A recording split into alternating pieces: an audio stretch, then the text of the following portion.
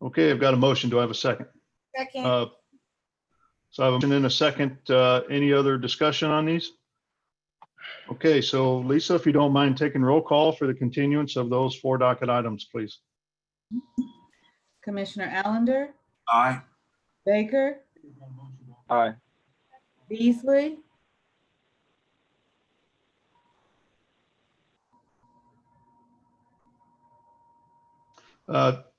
Looks like she's on the call, but we can't hear you, Forrestine. Aye. There we go. Crowell, Aye. Enders, Aye. Hill, Aye. Rojas, He had waved his hand, I believe, before. I saw him do that, so I think he's in as well. Sadowski. Aye. Thank you. Okay, thank you. So docket items 13, 21, 22, and 23 have been continued to the July 7th meeting, all of them without a fee. All right, the next bundle is cases continued to July 21st. And these are dockets 1, 4, and 20. Starting with docket 1, case number CPC 2019-00231. Request to rezone about half an acre from District R1.5 to District MPD for the purpose of amending the previously approved MPD plan on about 1.7 acres to allow for a 255-unit multifamily apartment generally located at the northeast corner of West 48th and Bellevue. And the next one is docket item 4, case number CPC 2019-00055. Request to approve a rezoning from B3-2 to UR for the development of 2 mixed-use buildings to include 100 residential units on about 1 acre located on the west side of Troost Avenue between 45th Street on the north and Brush Creek Boulevard on the south. And docket item 20.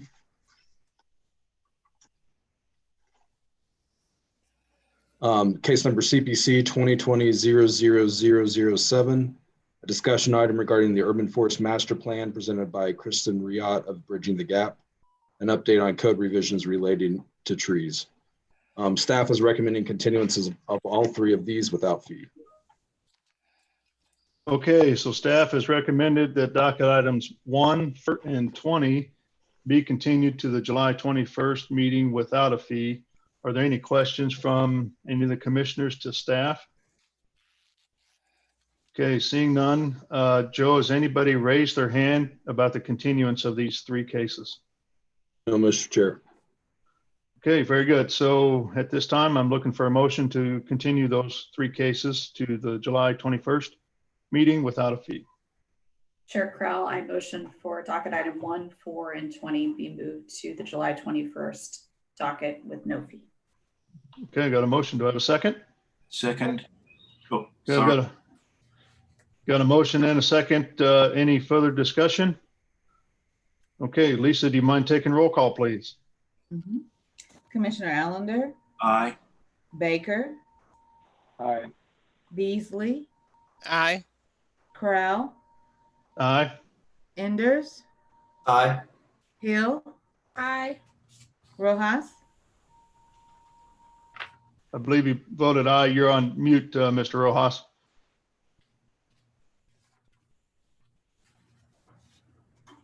Just press the space bar for a second and that'll help you speak.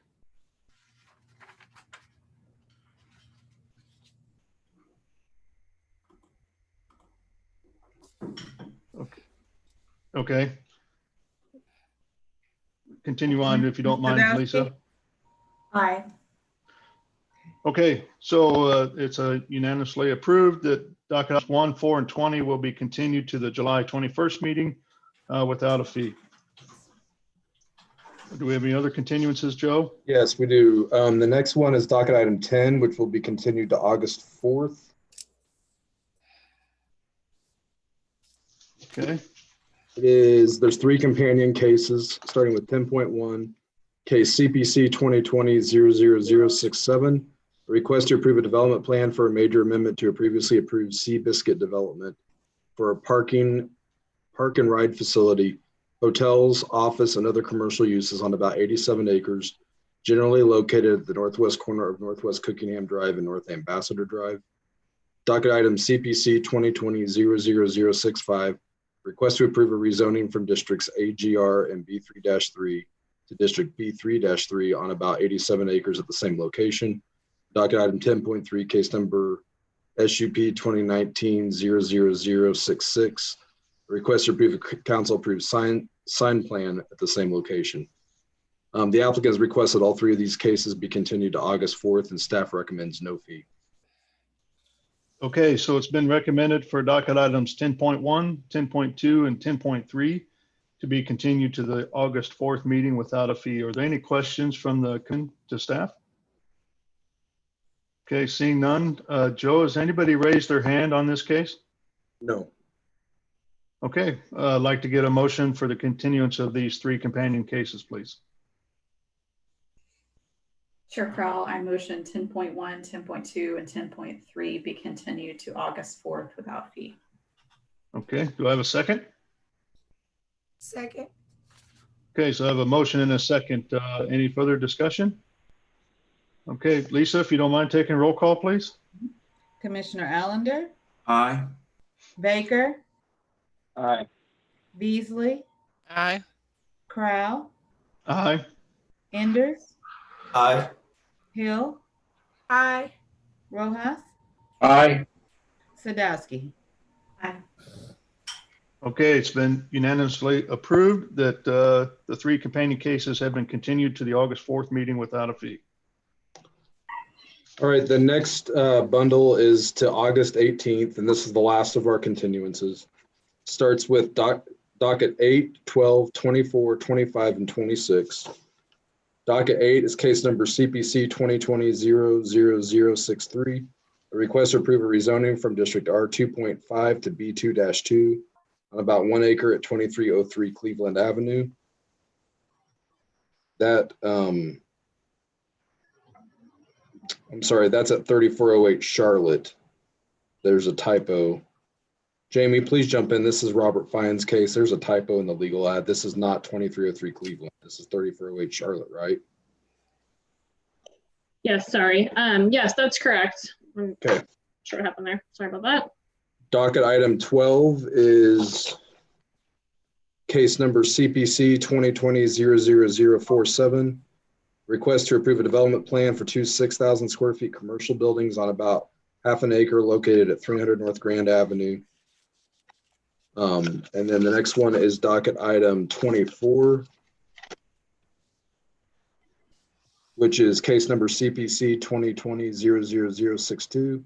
Request to approve is a rezoning from District UR to District R1.5 to allow for group living use at 3704 Central. Docket item 25, case number CPC 2020-00014, a request to approve a special use permit for group living in District R1.5 on about 1/10 of an acre at 3112 Charlotte. And finally, docket item 26, case number SUP 2020-00005, request to approve an SUP for a special use permit for group living in District R1.5 on about 1/10 of an acre at 3120 Campbell Street. Staff is recommending all of these cases be continued to August 18th without fee. Okay, it's been recommended by staff to continue docket items numbers 8, 12, 24, 25, and 26 to the August 18th meeting, all of them without a fee. Any questions by the commission to staff? Okay, seeing none. Joe, is there anyone in the audience that has raised their hand to talk about the continuance of these cases? Sorry, I muted myself to speak. No, Mr. Chair. Very good. So with that, I'm looking for a motion to continue these docket items 8, 12, 24, 25, and 26. Chair Crowell. Oh, go ahead, Cookie. Chair Crowell, I move that dockets 8, 12, 24, 25, and 26 be continued to August 18th without a fee. Okay, got a motion. Do I have a second? Second. Okay, I've got a motion and a second. Any further discussion? Okay, Lisa, if you don't mind taking roll call on this motion, please. Commissioner Allender, Aye. Baker, Aye. Beasley, Aye. Crowell, Aye. Enders, Aye. Hill, Aye. Rojas, Aye. and Sadowski. Aye. Okay, so it looks like it's been unanimously approved. The docket items 8, 12, 24, 25, and 26 have all been continued to the August 18th meeting without a fee. Ready for the discussion of the comp plan then, Joe, or are we ready? to Yeah, I move think to- that's where it puts us next is Okay, a presentation from Jeffrey Williams, the City Planning and Development Director, regarding the process to update the city's comprehensive plan. And here's Mr. Williams. Good morning, Joe, Chairman Crowell, Commissioners, Jeff Williams, Director of City Planning and Development. I'm also here on the call with Kyle Elliott, who is the Division Manager for our Long Range Planning and Preservation Division, and Morgan Pemberton, who helped assist in putting the presentation today. She is on the call as well. She is one of the planners in the Long Range Planning and Preservation Division. We wanted to take a few minutes today out of I know what is a full agenda, just to get you all oriented and update on the efforts that we as staff have been doing related to updating the city's comprehensive plan. So if you could bear with me for about, I'll make it brief, about 5 to 10 minutes or so to give an overview of when we say comprehensive plan and update, what does that mean? What have we done to date? And then leave room certainly for questions. Please also know that this is not the first time you'll be hearing from us as staff about this process. So, but we wanted to make sure that you were aware as you're starting your term on the commission. Again, we thank you all for your service to the city and serving as commissioners. But we also want to make sure that you were there with us as we started off on this multi-year effort. So with that, if I could ask Morgan if she would put up the presentation to share, we can get started. Sure, I'm having a little trouble. It's saying that I don't have the ability to share my screen just yet. I think that my status might need to be changed. Well, Morgan, as you I'm working on it. okay. Well, as you do that, Morgan, I'm going to get started with the basics that I don't think we need to have the slide for. You know, what is a comprehensive plan? Let's get started there. It sets the priorities and guides land development decisions to assure that Kansas City, Missouri is a thriving, people-centered community, as well as also a community we hope that's a model for other cities to follow.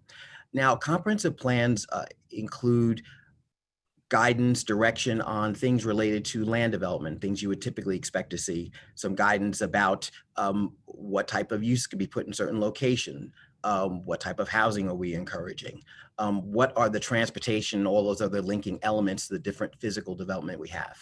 But comprehensive plans also talk about or look at those recommendations through a series of what we call lenses or guiding principles. Yes, you can build something, but how is what's getting built environmentally sustainable? How are we looking at development patterns and making sure they're equitable? How are we making sure that we're creating a city in which people are able to economically survive and really thrive? So the presentation is up, and Morgan, if you maybe go to the next, not this next slide, but the next after, because I think I gave a bit of an overview. I think we've kind of talked about comp plan. Let's go to the next slide, Morgan, please. So why do we need to update this plan? Well, this plan really enforces citywide policies and practices and reinforces them as it relates to development. Again, understanding how, when, and why we grow further. We are 318 square miles. We as a city in that land area is only halfway built out, literally for generations, and for many, many decades to come, we'll continue to grow. We want to make sure that's being done in a responsible way. Also ensuring that the city can respond to change. Just thinking about from when, let's say, even the Boulevard and Parkway system was put in 120, 130 years ago, how much technology and life has changed. And we need to be poised to understand that the city has development practices and principles that reflect the change in updating in technology and lifestyle to maintain the city's preeminent role in the KC Metro. When you are the city, the largest city in the Metro A, but you're also at the center of the Metro B, it's very important that Kansas City do well, that it really serve as that hub for the Metro. We're about a 500,000 population. Our regional population is about 2 million. So let's do some rough math. 1 out of every 4 people that's in the metro are in Kansas City, Missouri. So there is a responsibility there. But there's also an opportunity to really be a strong hub for lots of communities. And then ultimately, why keep this plan updated and why have a strong city? It's not only to the benefit and residents of the city, but also it's to allow Kansas City to have opportunities to attract further investment, further development. We know that when communities are not able to attract investment, and when it's a communities down to neighborhoods or blocks, that's a challenge for them. So being able to bring attention to what's happening here and encourage people to make investments here is critical to our long-term survival and our thriving. Next, Morgan. So again, the process and why this is important, this update process, it's important to hear from people as we go ahead and work to update the plan. We want to understand what people's goals are for the future. We want to have a plan, a viable plan that helps people, and that's everybody, folks who live here, work here, perform a service here, to make sure that we have a viable plan that helps them on their goals and achievements. And as a commission, you also are looking towards this document because it helps sets the expectations for development and future development. And this will be one of the strongest guiding principles and policies that you will have as you weigh the decisions in your role as city plan commissioners. So this is in many ways a roadmap for the work that you will be doing as part of serving on the board. Next. So this is a comprehensive plan update. So we're not a city absent of a comprehensive plan. The city's comprehensive plan is named Focus, and it was adopted in 1997. It too was a result of a multi-year effort and lots of engagement and activities to look at Kansas City holistically and to set in place not only recommendations about development, but set in place guidance as it relates to community quality and community character. So let's take a look at the next slide, and that'll give you a sense of what Focus looked at and some of the principles it laid out. And really important, reaffirming and revitalizing the urban core. I think in 1997, the downtown that was there at that time is certainly not the downtown of today. Lots of effort put into reviving that core. Talking about encouraging quality suburban development as well. When you're a city that covers that much land area, it's about the core, but it's also about all the properties, suburban properties, edge of the core. Understanding city framework, strengthening neighborhoods, environmental stewardship, respecting diversity, advancing education, culture, the arts, looking at job but creating equitable opportunity, creating a better future for young people. So these are principles and foundations that I think people would obviously come to expect in 2020. In 1997, Focus, I think, was revolutionary in starting to embed these concepts into what previously comprehensive plans could be seen as just things that guided land use. So that's why we're very much about the task of updating this plan. Next, please, Morgan. And Focus also had a series of building blocks, and those were quick statements of some of those more of those core principles of the plan. And you can see the list on the screen there. I think these are things that we would take a look at and see, and I think we would certainly build off of them, but I think we will certainly supplement them in certain ways. But again, you know, lots of the universal desires of folks for what they want to have in the community in which they live, they work, or they play, they're represented within these building blocks. Next, please. So how does the comprehensive plan relate to any other city plan? So in 1997, there was Focus, and Focus was really one of only a handful of policies and documents that help guide kind of growth and development of the city. But today we're at a very different place. The comprehensive plan does not sit there as an island, but I think Morgan, when she moves to the next slide, you will see that the comprehensive plan sits among a whole host of other city policies and plans.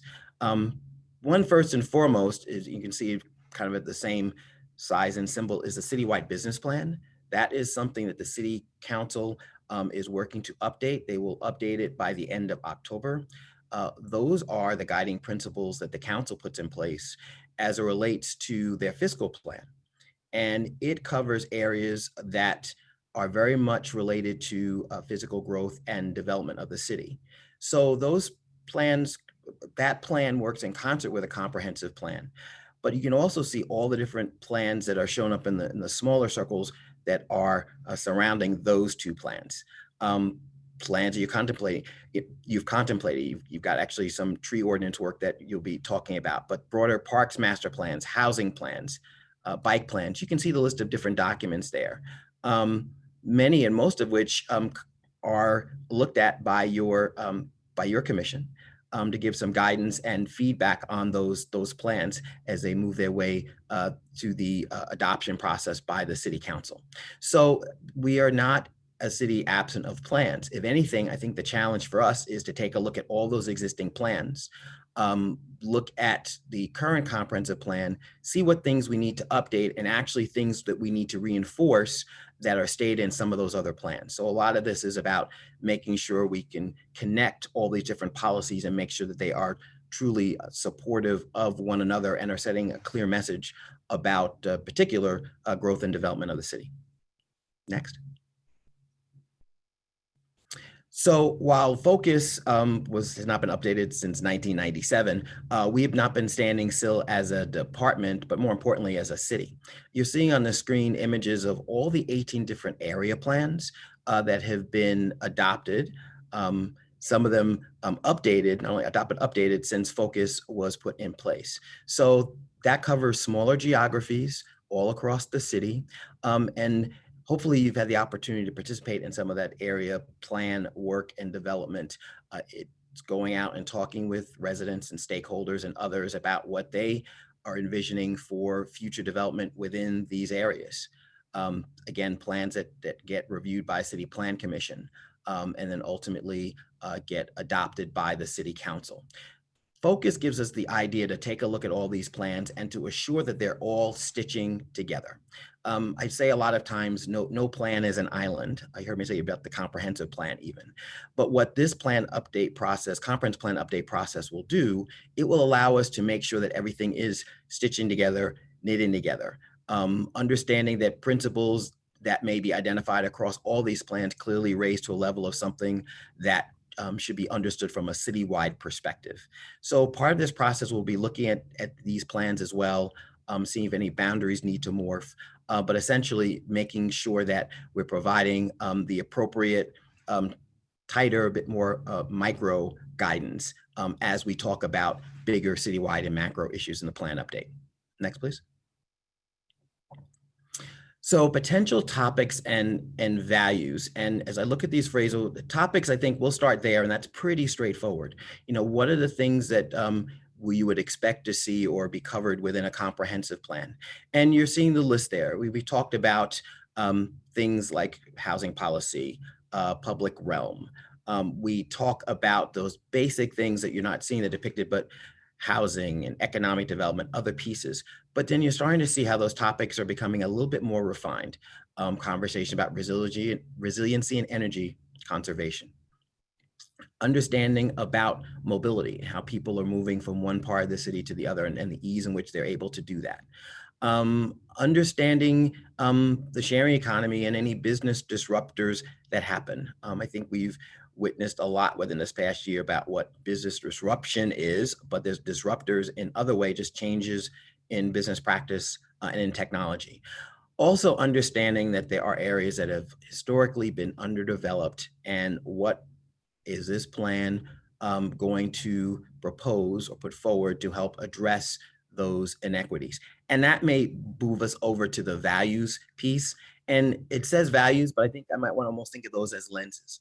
Whatever recommendations that are put forth or identified for a community in terms of the comprehensive plan and how we should grow really need to be looked at against a series of, call them lenses and values here. And these are things I think universally we are saying that we absolutely must consider as we look at growth and development, everything from climate mitigation to what's happening from an economic development perspective, clearly equity, gentrification and displacement. And I want to be clear, I'm not saying that that is a value that we are seeking to reinforce.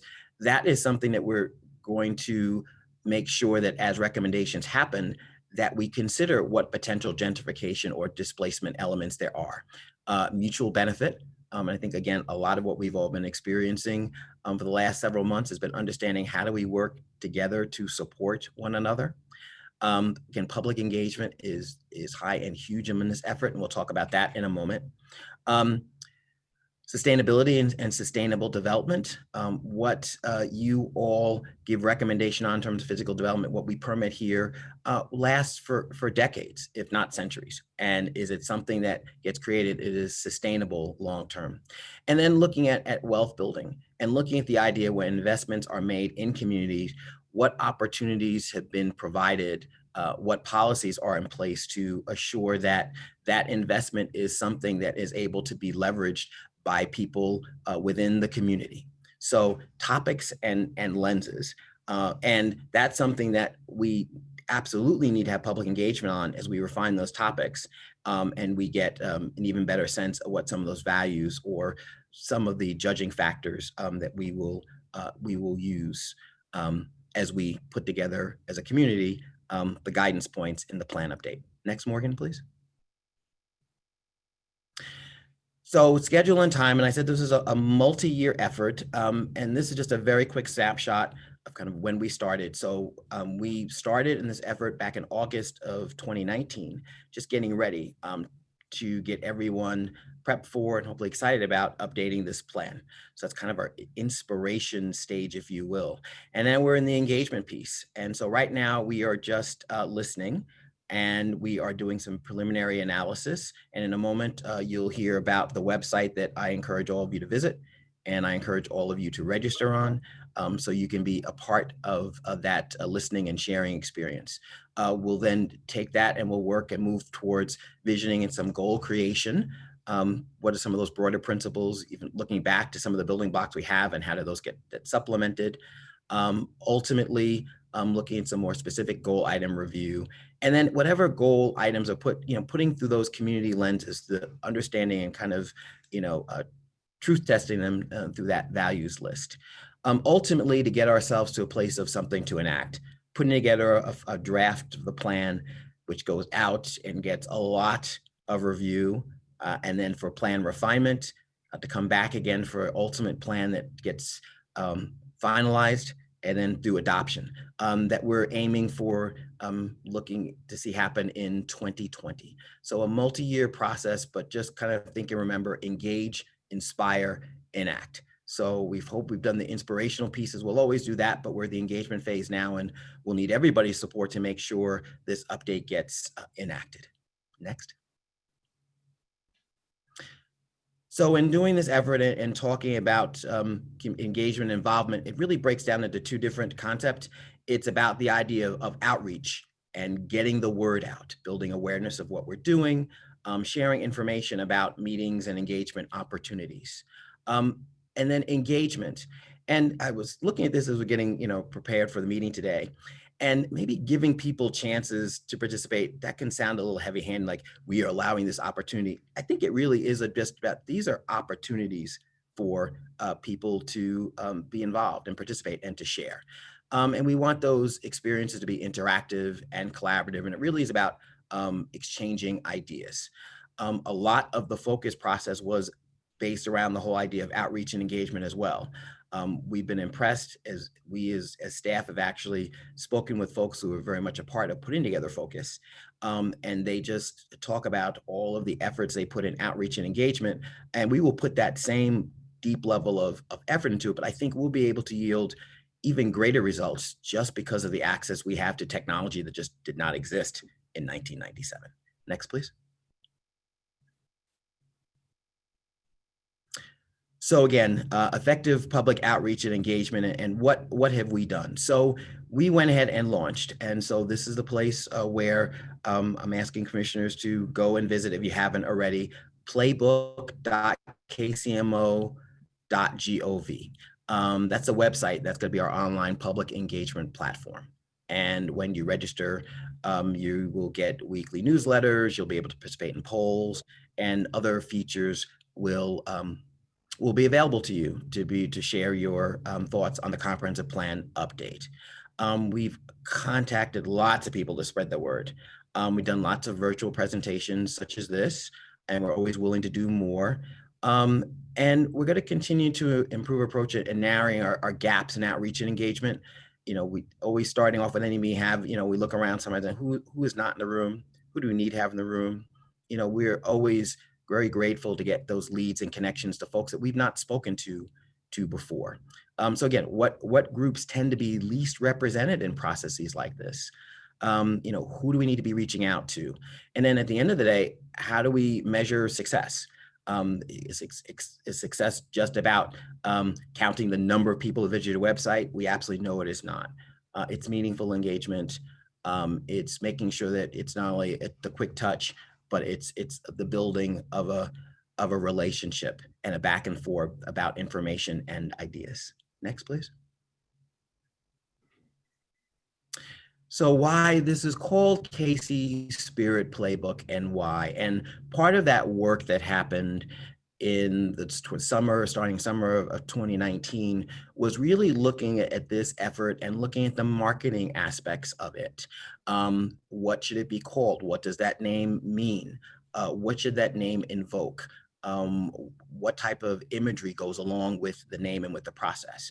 And so with lots of great help through city communications, we looked at it a couple of ways that it really, this plan needs to be actionable, talk about engaging and inspiring. So it should reflect moving beyond just the plan part to execution of the plan. And hopefully it's something that people want to take a hands-on approach to and they can relate to.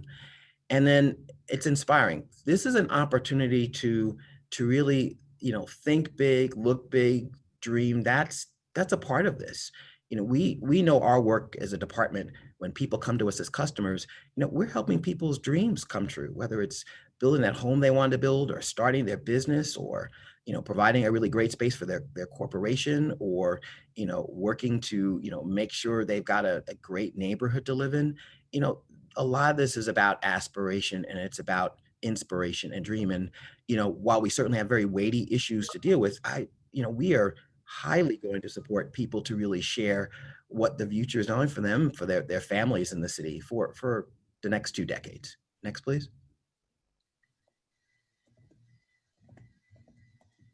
So that led us to some imagery in putting this together, and the image on the left of the Spirit of Kansas City, the Norman Rockwell image, put together after the flood, the West Monmouth flood in the early 1950s. And imagery there about literally rolling up your sleeves and getting to work. And it's been so symbolic. And this imagery has been used before in other efforts across the city. And while certainly it is a symbolic image and iconic in certain ways, it certainly we knew was not an inclusive image or one that's necessarily contemporary. It's very stylized. So, but we saw it, and communication as a great foundation and linchpin to understand what are people's individual Kansas City spirit. So throughout this effort, you will be seeing imagery such as that on the right.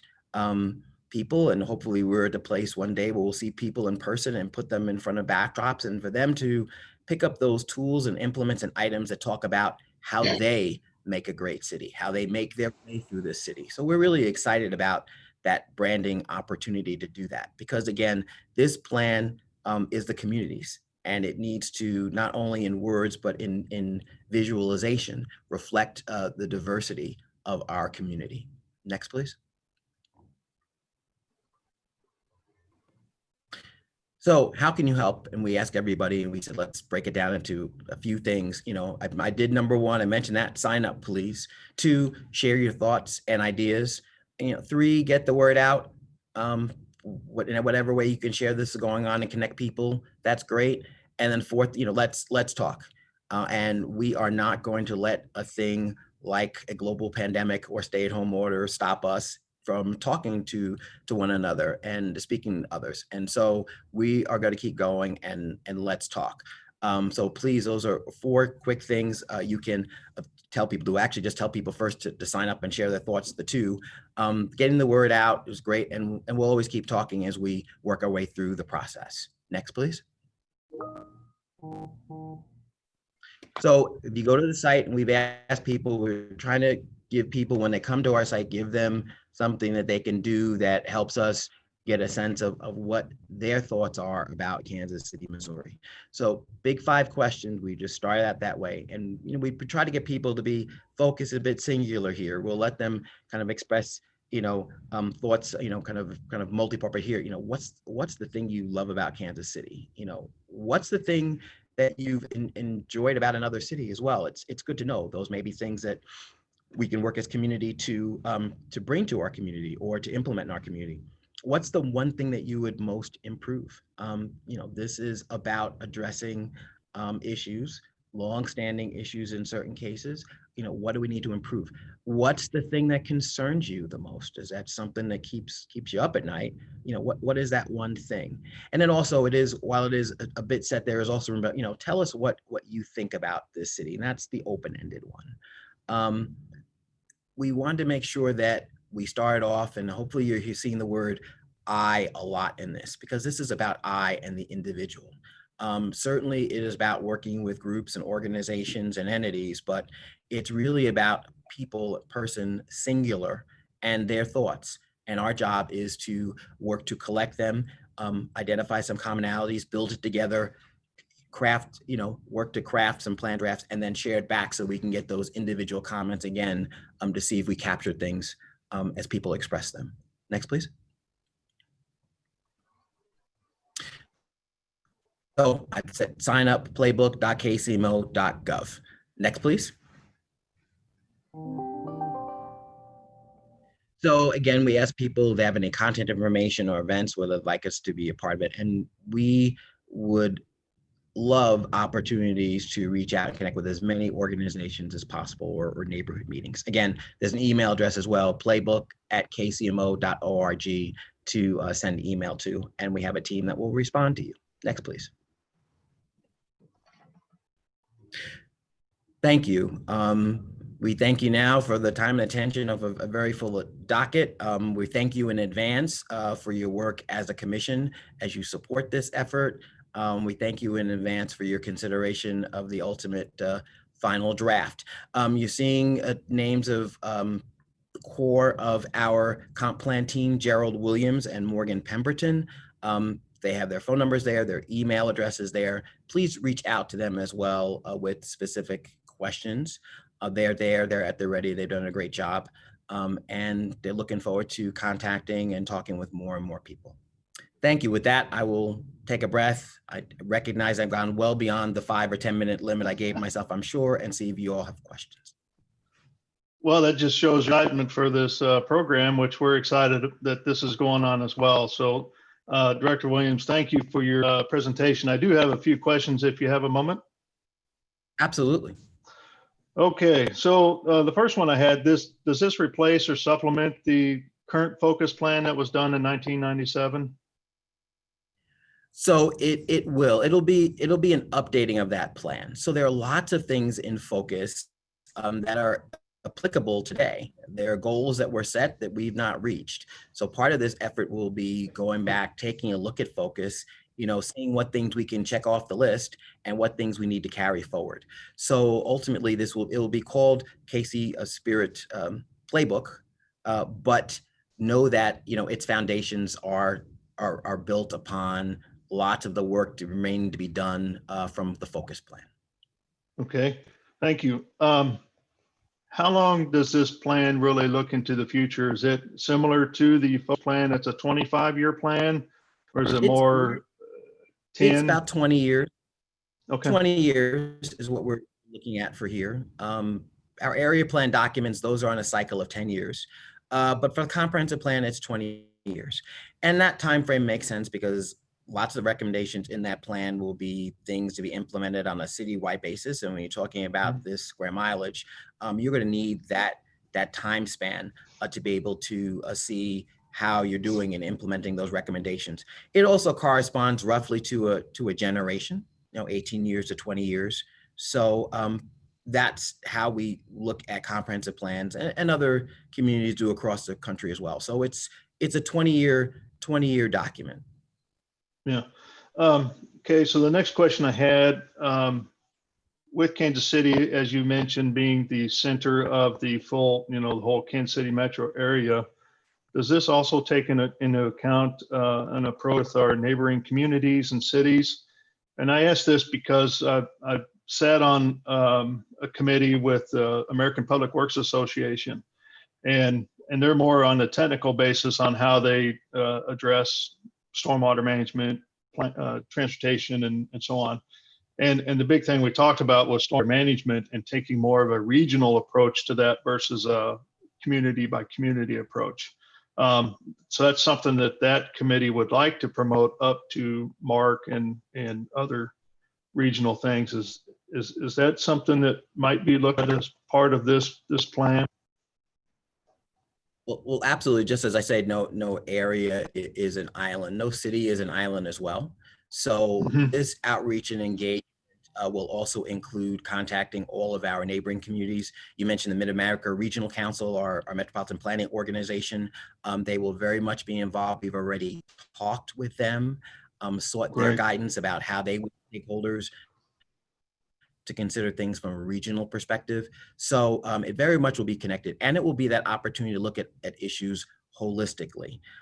When the city went forward and put together its housing plan, certainly it proves a housing plan for Kansas City, Missouri, but these are just lines on down streets in certain cases, or lines on maps. So these are regional, and so that contemplation had to understand how the recommendations fit in with a broader regional perspective and regional opportunities as well.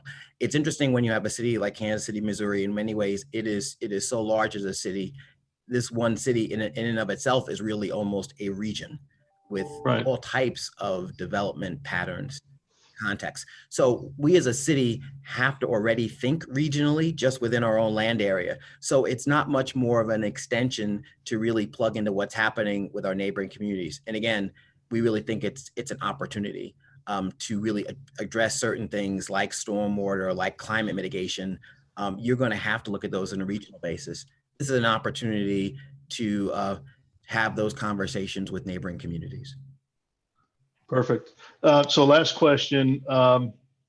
As you talked about, this is a lot to do with policies and practices and being able to respond to change.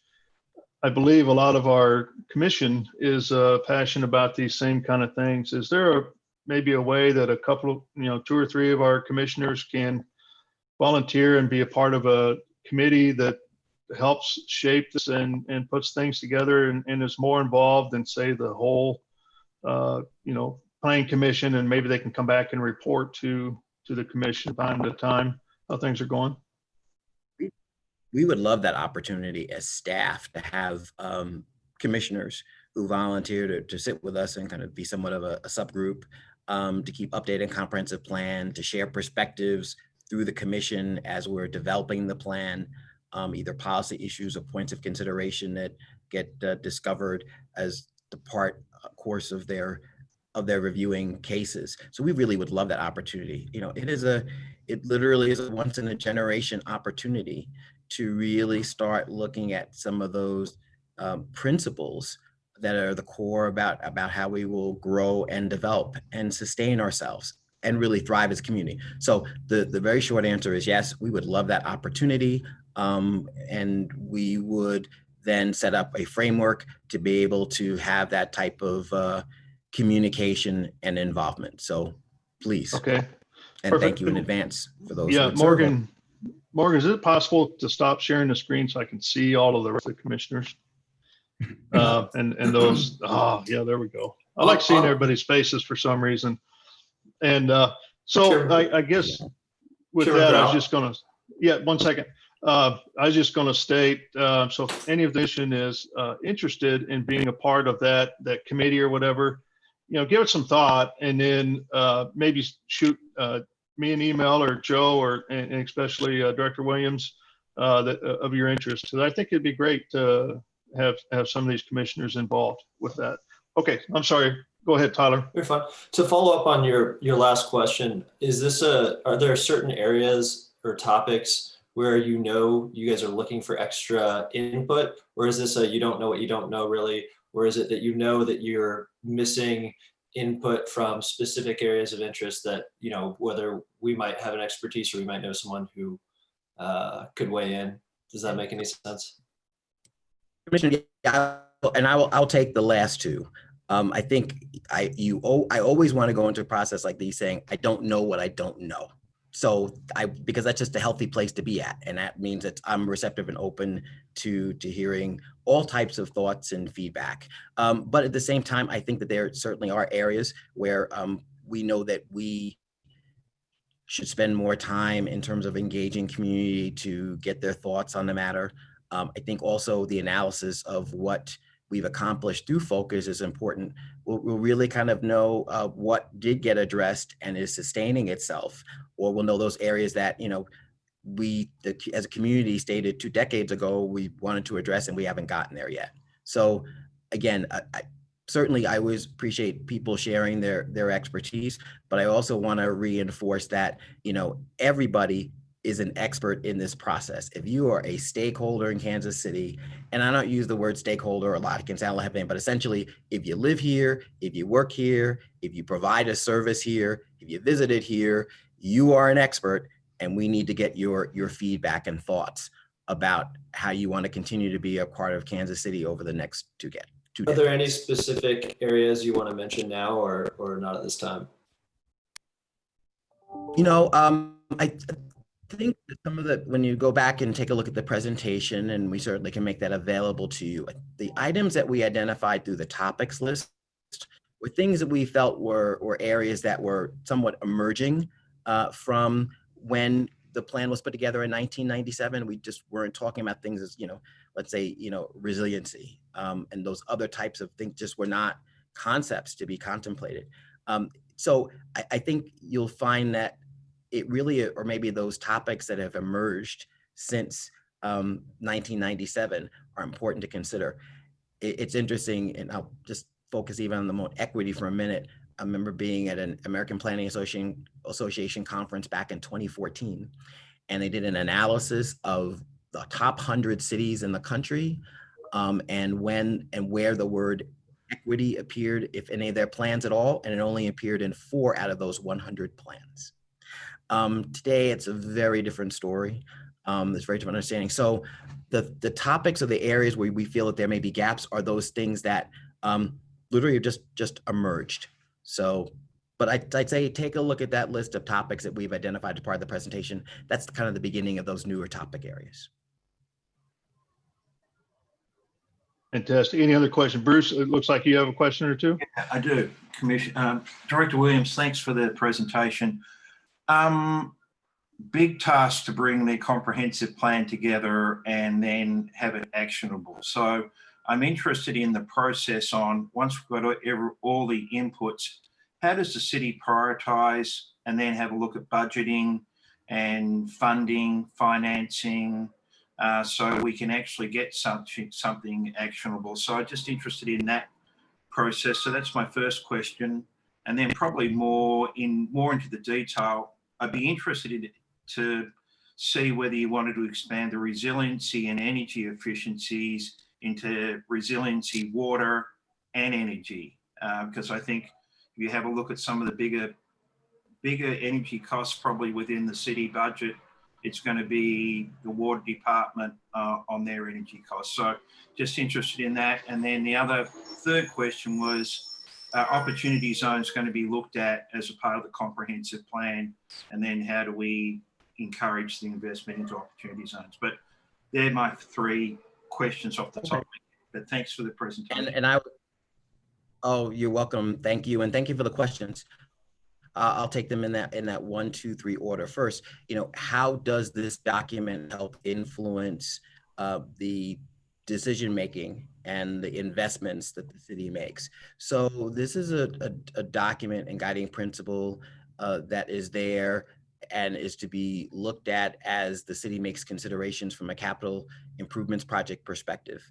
It's a document that is in place when we are looking at a major street plan and build out of that network. It is a document that will be working side by side with the citywide business plan. That's why it's an interesting opportunity that we're updating the comprehensive plan and the council's updating their business plan together. You kind of saw the circles merging like a Venn diagram from my 7th grade math class. But the public engagement is key. So I think making sure that the comprehensive plan ties into some of those other policy pieces. The other parts of this as well is, while this is a policy document, if you notice in our area plans, we make recommendations within those area plans when things should move from beyond policy to actually moving to be something that becomes ordinance. And this comprehensive planning process will give us that opportunity as well to do that. Your second question was focused on the idea of resiliency and the idea of expanding the definition of resiliency. And that's exactly why we bring up general topics and we talk to people about how that should get expanded. Resources, it is not only about energy, it is about water, it's about open space. It's about a whole series of resources that get discussed and that you really can only effectively discuss from a citywide perspective. So I think that will certainly grow in terms of definition of resiliency. Your third point related to opportunity zones, and if people are aware, that is the federal initiative launched about 2 years ago to encourage redevelopment and investment in areas that typically were underinvested in. So we as a city work to establish a number of opportunity zones. But a year or so ago, it deals with people making investments and receiving tax credits for doing that. So part of that conversation was asking what kind of guidance does Kansas City offer in terms of what it prioritizes for investments, area to invest in, recognizing where there has been historic underinvestment. So the comprehensive plan will serve as that foundation. But we also want to make sure that the comprehensive plan, is flexible enough to support a whole host of initiatives that relate to development, to support, good zoning, to support use of incentivized development, to support federal programs, to support existing tax credit programs. So the document, and that's the challenge, it has to be clear enough to prioritize items and indicate starting points for initiatives, but also needs to be flexible enough so it can kind of hold and contain all those other opportunities. I should mention, grant funding. I'm going to give kudos to staff. They got a pretty major staff to help us look at TOD planning on the Prospect Corridor. So it's got to be a flexible document, but it does indeed need to have everybody prioritize and to clearly state what principles we have set as a city in terms of the type of development we'd like to see occur. Great, thank you. Any other questions? I had a comment. So I would definitely be interested in being a part of that process. But I also think that could be interesting for a number of us to be involved at different stages, depending on what the area of focus is at that moment. So I'm thinking to Bruce's questions about resilience and stormwater management, those are things where he could plug in, and Tyler as well. All of us come with a different kind of lens that we can share with the community, not necessarily to come to you and say, here's how we think it should be done, but like present out to the community and say, here's some things to think about and filter it through their individual knowledge. So yeah, I'm on board 100%. And Mr. Chairman, I think it's an excellent idea, because we do have different stages of this. And so people, looking at their areas of interest and their expertise and plugging in along the way. Ideally, it would be great if there were, groups or pairs of commissioners throughout the entire 2.5, 3-year process. Everybody's had an opportunity to kind of, serve as that linkage point between the commission and the process, or serve in those roles of being subject matter experts in topics. So I think that's an excellent strategy for the group to consider. Yeah, I think that'd be great if we can get a couple commissioners, give it some thought, and then if you'd like to volunteer to be a part of that committee or process, let's get your names to Director Williams and go from there. Any other questions? Okay. Director Williams, hey, thank you very much for your presentation. We truly enjoyed it and look forward to seeing this come together. If there's anything we can do, outside of the couple members, please reach out to us. Glad to help. Mr. Chairman, Commissioners, thank you again. Thank you for all the good work you're doing with the board, and we definitely will reach out for your help as we work together to put together a really significant plan for the city. Thank you. Perfect. Okay, yep. Thank you, Morgan, I'm sorry, and Kyle, thanks for all your input as well. And I know you're going to have a lot as this project comes together, so thank you. Thank you. Okay, Joe, I think we're ready to move on our docket and get started with the consent agenda items. All right. The first item to move forward is docket item C2. C1 is proposed for continuance. I've learned in the interim. C2 is case number CPC 2020-00083. A request to approve a project plan in District UR to allow for a religious assembly use on 8 acres located at the northwest corner of East 43rd Street and Sterling Avenue. Staff is recommending approval with conditions. Okay, so it's been recommended by staff for docket item C2 to be approved with conditions. Has the applicant signed off on the conditions? They accept those, or we don't ask the applicant to do that unless they jump in now to object to anything or raise an issue. I do know that they asked Shu a question. Shu, have you heard anything back from them about the conditions? I know they had a question about them. They were just had a condition about what are the conditions, and I forwarded them the staff report. And the applicant is online as in the attendees group. I can promote him if he has anything to say. Yeah, he did raise hand. Yeah, okay. Mason Olson is the applicant. I just promoted him. Okay, well, let's make sure the commissioners don't have any questions for staff first before we open it up to the public. Any questions from staff or commission to the staff? Okay, let's go ahead and then open up the public testimony. The applicant should be on the line now, Mason Olson, if you'd like to hear from him. Okay, Mr. Olson. Good morning. Can you guys hear me okay? Sure. Good, perfect. Thank you for your time this morning. I just wanted to say that we received staff comments for the first time this morning, and we're reviewing through them, and just a preliminary look at it. We don't have any current objections to the conditions. Okay, perfect. Any other questions by the commission to the applicant? Okay, seeing none, let's go for a motion.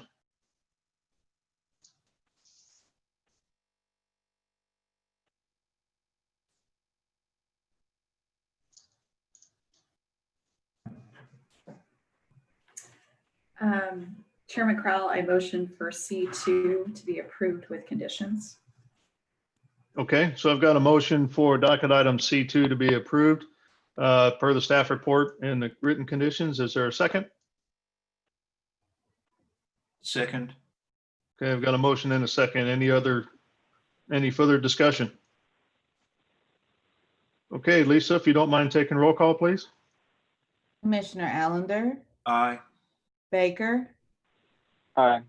Beasley? Aye. Crowell? Aye. Enders? Aye. Hill? Aye. Rojas? Aye. And Sadowski? Aye. Okay, so it looks like docket item C2 has been approved by the commission unanimously. Good luck with your project, Wilson. Thank you. All right, the next, next consent docket item is C1, case number final plat 2020-00003. A request to approve a final plat for Warnell Village on about 6.25 acres at 310 West 104th Terrace, generally located at the southeast corner of Warnell Road and I-435. The applicant is now requesting this case be continued, I believe, to July 7th. Is that correct, Jamie? Or 21st? We're requesting the 21st. There are a couple of small items that need to be resolved between our land development division and the applicant team.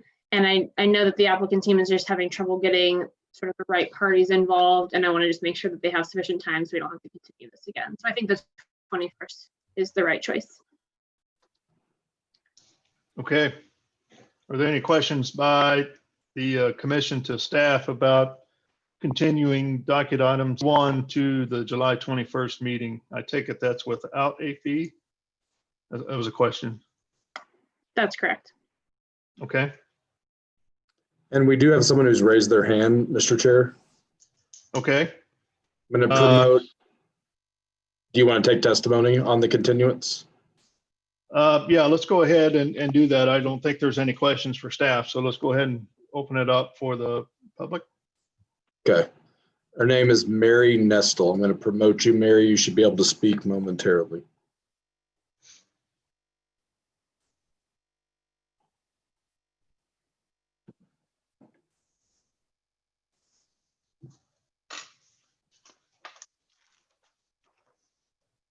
And Mary, you might need to unmute yourself.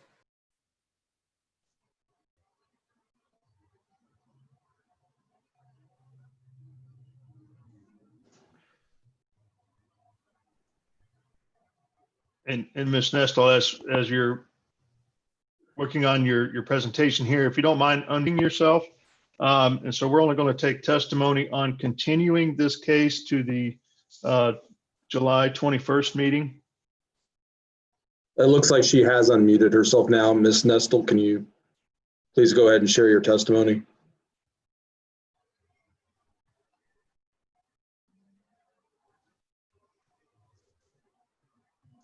Ms. Nestle, you're unmuted. Can you please speak?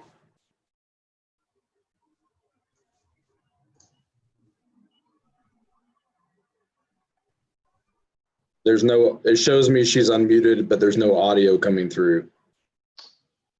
So I'm not sure. Yeah, I think she just sent a chat message. I do not have volume. She may not have a mic on her computer. Okay. That's probably what it is. Yeah. And that the neighbors are very concerned with the project. So it looks like, Ms. Nestle, that we're going to try to continue this case for a couple of meetings. So maybe it'd be a great opportunity to voice your concerns to the staff on this, and as well as the developer too. So before we come back to the meeting. And Ms. Nestle, I'm Jamie Hickey. I'm the staff planner on this case. If you look at the staff report, it has my contact information on it. Also, it's my name, jamie.hickey@kcmo.org. You can send me an email. And just to be clear, this case before us is just a final plat. So we can get into further detail on what this is going, how this is going forward.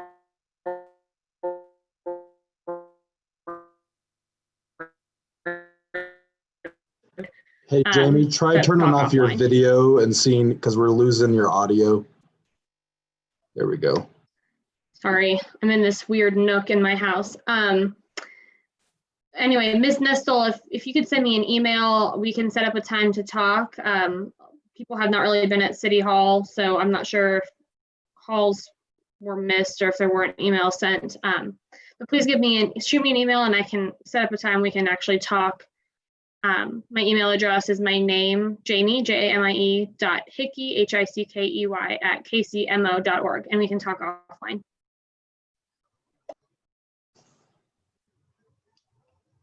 Okay, has there been anybody else that has raised their hand, Joe, about the continuance of this docket item? No. Okay. So looking for a motion to continue docket item C1 to the July 21st meeting without a fee.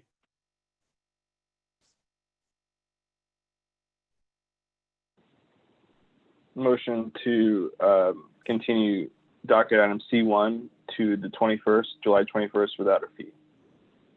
Okay, I've got a motion. Do I have a second? Second. So I have a motion and a second. Any other discussion on this case?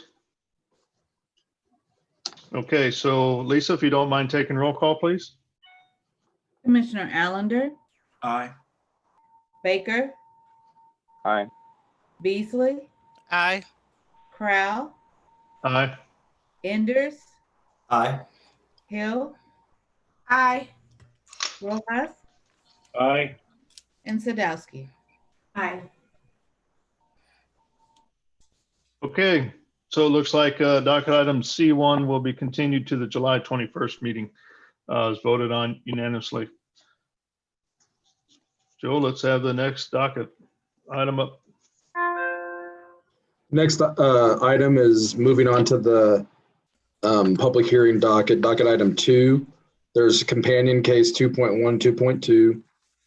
2.1 is case number SUP 2020-00016, a request to approve a special use permit in districts R1.5, B3-4, and B4-5 on about 2 acres to allow for parking lot modification, building addition, or parking lot addition and overall renovation to a television station on 2 acres located at 125 East 31st Street. Docket item 2.2 is a final plat for the same.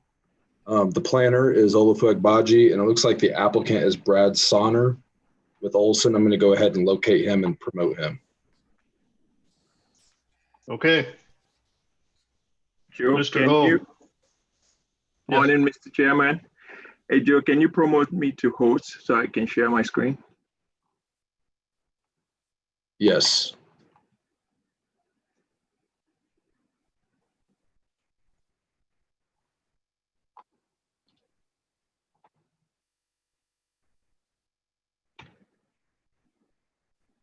You should be able to now, Olufu.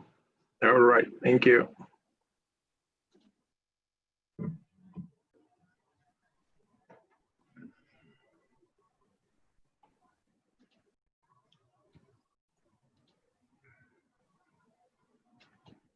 Are we good?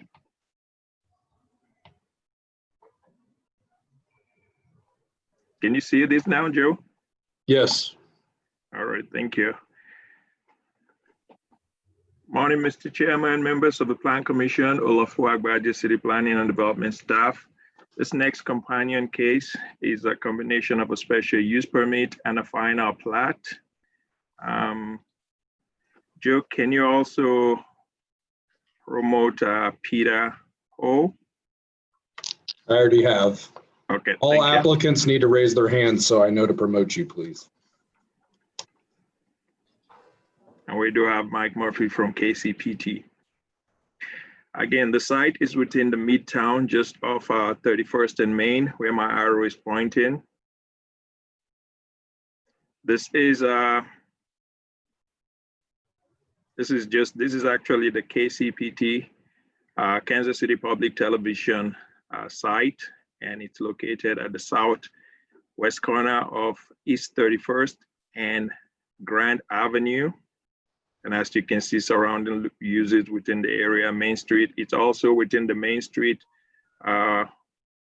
corridor overlay district. So it had some significant or additional requirements in terms of design, landscaping, and design for the site. This is the site that's under review today. The actual TV station is just on 31st Street. The existing tower is to the east of the site. And as you can see, the site has frontage on East 31st Terrace and Grand Avenue on the west. To the north of the site is a vacant parking lot, zoned UR. To the south of the site is vacant, but these are single family residences.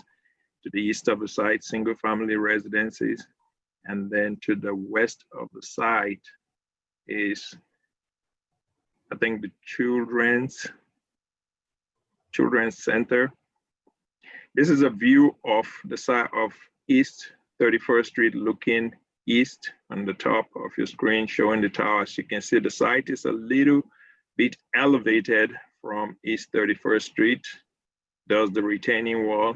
And this is a view, the lower picture is a view of the site looking at the corner of 31st Terrace and Grand Avenue. And you can see that the site is a little elevated from a public street. This is a view of the existing alley, which is looking westward off Grand Avenue, looking back at the site. This is a view of the actual station on the north side, on the south side of 31st Street. And this is a view looking eastward in front of the building. So the proposal before you is a special use permit to modify the parking lot you see to the south, which is off 31st Street, and then to build a new one at the corner of 31st Terrace and Grand. Parking lots generally are allowed in a zoning district, and this one of the area or the reason this requires a special use permit is that except section 88-420-13A states that except as otherwise expressly stated in the zoning and development code, required parking spaces must be located on the same lot as the use to be served by the parking. Accessory parking area require the same or more intensive zoning classification than that required by the most intensive of the uses served by the accessory parking, unless approved as a special use pursuant to 88-525. So KCPT is coming to you today with a request for a special use permit to allow for this parking to occur. And if you recall, the last special use permit that came through with the school, when we do special use permit, it gives the city plan commission, the city, the residents, the opportunity to put in conditions, restrictions, and then to make sure that the proposed use is compatible with the existing surrounding neighborhood. So these are the two parking area proposed, and you can see the new parking is to the south and east of the site, and then the existing parking will be remodified, making it ADA compliant, and then making it doing some additional modification to the site. This is a closer look at the existing parking. The existing parking will be 24 spaces. And this new area will be about 73 spaces with access off East 31st Street and off Grand, the existing alley. They're also proposing, the final plat is just to consolidate the entire lots, which is multiple lots held by KCPT. Staff's recommendation is for approval of the special use permit subject to the 15 conditions, and also staff's recommendation of the second case is for approval subject to the conditions. And that ends my report, and I'll take any questions. Okay, Olafu, how many conditions were on? I gotta look on the second case. I'll give it to you in a minute. Yeah, okay, I got 11. 11 conditions. Okay, are there any questions from the commissioners to staff on this project? This might be for the applicant, but is the parking going to be available after hours for people in the area for commercial use? Yeah, that's probably a question for the applicant. So let's let them go ahead and introduce the project, and maybe they can talk about that as part of their presentation. So applicants, welcome. Well, thank you, Chair. This is Peter Ho. I'm with CBC Real Estate Group. We are the owner's representative for Public Television 19, or KCPT. We also have with us on our team, Brad Sonner is our civil engineer with Olson. We also have Mike Murphy, who is also with KCPT staff. And to answer the question regarding parking for, I guess the question, well, let me back up. Our plan right now is that that parking lot would be exclusive for Kansas City Public Television employees, and possibly overflow for guests in case the visitor spaces that was identified earlier exceed the 24 capacity.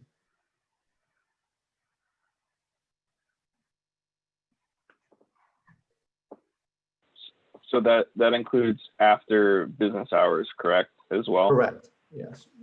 Right now, there are no plans to have, like, I guess maybe the question would be to have neighborhood residents park in that parking lot, because obviously it's private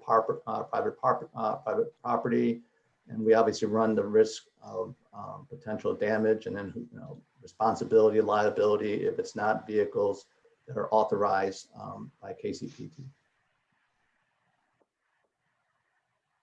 Okay. Mr. Chairman? Yes, sir. I would like Mr. Ho to just talk about their public engagement, because I think there's a resident, Brad Cromer, that's also on the line. I had some questions, and we went back and forth, and they had a meeting with him after he was continued the last time. He also sent you a letter, so we addressed this letter, and hopefully we can take care of his concerns. Yes. Okay. If Brad's on, Brad Cromer is on. I know we have Brad Sonner, who's our civil engineer. So during our dialogue, we had some, sometimes it was difficult to understand which Brad, but I did receive a call from Brad Cromer after we sent him an email identifying the staff report, and then also the staff's recommendation along with our responses to the staff recommendation. And so Mr. Cromer and I had about 30-minute conversation on Friday, and he is supportive of our project. He had some requests, and we had discussed some of those requests regarding, and I guess I can just cover off on the kind of the major ones. And obviously Mr. Cromer can also comment here after I'm finished. One of the items dealt with generally the parking lot and the lighting. And so we had responded that we would follow the staff's recommendation with respect to parking lot lighting. And I think he has some separate requests about limiting the height of the parking light fixtures. And that's something that we'd have to just understand through a photometric study on what potential cost impact that may be to our project. We obviously wanted to manage our costs as effectively as possible and to provide the appropriate lighting, meeting the city's requirements. The second major item that I recall in talking with Mr. Cromer was about his concern for potential sound. He had asked questions about KCPT and having generally public events in the parking lot. And our discussion was that there are no plans to have frequent events in the parking lot. Parking lot is mainly for the parking of staff and possibly some guests if we need the overflow parking for guests, but mainly it's just used for a parking lot. However, if KCPT did at some time wanted to do an event outdoors, which would be very infrequent, they would obviously comply with and obtain the necessary permits through the city for any special event that may require a tent or for any other types of things like public gatherings of that nature.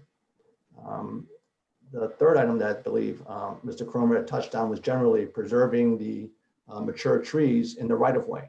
And in looking at our site plan, I believe the one that was presented by Mr. Abaji, we have located our curb cut on 31st Terrace, whereby it meets the topography, because you saw earlier that as you go west on the site, the topography is quite steep relative to the sidewalk and street. So where we've shown it, as Brad Sonner can maybe elaborate on it if there's additional questions, but we've located it in where it's it's an ideal situation, removed from the intersection of Grand and 31st Terrace, so it's not adjacent to it, but yet in a location where we can work out the grading and the topography. And we also do not remove any trees that are in the public right-of-way. So those are the three large items that Mr. Cromer and I discussed. Okay. Are there any other questions by the commission to the applicant? was another comment that Brad had related to right turns and left turn signage. Is that something that was addressed or? Yes, so we generally discuss the egress from the parking lot. And if you look at the aerial site plan, the intersection of 31st Terrace and Grand, that is actually traffic cannot go east of Grand at 31st Terrace because 31st Terrace dead ends into Grand. At the same time, if you head south on Grand at 31st Terrace, it also dead ends, but it's maybe 100 or 150 feet, and then it just dead ends there.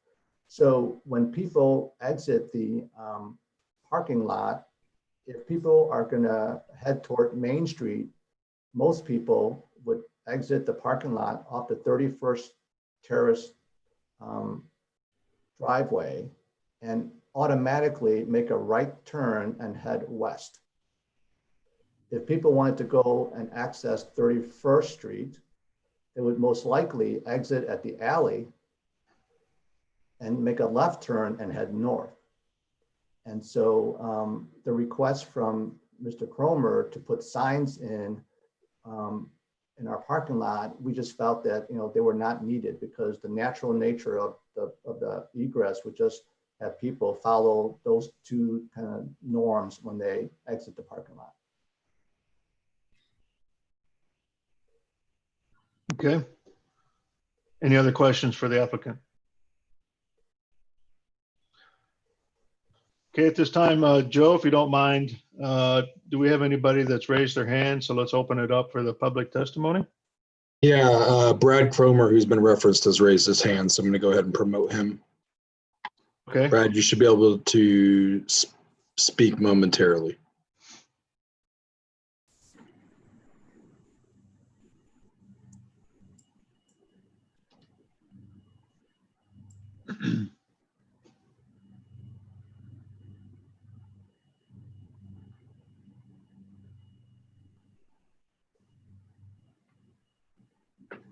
And looks like Mr. Cromer, you're on mute there.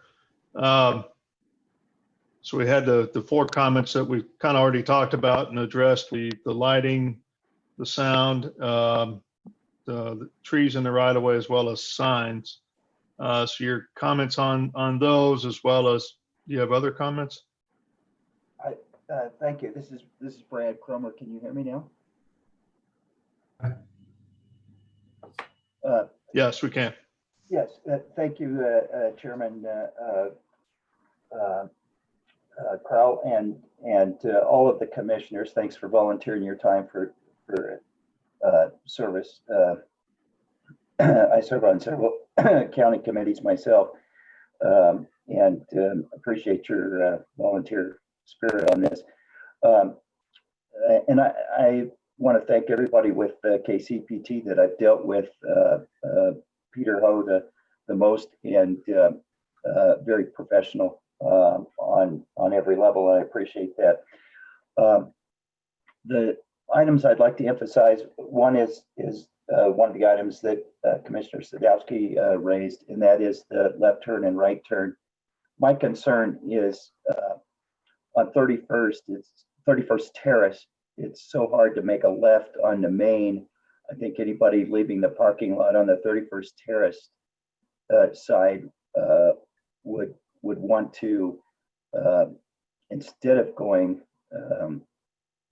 west, would want to go along east and then turn onto Grand Avenue. Also, Grand, it's kind of hard to make a left onto 31st, so people leaving from the Grand Avenue exit to the parking lot would have a tendency, if they wanted to avoid 31st, to make a right, go down Grand, and then go 31st Terrace. So that's why I requested the left turn only sign on Grand and the right turn only sign on 31st Terrace.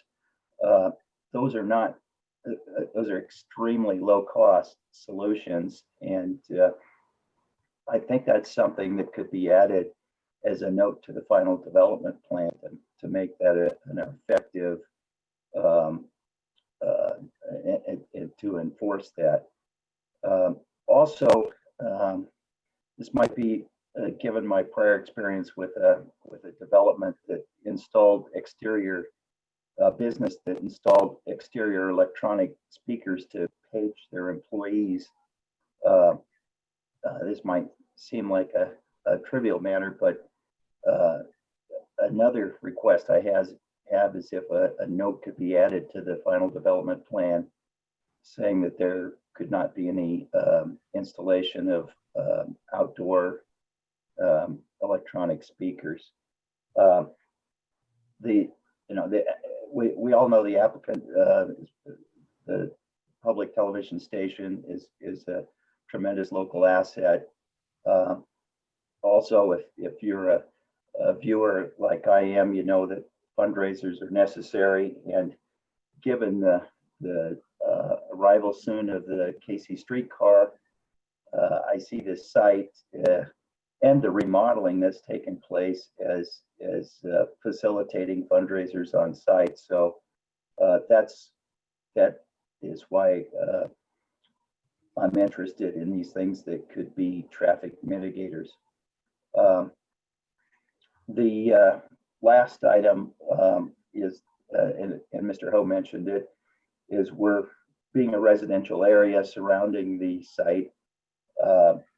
We understand a parking lot is required to be lighted, and we would request that if possible, those lights be as low as possible, maybe 8-foot tall lights, and that any kind of lights have some kind of shading devices around them, so the light couldn't shine to the sides. It would have to go directly down. I think that would be helpful for this residential area. So again, that's all I wanted to add. I appreciate the commissioner's time and consideration of this matter. Overall, I wanted to say I'm supportive of the parking lot. It will actually improve the looks of things now. The KCPT commitment to preserve as many of the trees was certainly welcome, and I think they have been and hopefully will continue to be good neighbors for the residential area. Thank you. Thank you, Mr. Comer. And by the way, maybe I missed it. Can you provide your address as well for the record? My property is at 3131 Grand. Okay. It shows the roof shows in kind of the lower right corner, not the absolute lower white roof, but there you go. That one right there. Okay, thank you very much. I appreciate it. Thank you. Chair? Yeah. I do have just one more comment, and I don't know if you're ready with respect to the staff recommendations. Since that report came out, I know we were scheduled 2 weeks ago, so with the continued session, when I read through the professional staff recommendations, one comment hasn't been updated yet, and I just wanted to make sure that that was addressed. And okay, yeah, let me get to that in a second, if you don't mind. I want to kind of so Joe, and then after we get through public testimony, then we'll come back and address any comments that the public has, so you can address those. Joe, is there anybody else that has raised their hand by chance? No one else has raised their hand. Okay. Mr. So let's Chair, go ahead. Yes. This is Forresting. I don't have that icon to raise my hand, but I just have one question for clarification. Okay. In the staff report, did I not hear that there are dead-end streets that surround this project as well? So if they come out of the parking lot and they happen to turn whatever direction, I think one was south and one might have been west, they're going to run into dead-end streets. So would the signage, is there signage that tells people that those streets are dead ends? Did I hear that right? Yeah, I don't believe there's any signage there now. I think what they're saying as far as a dead end, if at Grand and 31st Terrace, if you go south on Grand, it's only like a half a block. It dead ends at that point. And it's more of a T intersection. So Yeah. Yeah, just to clarify, those two spots are T intersections. That people have to turn around to come back the other direction to get out. Is that what I'm hearing? No, they can go right or left. It's just that if you're on Grand going south, you would have to switch over to 32nd to continue to move. So no, you wouldn't have to turn around. Okay, just wanted to clarify if they were dead ends. Thank you. Okay, so we now have public testimony closed. And so, Mr. Ho, if you'd like to now talk about the conditions as well as addressing any of the comments that Mr. Cromer brought up here in his testimony. Well, I guess I can start with some of the couple of comments that Mr. Cromer did speak to. I guess regarding the signage, I know in the staff report, it indicates that I don't have the exact section, but I recall that it doesn't recommend that we need signage in the public right of way.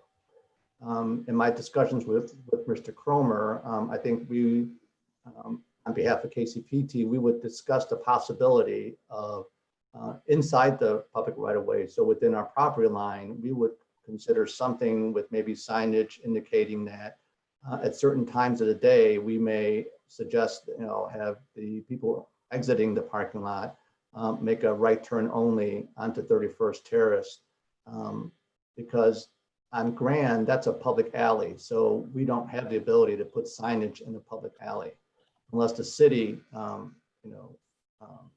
installs that sign or requires us to install that sign. So I think we would be willing to work with Mr. Cromer on that one item from exiting on 31st Terrace.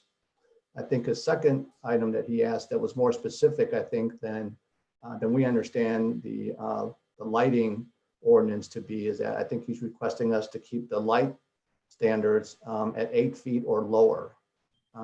I think in reviewing, we'll have to review that with our engineers and see if that increases the number of light standards that we have to install to light the parking lot, and what that cost is compared to more of a normalized parking plan that does comply with the Kansas City, Missouri lighting requirements. Okay. And then I think my only comment regarding the staff recommendations is item 2.1G in the staff report. When that first came out, I did email Mr. Bryan, because the item on 2.1G says revised plans to show the minimum driveway width at 24 feet for the access shown at Grand Avenue. So if you look at the site plan, the access from Grand Avenue is actually through the public alley, and the alley is only 14 feet wide. So we had an email exchange, and I recall that Mr. Bryan understood that now he didn't understand it, that it was an alley at first, but given that situation, he agreed that we could keep the driveway at the current alley width. Okay. And so, Mr. Bryan, I believe you're on the call here. There you are. Yeah, Jeff Bryan with Public Works, and yeah, as Mr. Ho had discussed, yeah, I have no problem with or no objection to removing that condition at this time. As indicated, it is a driveway, so that condition would not apply. Is there a minimum driveway width they need to have, or just go ahead and remove the thing altogether? Yeah, you can just remove the condition altogether, because normally, yeah, the 24-foot width would apply, but again, since this is the right of way with the alley, then yeah, I don't think it would apply to this situation, so I just go ahead and remove it entirely. Okay.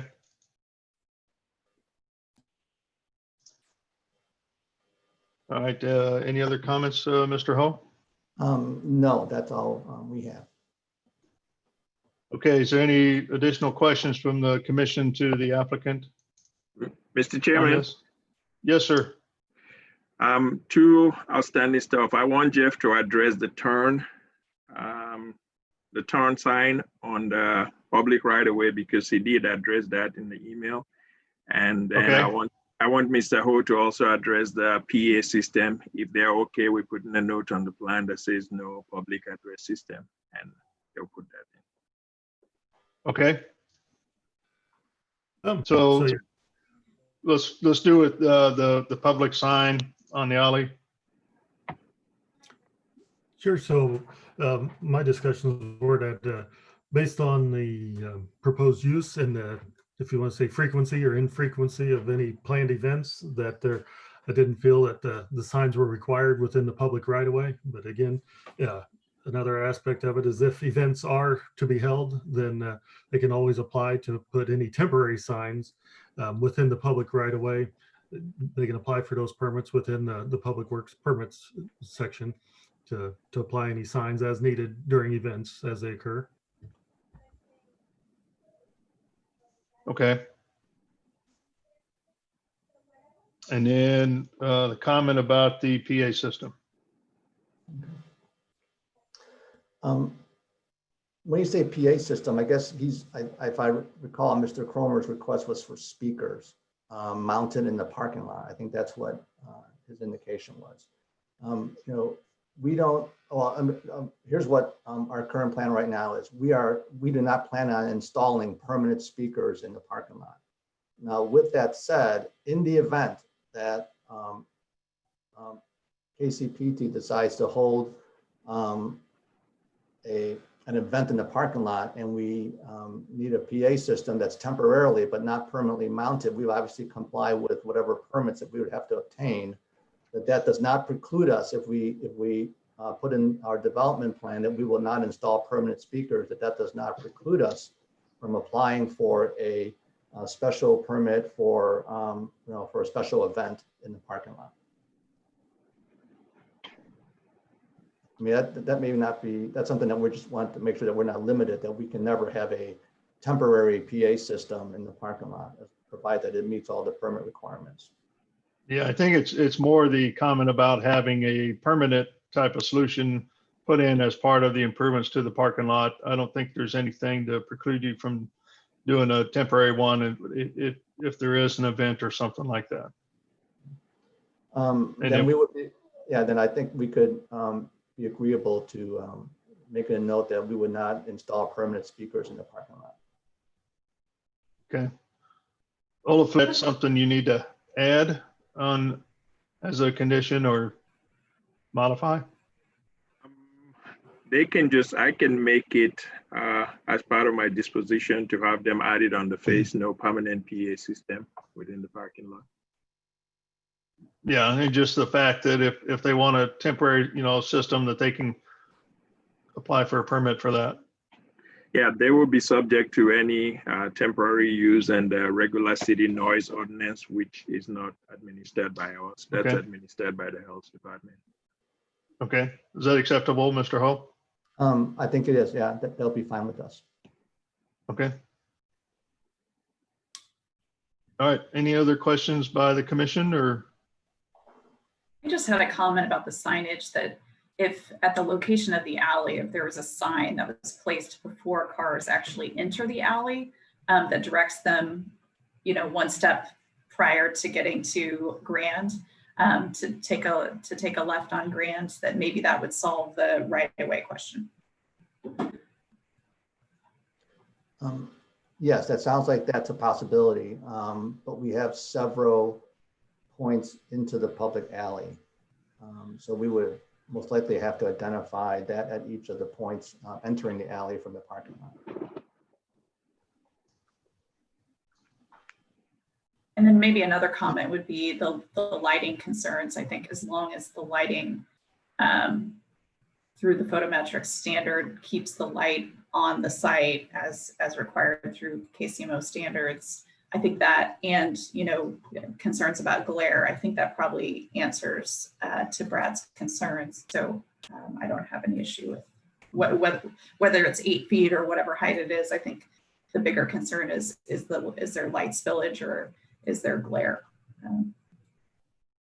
Yes, we would have a lighting plan that does not produce glare, into the neighbor's property. It would stay, within the parking lot. And just, Peter, when we go through the revisions, if you have to employ cutoffs or shields to at least shield that part of the driveway, that will help too. So just simple cutoffs or shields will work. Yes. Yeah, and I believe that's addressed in condition. The item 2.1 D. 1D. Yep. Right. Yes. Yeah. Okay. Chairman, At this time, go ahead. Chairman Crowell, I wasn't clear on if a note is going to be added to the final development plan with regard to the 31st Terrace, whether there'd be a no right turn on that. That would be with the KCPT. Yes. Ownership. Yeah, I believe they're looking at a possible sign that as you leave the parking lot, it just says to access, 31st Street, take a left on Grand. And then if there's a event or something, then you have temporary signage up to show not to take a right at Grand. Okay, thank you. Yeah. Okay.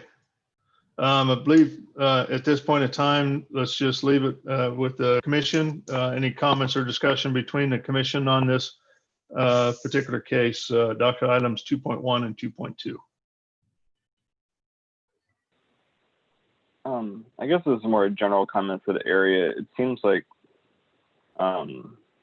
there could be the need for shared parking agreements along the area. So I don't know. Obviously, I'll be voting for this, but I worry as things continue to develop along 31st Street that we're going to end up with more and more parking lots because there is a need for it. I mean, as someone who's been to different restaurants and bars along that area, but it's also a neighborhood. So I don't know. There's not really anything we can do on this one, but I do think that should be considered moving forward on how to make parking more efficient in this area, especially since it's along a major transit line. Yeah, and that may be something that the applicant takes a look at down the road, that if they're approached by some of those business and so forth, that they can, have a contract to lease out some of those spaces after 5 o'clock or something like that. I think that's up to the applicant to be able to do that, because then you have the shared costs for the maintenance and operation of the parking lot as well. And then the last thing is, and lighting and that for the surrounding neighbors. So they could have that in some kind of contract in some way. That's just my opinion on that. So, Mr. Chair. Yes. Question, isn't there not a surface parking lot across the street from KCPT as well? That would address Mr. Baker's concern for shared parking. The one that we're dealing with now is actually behind the building, so I don't see how that would be shared as easily. Right, and you got a great point with that. There is one across the street that they can certainly do that, once they get this parking lot in place. But that's something that the applicant can address with the area.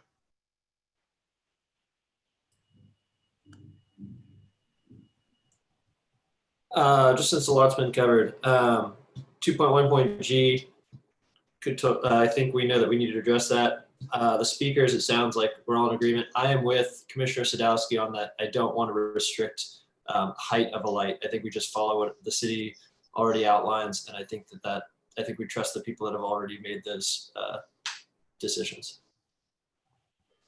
Okay. So I think we're at a point here. Let's go ahead and make a motion on this case.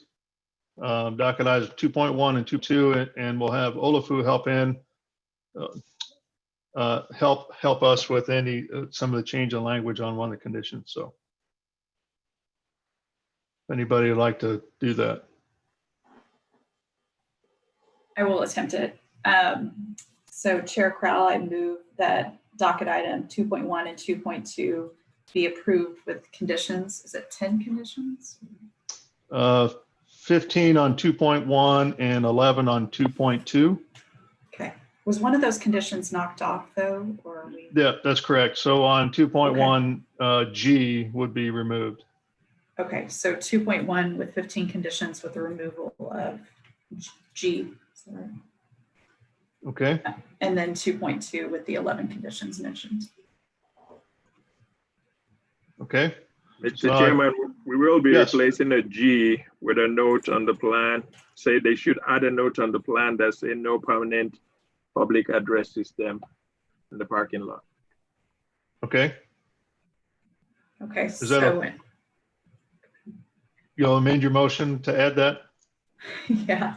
Okay. Can I add to G that no permanent PA system would be in the parking lot. Would be in the parking lot, a note on the plans that would indicate that no permanent PA system would be placed in the parking lot. Okay, so I've got a motion. Do I have a second? Second. So I have a motion and a second. Any discussion on the motion?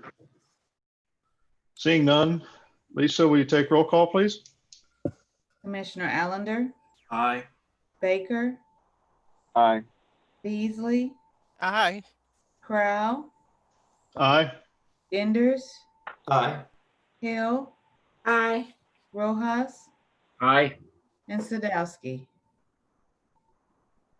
Aye. Okay, so it looks like docket items 2.1 and 2.2 had been unanimously approved with the conditions written and striking G, adding in the no installation of permanent PA system. So thank you very much for your time and being with the commission, and good luck with your project. Thank you all. We really are grateful. We appreciate the help. Okay. Commissioner Hill, you have a question? Yes, I just need a small clarifying question so I can get my notes right. Okay. On docket item 8 that we continue to August 18th, I want to be clear. I know there was a typo, but is that the case number? Which one did we advance, the case number or the description? Because the description fits a different case number from our previous docket. That's the one with the proposed gas station on 23rd Street. And I believe we continued it to this meeting, but I didn't see it on the docket. But maybe not, I couldn't find it. So I just want to get clarified. I want to clarify which item we actually advanced to August 18th. Okay. So I believe it was 4. I think the gas station, we did 2 meetings from them. So I think it's the next meeting. Yeah. Okay. That's right. So this 3408 Charlotte is what we advanced. It's just the wrong description to August 18th. Right. Everything about the description is correct except for the references to Cleveland and 23rd Street. Okay. Thank you. Mm-hmm. Okay. So Joe, I think we ought to go ahead with case number 3, and then after that, take a 5-minute break for refilling your coffee and that. Okay. Docket item 3 is case number CPC 2020-00079. Request to approve a major amendment to a previously approved development plan in District M2-3 for the purposes of deleting condition number 5 of ordinance number 180884 based upon a revised traffic impact study. This is on property that's about 155 acres in size, located west of North Congress Avenue and north of Northwest 112th Street. Olofu Agbaji is the staff planner, and it looks like the applicants are Charles Miller and Ryan Hackenmiller, and I'm promoting both of them right now.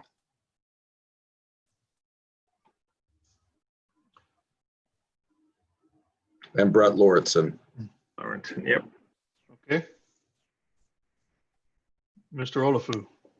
Thank you, Mr. Chair. This next case is a request, and this is up in the Northland where my arrow is pointing, just off 29 Highway on the east side of the airport. This is the site just off Northwest 112th Street and Ambassador. Again, the site is just off 112th. It's the continuation of North Airwall Drive. To the south is the Airwall Business Park. And then airport is further west of 29, 435 to the north. And the Harley-Davidson plant is to the northwest of the site. Congress kind of borders the eastern edge of the site. This is the site, about 155 acres, was originally approved. I do have a screen. Back in 2018, the city council approved and amended an ordinance that approved this development plan. The original condition for contribution to a traffic signal at 112th Street was put in 2003. And I'll just go through the timeline real quick to show you.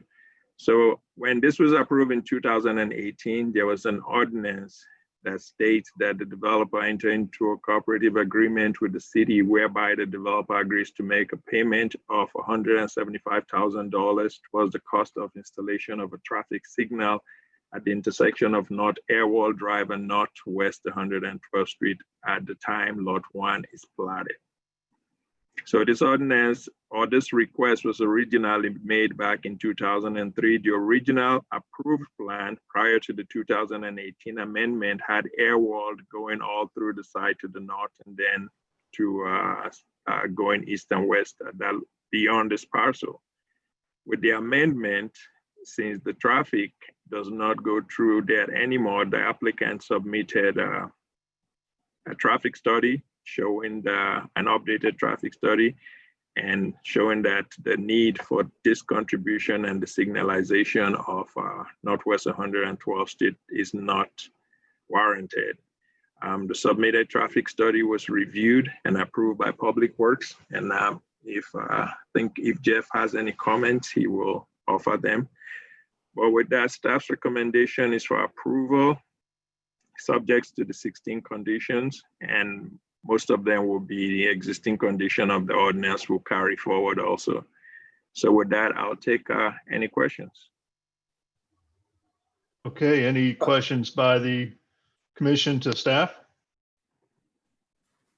So to be clear, the city won't be putting in a signal either, right? There's just no signal at all.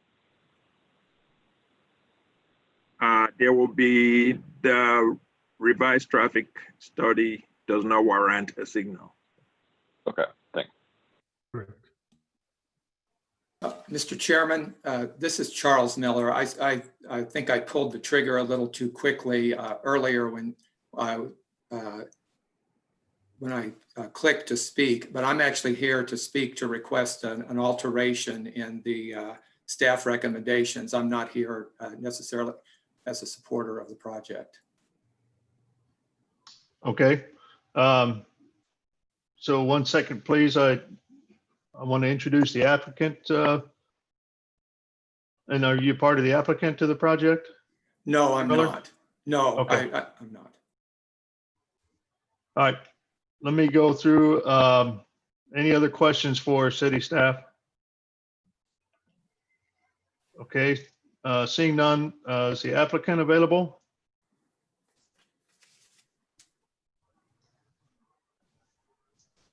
Yes, Mr. Chair. Good morning. This is. Good morning. Can everyone hear me okay? Yes. This is Brett Lortzen with Olson. There we go. Morning. Representing Van Trust Real Estate on the project. And with Van Trust, Ryan Hackenmiller is also on the call this morning. We've read through the conditions and thank you for your summary, O, and have no real objections. Okay. Is there any questions from the commission to the applicant? Okay, seeing none, let's go ahead and open it up for public testimony. So Joe, I see Mr. Miller is one. I guess if there are other people that want to raise their hand, they please do. So we'll start with you, Mr. Miller. Thank you. I'm here today actually representing neighbors to the west of the property that you're looking at. And it basically abuts along the entire western side of, well, on the entire eastern side of my client's property. So it's a piece of ground between the property you're looking at and Ambassador Road. And it's currently owned by a group called Airport Tech Partners, but it's basically the families of Neil and Steve Carbank, and they've owned the property for a long time. It's vacant and undeveloped. And they've had an ongoing discussion with the Van Trust folks on about some issues related to the extension of the sanitary sewer lines up there.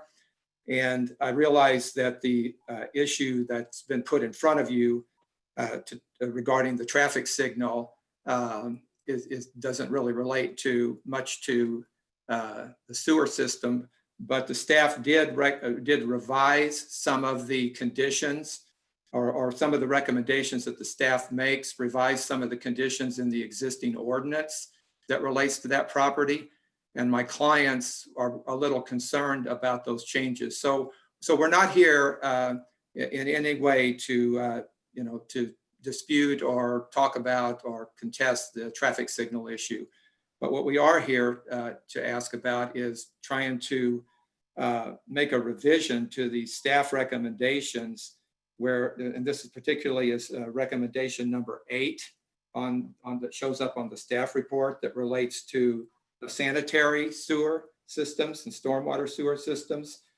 And in the prior ordinance that approved this this project, which was ordinance 180884, if anybody cares, there were a couple of other conditions in the ordinance as to how the sanitary sewer analysis and decisions would be made. And my clients would like to have those 2 conditions put into the staff recommendations. And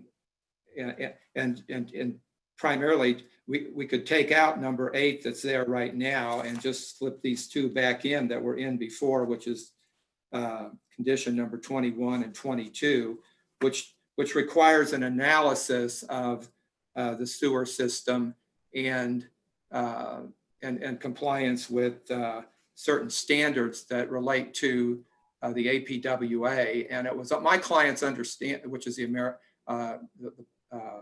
Association of Public Works, I think it is, or American Public Works Association. At any rate, my clients are concerned that the way the current recommendation is in the staff report, that there won't be any consideration to the Van Trust owners extending the sewer line up to the boundary of their property, the boundary between my client's property and the Van Trust property. And that's critical to my clients because otherwise they have no right to get to the sewer line that will be extended when Van Trust does its sewers. So we'd like to go back to the old conditions and just have those in, which my clients were satisfied with based on conversations with the city staff that this issue could get taken care of. And we're now concerned that the language that is being suggested does not address it as completely or precisely as we would like for it to be. I know that was probably, I hope that was not too confusing. If there's anything I need to add to this or you have any questions about it. Okay.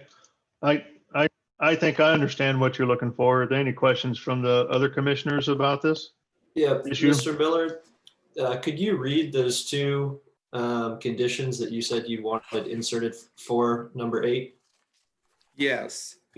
So the first one is the developer shall submit an analysis to verify adequate capacity of the existing sewer system as required by the Land Development Division prior to issuance of a building permit to connect the private system to the public sewer main, and depending on adequacy of the receiving system, make other improvements as may be required. That's the first one. And the second one is the developer shall provide acceptable easements for any deep sewers where proposed fill is added or where the sewer will be further obstructed by surface improvements, and that a structural analysis be provided to confirm adequate structural integrity for the proposed loading conditions of this plan, secure permits and provide the city approved, executed and recorded easements prior to adding fill or constructing surface obstructions as required by the Land Development Division. Mr. Miller? Yes. What numbers are those? Those are number 21 and 22 in the ordinance. Okay. 21 and 22 of the existing ordinance. Yes, sir. Okay. And Olafu, can you speak to that? What the request I'm bringing forward to you today is to amend the ordinance, the current approved ordinance, to delete just number 5.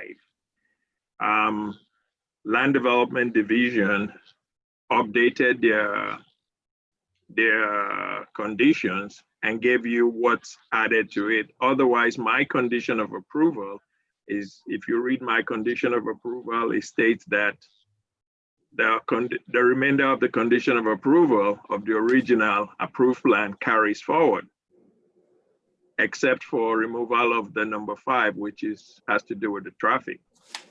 So with the addition of this new conditions by land development, we have what I'll call duplication of conditions, or because land development's conditions still remain in there, but I didn't realize these changes were there. So it's up to the applicant, Brett, if he wants to just go forward, or I'll talk to Sarah in terms of, because his request is just to remove that condition. So I don't know if he's accepting of this new condition or not. Go ahead, Sarah.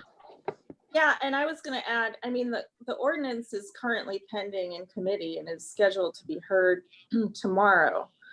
And the way that I drafted it, based on what I was told by both Olafu and the applicant, is I simply deleted what was condition 5 and left the rest of the conditions the same. So if there's a desire to change anything else, I mean, I need to understand that, because all I've done, Mr. Miller, in the current ordinance, which is on the agenda for tomorrow, which is, it's 200-355, is delete what was condition 5, which was the contribution amount.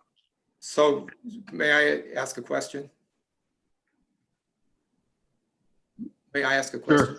Yeah. Okay, thank you. So Ms. Baxter, are you saying then that what we're going to end up with, or what's currently in the ordinance you drafted, is all of the conditions which were in 1808-84 plus the new ones that are being added? The 3 through No. No. I'm seeing these new conditions for the first time in the staff report. Okay. So it's going to depend on what the Plan Commission ultimately recommends, but there would need to be a substitute ordinance to add these new conditions from the staff report. The current draft ordinance on the docket just deletes condition 5 from the original ordinance. That's all it does. And leaves 20 and 21 like they are. Yes. Oh, okay. Correct. Well, that would satisfy my clients. And So on address. I'm sorry, Ms. Baxter, go ahead. I think all of you are going to need to address whether it's your intention that we add these new conditions. I don't think it was requested, and adding them, if you go through, as Mr. Miller would tell you, if you go through those conditions, they are duplicates. And then, like he pointed out, the ones that are conflicting. So those are the only 2 that are conflicting. So 21 and 22 on the old ordinance or the existing ordinance is conflicting with 8. I didn't go through to see which ones were, and I assumed that LDD wanted to replace those. I don't know if there's anyone on here from LDD, but the request was not to amend any of the existing condition. It was just to delete 1 condition. So it's up to Brett if he's willing to accept this or just go as is, because I don't know what it does because we did not review a plan. He submitted an updated traffic study, and this was routed to LDD and Public Works, Jeff Bryan, who can comment on the actual traffic study. And the whole goal was to delete that condition that required. Can I ask a question real quick, Olufu? Are conditions, you have a condition in there stating that all other conditions of the original ordinance stay in effect. And then there's additional conditions 3 through 11. Is that why, who recommended those and why?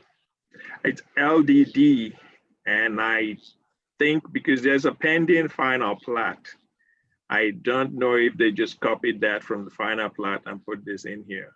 But in my opinion, Commission, now's not the time and place to be adding conditions to it. This was just a simple, the plans have changed somewhat after what was originally approved, which happens.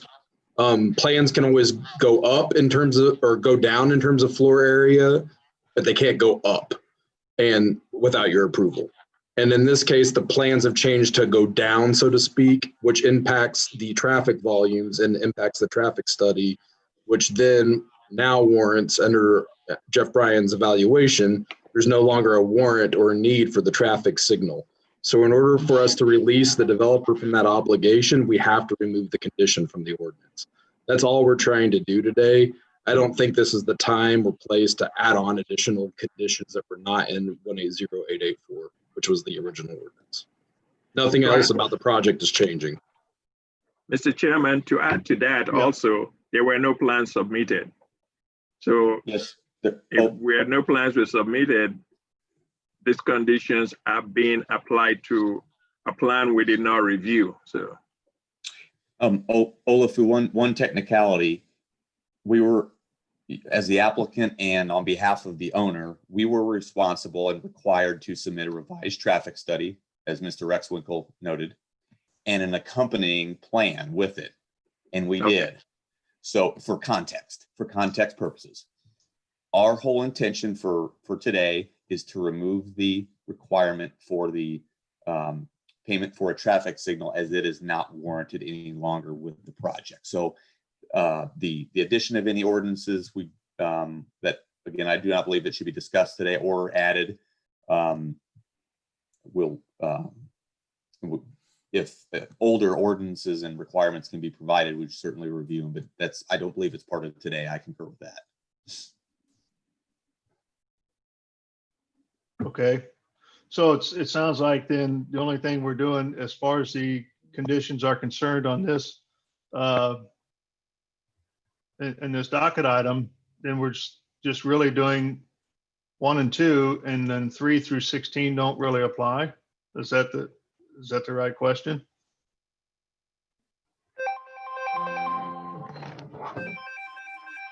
That is my suggestion, Mr. Chair. And I don't even think 1 and 2 are necessary, just one of them, because they're the exact same language. I realize 2 different staff people made the recommendation, but you only need to recommend one of them.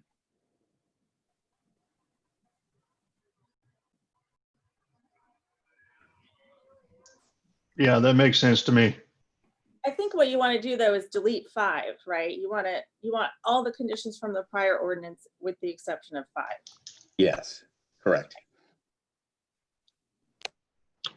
Well, I'm sorry. Is that necessary if we have 1 and 2? I mean, we either need to include all the conditions from 180884 except the one being deleted, or just reference that ordinance, right? Well, if you reference the ordinance, you need to delete 5 because 5 is in there. So you're going to say all conditions that were in 180884 remain with the exception of 5. Okay, I thought you meant number 5 in the staff report. Sorry. No. Gotcha. Original ordinance, yeah. Okay. So Joe, is there any additional public testimony?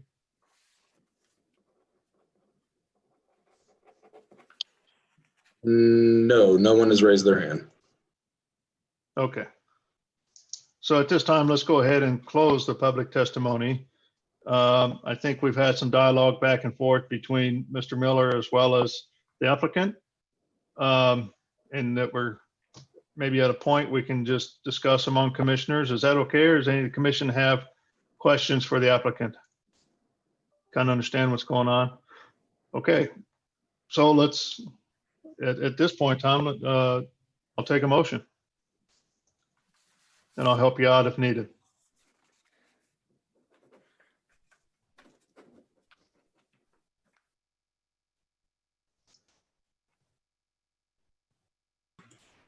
I can attend. Oh, go ahead. Yeah, go ahead. Go ahead. Thank you. Okay, I might need a refresh on the conditions that stay. Can you just state that one more time? Okay. So I think what we're looking for is a recommendation to maintain all the conditions in ordinance number 180884 and delete number 5 from that said ordinance. Okay. So I motion to hold all items in ordinance 180884. Is that right? But delete condition 5. Okay.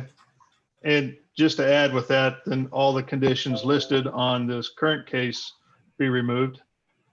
Yep. And all conditions on this current case to be removed. Okay. So I have a motion. Do I have a second? Second. Okay. Any further discussion? Did we get that right, Ms. Baxter? Yes, I just want to double check.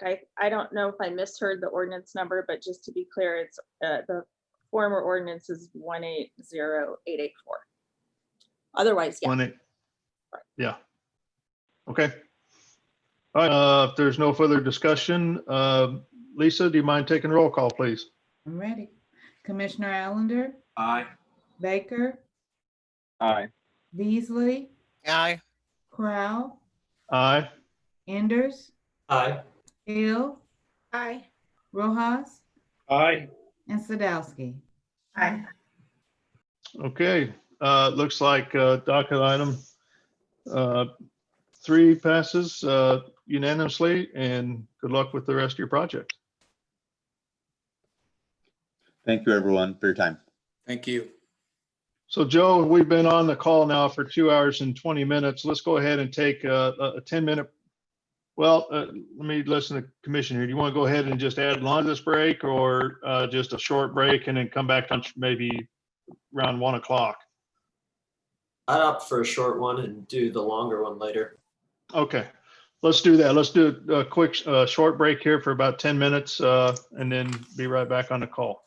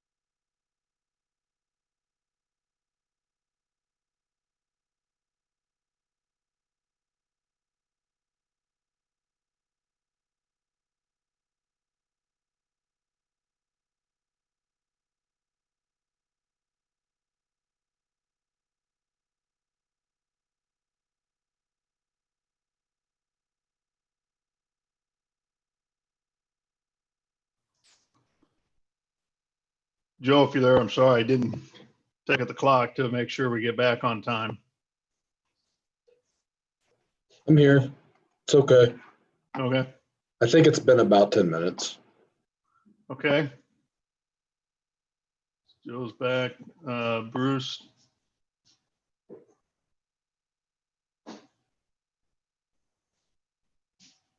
Forstein, you available? Yes, I'm here. Okay. And Paul, we're looking for Paul.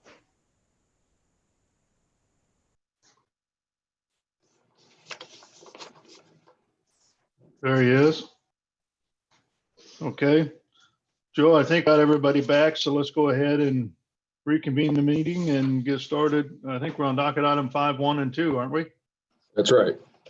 Okay. All right, docket item 5.1 is case CPC 2019-00141. Request to approve a rezoning from District R 2.5 to B2-1 in order shop on about half an acre located at 5005 Swope Parkway. Docket item 5.2, case number CPC 2020-00023. Request to approve a special use permit to allow for the continuation of the existing tire shop at the same location. Jamie Hickey is the staff planner. Hi, good morning. Let me go ahead and start sharing my screen.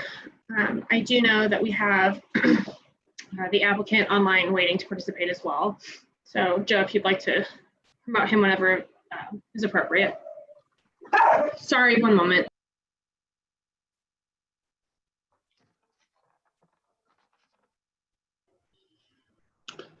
And Jamie, before you I apologize.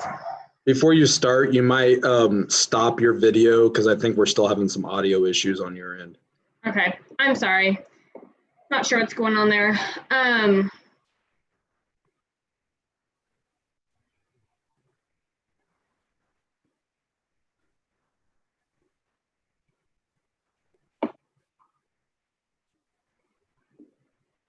Okay.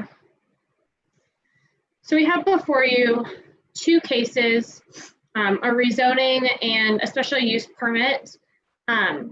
They are for continued use as limited auto repair at 5005 Swope Parkway. The property is generally located on the east side of Swope Parkway. It is between Blue Parkway to the north and East 51st Street to the south. It is currently zoned R2.5, which is residential zoning. They are seeking rezoning to B2-1 and a special use permit. The special use permit is required because they are located on a designated parkway and subject to the Parkway and Boulevard standards. You can see this is an image, a current image of the property. I did drive by yesterday as well, and the property still looks about the same. The property is a former fire station. It was once owned by the city. It was purchased by the operator of the business, Mr. Smith, and has been used as a tire shop and limited auto repair for some time. This case came to us as an enforcement action in 2018, September of 2018. You can see here kind of the location. It is not quite at the corner of two parkways, but it's close. It is definitely along a designated parkway, so it is subject to those Parkway and Boulevard standards. So as kind of background, the applicant has established operation of an automotive repair shop on the property. Again, it was a former Kansas City fire station. It is a residentially zoned district. Even though it was a fire station, that is a permitted use in a residential district. However, commercial or light industrial uses are not permitted in a residential use, even if the building was formerly a fire station or formerly allowed to be something other than residential. It was found to be in violation, and that is what prompted the required rezoning application. And then again, due to its location on or within 150 feet of a parkway, the special use permit is required for automotive repair uses.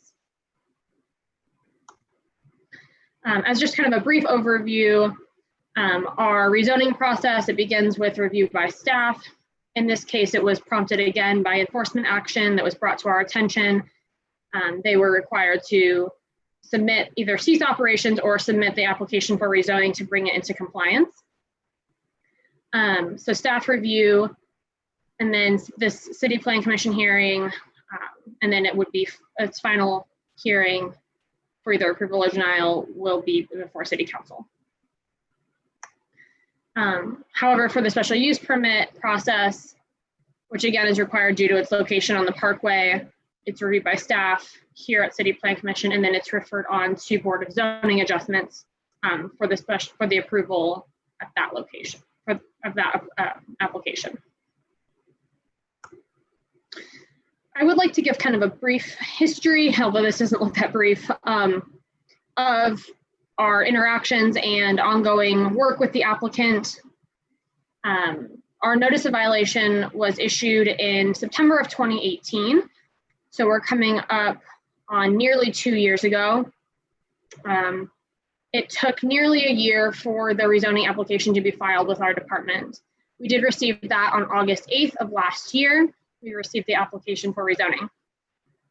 There was sort of incomplete application at that time. There was, and we eventually docketed the case for October 2nd of 2019, at which it was continued off docket to allow for some additional research and information at the request of the applicant's representative, Mr. Goldblatt. In October, there was requests for additional documents from the applicant so that we could docket it by 11/14. That did not occur. We did set up an in-person meeting on November 22nd. And we, at that time, with greater understanding of what was going on and able to talk and communicate with the applicant in person, we made a request of the special use permit application, which was required, again, because on the location on the parkway. And we set a deadline at that time for January 3rd, 2020. So we continued the case on December 3rd. We had email correspondence confirming the January 3rd special use permit deadline. That deadline passed. And as we had discussed and had put forth in that correspondence, we had said that if we did not receive that application, the rezoning could not move forward and we would be docketing it for denial in February of 2020. On the 20th of January, the applicant conducted some correspondence with our division management, and it was agreed upon that we would allow them to submit the special use permit application, and we did finally receive that on February 14th of this year. Because of that submittal and allowance to move forward, we did continue the case on February 18th. During this time, the public engagement requirements were always part of the equation. That was always a requirement of this process. Both the rezoning and the special use permit require compliance with our public engagement ordinance, which was made clear to the applicant. At the start of our stay-at-home order and emergency order from the mayor, we did notify all applicants with current cases that there would be changes to the public engagement requirements due to those orders. Mr. Goldblatt and Mr. Smith, the owner and operator, were notified and made aware of those changes, which can be found on our website. And we did make them aware of those changes, but that the requirements still stood. The case was continued again on April 7th.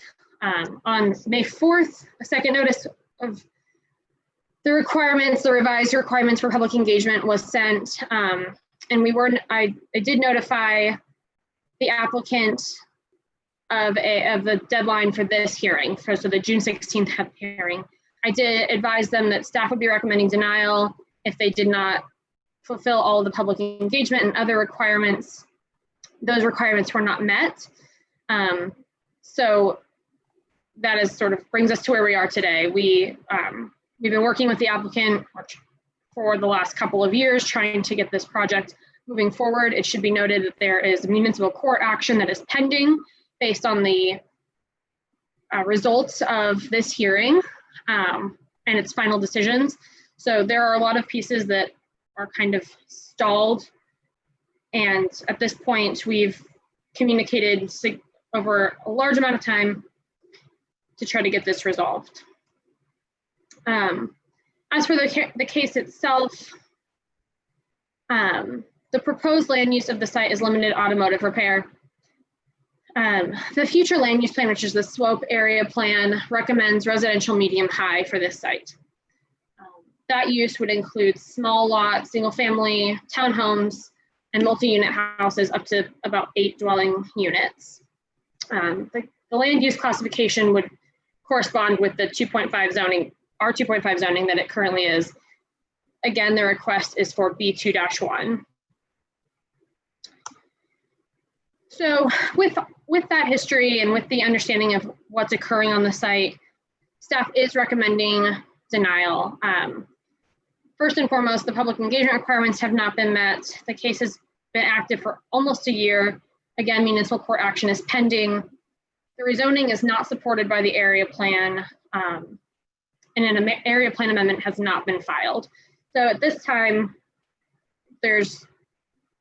our hands are tied a little bit in that there's just not a lot of compliance with the plan, with current zoning, and it's been slow to get action to bring those things into compliance to a point where we can even recommend approval. I do know that the applicant wishes to speak on this case. I'm happy to take any questions prior to that. I know it's kind of an unusual and a little bit complicated of a situation. It's been ongoing for some time, so happy to take any questions at this time. Okay, does any of the commissioners have questions for Jamie on this case? I have a couple of questions. First, what with public engagement, if it were to have occurred, or if it were to occur, can you give me a sense of who would be eligible to participate?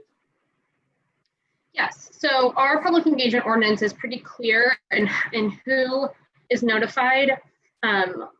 First and foremost, if there's a neighborhood organization, they are to be notified by the applicant. We as staff do send out notice of public hearing for these meetings. However, the applicant is to take their own public engagement process track as well and host a meeting or collaborate with the neighborhood, the registered neighborhood in the area to co-host a meeting.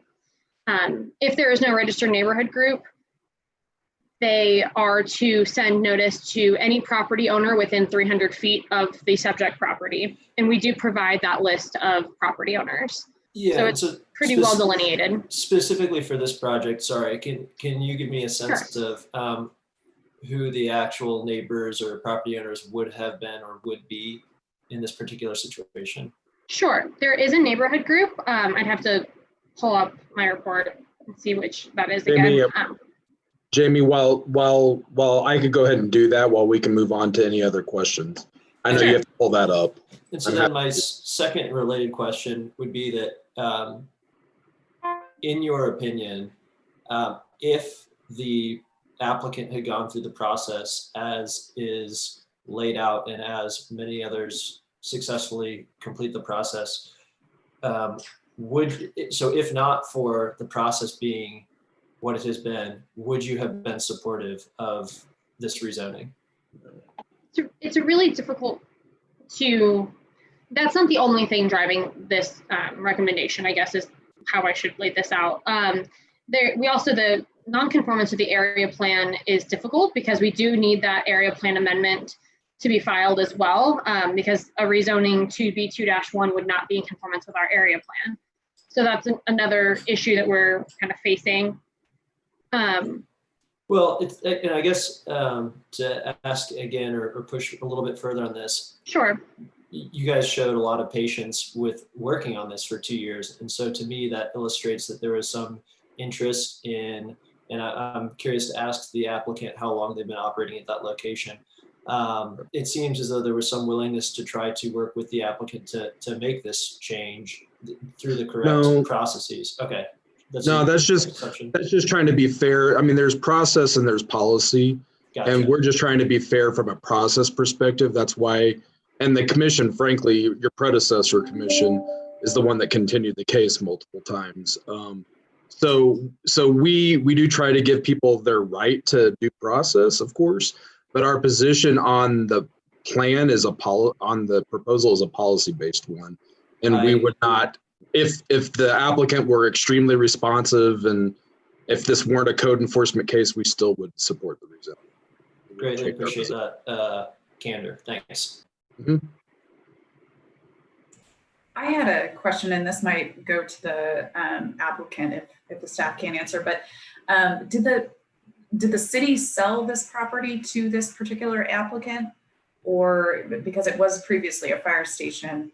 So maybe that it's a two-part question. That's the first part. And then the second is, if so, was that process explicit about the limitations of use for that property? And then I have another question related to that municipal court action, just some clarification. So if we were to deny this claim, exactly what that process looks like from the perspective of the applicant. Jamie, Sure. I can try to answer the court question first. Absolutely. It's all in the prosecutor and the judge's hands at this point, and I really can't speculate on that mostly because I'm unfamiliar with it. But what they're going to look to is whether the applicant has exhausted their options, and this is one of their options. So this is a part of the process issue. If a customer has the option of resolving the code violation through a zoning process, we do offer that to them, whether or not we support that option, because that is their right to request it. So this is one of their options to try to resolve the issue. And the court's going to, I would imagine, Sarah, jump in. I would imagine they're going to be hesitant to act on it until the commission makes a decision and the council makes a decision on the reason.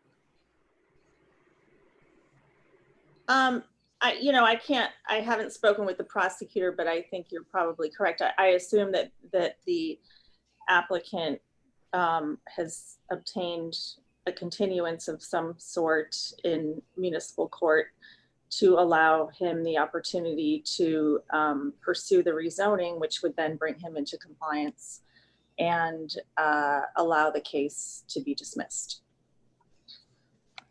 As for the use question, I don't know when this property was sold or how long ago that was, but I do know in the course of time I've worked with the city, there have been processes formalized between the various agencies of the city that own property and dispose of it to start vetting through our office whether a potential user that has in mind or potential buyer has in mind is an allowed use.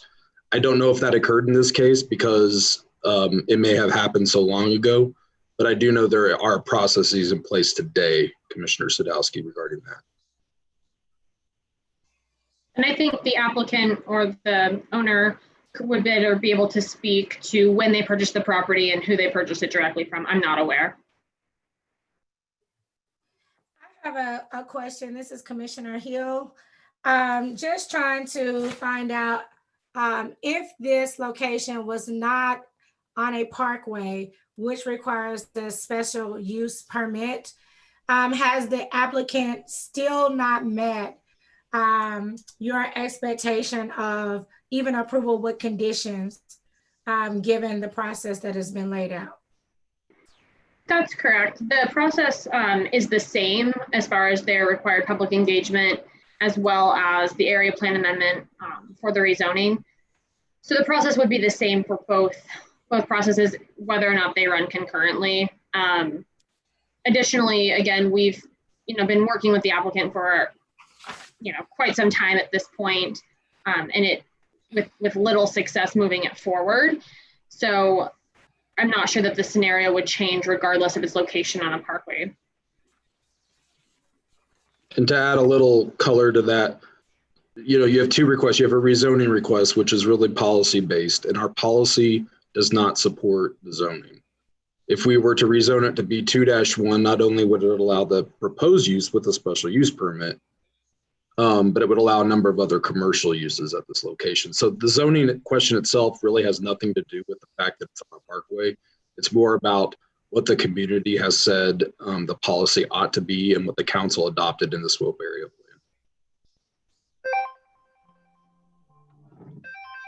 Thanks, Joseph. I just need clarity because I know that in some of the cases, as we're learning, there have been cases that do not align with the area plan. And, you know, I just want to know the relationship between those two. Appreciate it. Can I ask another question about, because I think what we want to avoid, and I think what the denial is speaking to, is spot zoning that really is contradictory to a number of things that the plans had intended. But because of the fact that it's an adaptive reuse, does that provide any additional guidance relative to changing that use? Have you seen precedent around adaptive reuse? Well, we certainly take that into consideration in the suitability of a property to how it's zoned. And, you know, this is a unique situation. We don't necessarily have formal policy surrounding adaptive reuse, although, you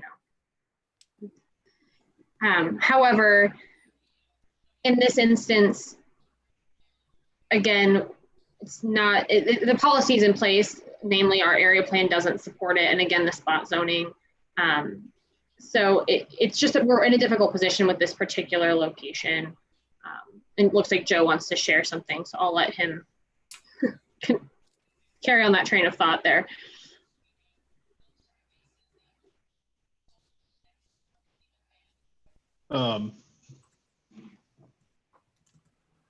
Yeah, it's the owner list of the adjacent property owners within 300 feet. It's can you guys see the spreadsheet? Yes, I can see it. It's that column I highlighted. Those are the owners.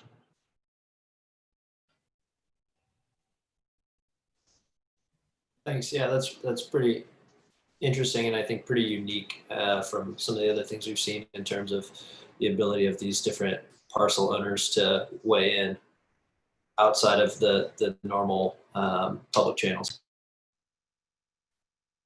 So, Joe, I have a question on this list. Am I on mute or unmute? Where am I? You're unmuted. Okay, this forest thing. So we're saying 300 feet. So that is a circle radius. Am I not correct? For the 300 feet? Yep. So would not the Town Fork Creek neighborhood be also involved since their boundary is the west side of Soap Parkway? I know we've said that there's not a organized neighborhood specifically for the location.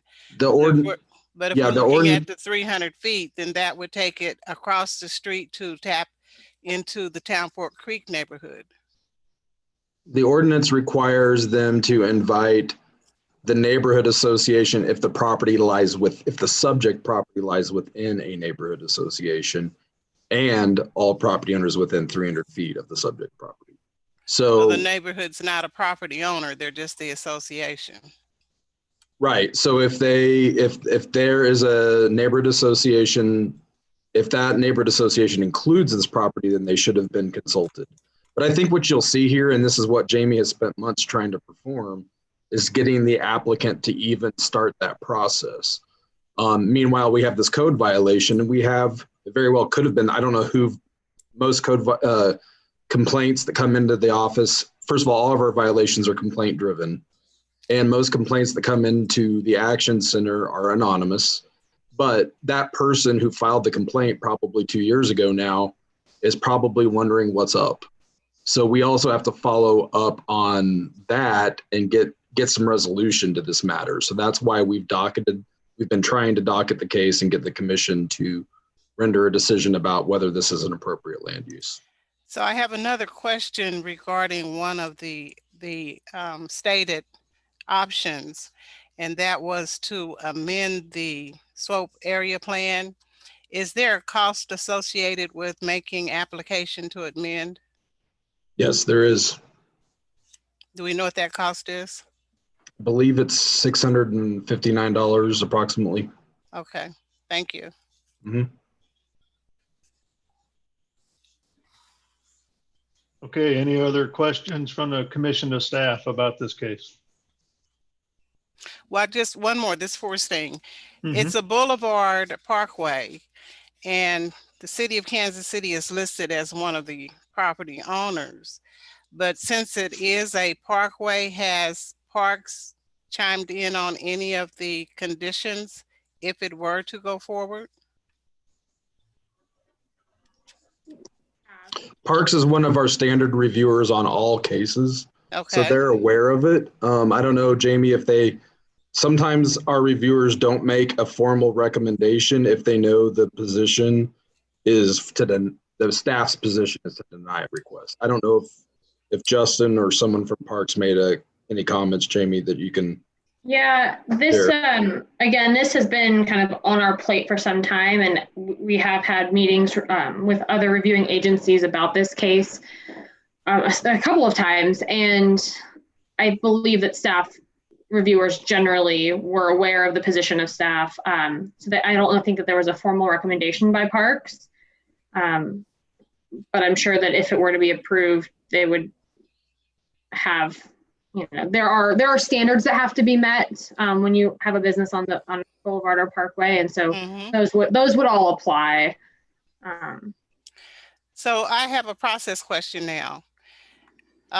Trying to understand our role. We are a recommendation body, so our votes would then go to City Council for them to make the final decision. For the rezoning, yes, and then also to the Board of Zoning Adjustment for the special use permit. So it goes on to two different bodies for final approval.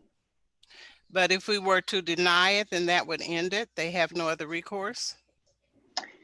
They would still go on. They can still go on to the final decision-making bodies with Okay. that recommendation from you all.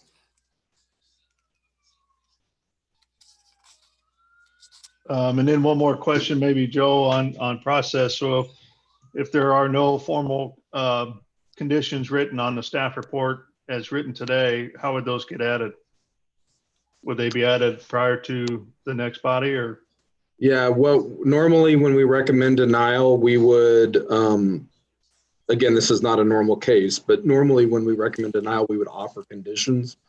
In this case, there's not, we don't have an area plan amendment application. Mm-hmm. So again, it's hard to get people to apply for things for something when it's resulting from a code enforcement case. They're not wanting to do all this. So if the commission wants to proceed with possibly approving this, then what our recommendation would be to continue it and direct the applicant to file an area plan amendment application. There is an ordinance or a resolution, I can't remember which one, that requires an area plan amendment approval concurrent with a rezoning request. So we would ask that you continue the case, require the applicant to file that application, and then we would conduct that full evaluation and make recommended conditions.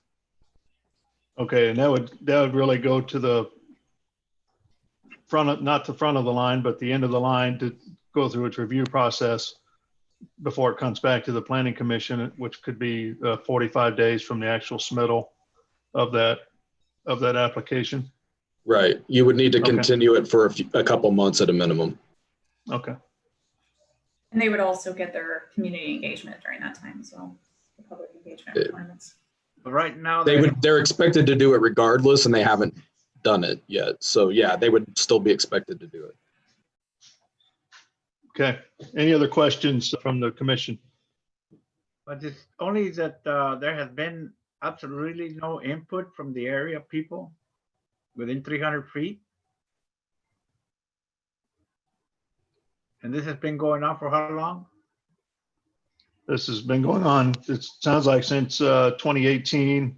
They did reach out to the neighbors within 300 feet, but it appears and correct me if I'm wrong, Jamie, but it appears a lot of the owners or of those properties were listed in that spreadsheet, which consisted of mainly city property or the Housing Authority of Kansas City. To our knowledge, no people within that radius has been notified. And they received notice of this hearing so that they know that there's an active case. I do believe that the applicant has, or the property owner has reached out to some of the people who live nearby.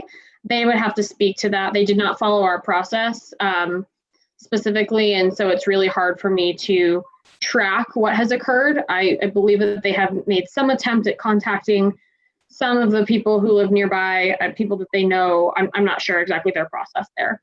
But again, you know, this has been in process for nearly 2 years with little resolution. And let me add, if you don't mind, Commissioner or Chairman Crowell, I don't want to belabor anything, but I do want to make clear, because we've had a number of questions that relate to this. There are 2 types of notification that occur. The city conducts mailed and posted and published notice of all public hearings, all cases that require public hearing. In terms of the mailed notice, for that, we mail it to all property owners within 300 feet and neighborhood associations. We've had a lot of discussion. That's one thing. We've had a lot of discussion about the public engagement ordinance. That's not a notification of the hearing as much as it is putting out there in the development community that they're expected to engage with their neighbors before it gets to the public hearing. So we're not debating whether or not the city has conducted the required notice. We have. We always do. If we hadn't, we would be continuing this case on that basis. We're debating whether or not the applicant has conducted the required public engagement. So those are 2 different things.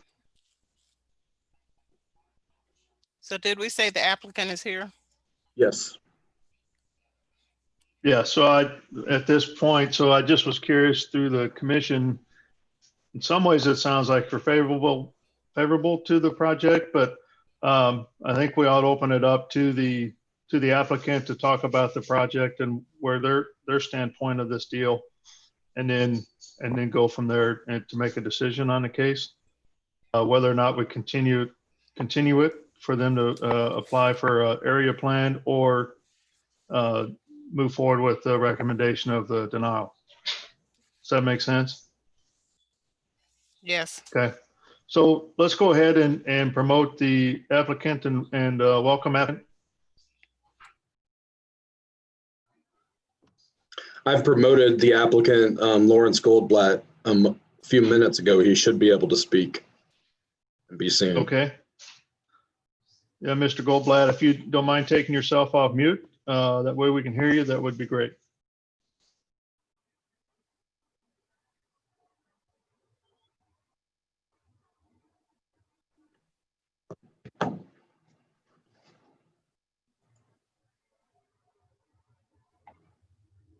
Mr. Goldblatt, it shows me that your video and audio are both off. You'll need to turn at least your audio on for us to communicate.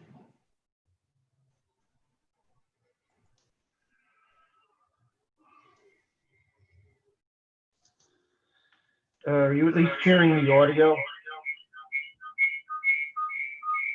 We can hear you now, but there's really bad feedback. You might need to mute your computer. It's not the computer. Or we had sought an earlier call in so we could coordinate our technical issues. Let me ask the indulgence as we need to turn off one of the apparatuses here. And then I think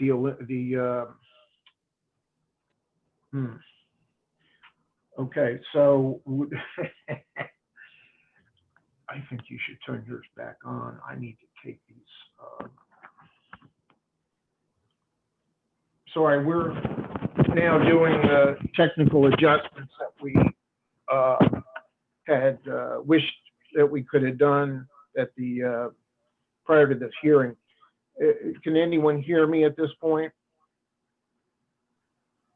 Yes, we can hear Yes. you. Please. Yeah, if you don't mind, please go ahead with your testimony. Okay, I'm not hearing the other end. So I'm going to proceed, and I'll do the best that I can to understand. I'll get it. I'm here with Larry Smith, who's the property owner and the business owner. He has hired me. Lawrence Goldblatt. I'm an architect, planner, and I am a code developer in some cases with the projects I work on. We appreciate your time. It's now good afternoon. We will submit this testimony digitally. The process succeeds as you closely review the applicant experience. Some of what we have experienced has not been explained in the city report. We wish to apprise the City Planning Commission that the applicant seeks the Planning Commission's recommendation that both cases be continued off the docket. There are lengthy reasons of granting the continuance. We have a mutual agreement on facts that the city staff has testified to. I believe that the questions as I understood them will be answered within the testimony that we've given. So please repeat those questions at the end of this presentation. We're responding at this time from the City Planning Commission staff report on the rezoning from 2.5 to B2-1. There are numerous clarifications. The Planning Commission certainly understands that when the staff gives its recitation of its experience, that there is another half to that grapefruit. And that is what we're reciting. The modified public engagement report was filed informally with the city staff on June 10th. It was filed two ways. One, email ahead of time to let the staff know that that evening the public engagement report, which had been covering public engagement back prior to January of 2020, that would be filed on the city's website called Compass, which we're all familiar with. The commencement of in January 2020, and which continues through this date, has been completed sufficient for discussion at any time up to and including June 10th. The city staff was informed that the city designated neighborhood association was non-responsive since the summer of 2019, when the public engagement efforts began. We've had some experience now with communications, and from enforcement, for example, it's been excellent. Mr. Duddy's a good friend, a longtime public servant, and certainly his service is very appreciated. The City Planning Department had asked me, the applicant, to restrict my communications with the city staff through email. Some information which both the city and applicant could have benefited from by sharing was not available to both because I was respecting that what I took to be a command. The Parks and Recreation Department has contributed to the city staff report in its statement that it does not object to either case. The Parks and Recreation Department does not object to either case. That's in writing, and it's clear to anybody who would read the record. You'll notice that the staff and ourselves seem to not have the same recollection. However, the Parks and Recreation is in writing. They do not object. Further, in a later requirement that city staff has imposed on this applicant. The alleged requirement for a stream impact report, which we had at the beginning of the process looked at personally, and we thought that there was an irregularity in that requirement, but we had to still go through, that's a civil engineering kind of a task. We felt we still had to go through the steps. We did, and we found that in this case, in both cases, the stream impact report is not in fact a requirement, but the city staff says that it is a requirement. So as you understand that we're going through this process over a lengthy period of time, when Mayor Cleaver twice moved to appoint me to the City Planning Commission, one of the reasons that I understood he wanted me to sit on the commission, as do you, is that because I'm of the belief that before we go public, we meet with the staff and we all come to a congenial agreement on what works best for all the parties. We did not have the benefit of that to have happened here. Further, we were, my position has always been that we do not get into a presentation before the City Planning Commission and go through the litany of, we've tried to do this, we haven't had an answer in 5 months. Understand, in each case where the city staff says we were late, deficient, did not turn in the materials, they didn't exist, we were not cooperative, whatever it is that they've described, understand that Mr. Smith has been absolutely clear to me as his agent, which is when something moves, he expects me to respond immediately. When we do respond, we have to have all the facts from the city staff as to how they view ordinances or rules.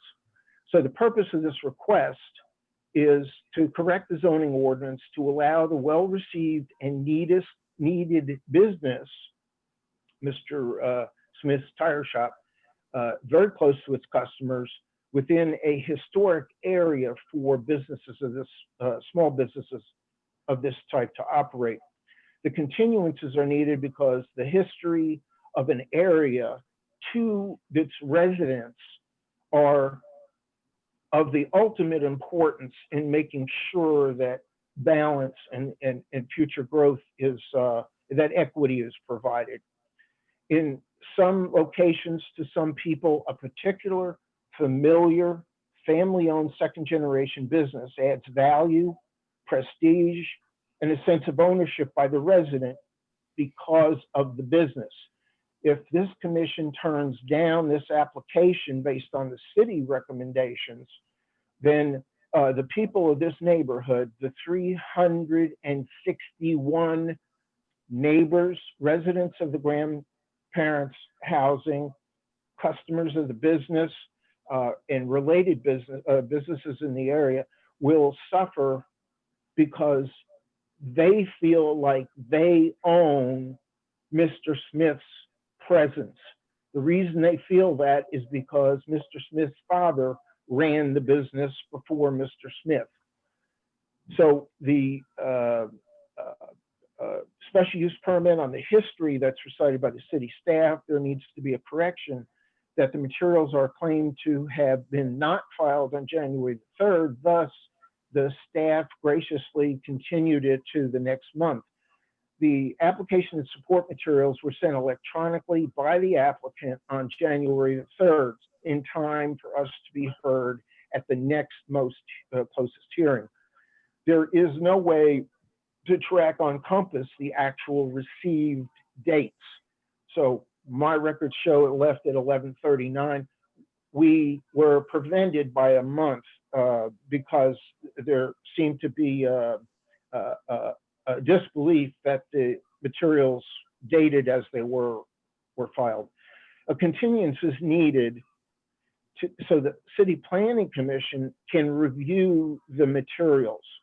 Again, we were told we're too late with the modified public engagement materials for it to be presented to this body today.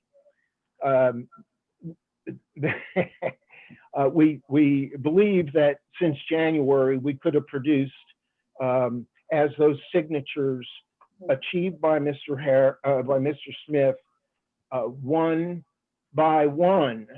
This is a guy that has no time at all, that we could have at any time shared with the city staff, and we would have appreciated having the city staff join with us and say, hey, most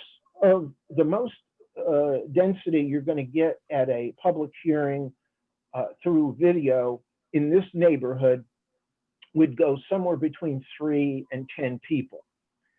Because people in this area are not internet connected, they are not computer literate, they don't have the hardware, and even some of us are not all that competent with the software.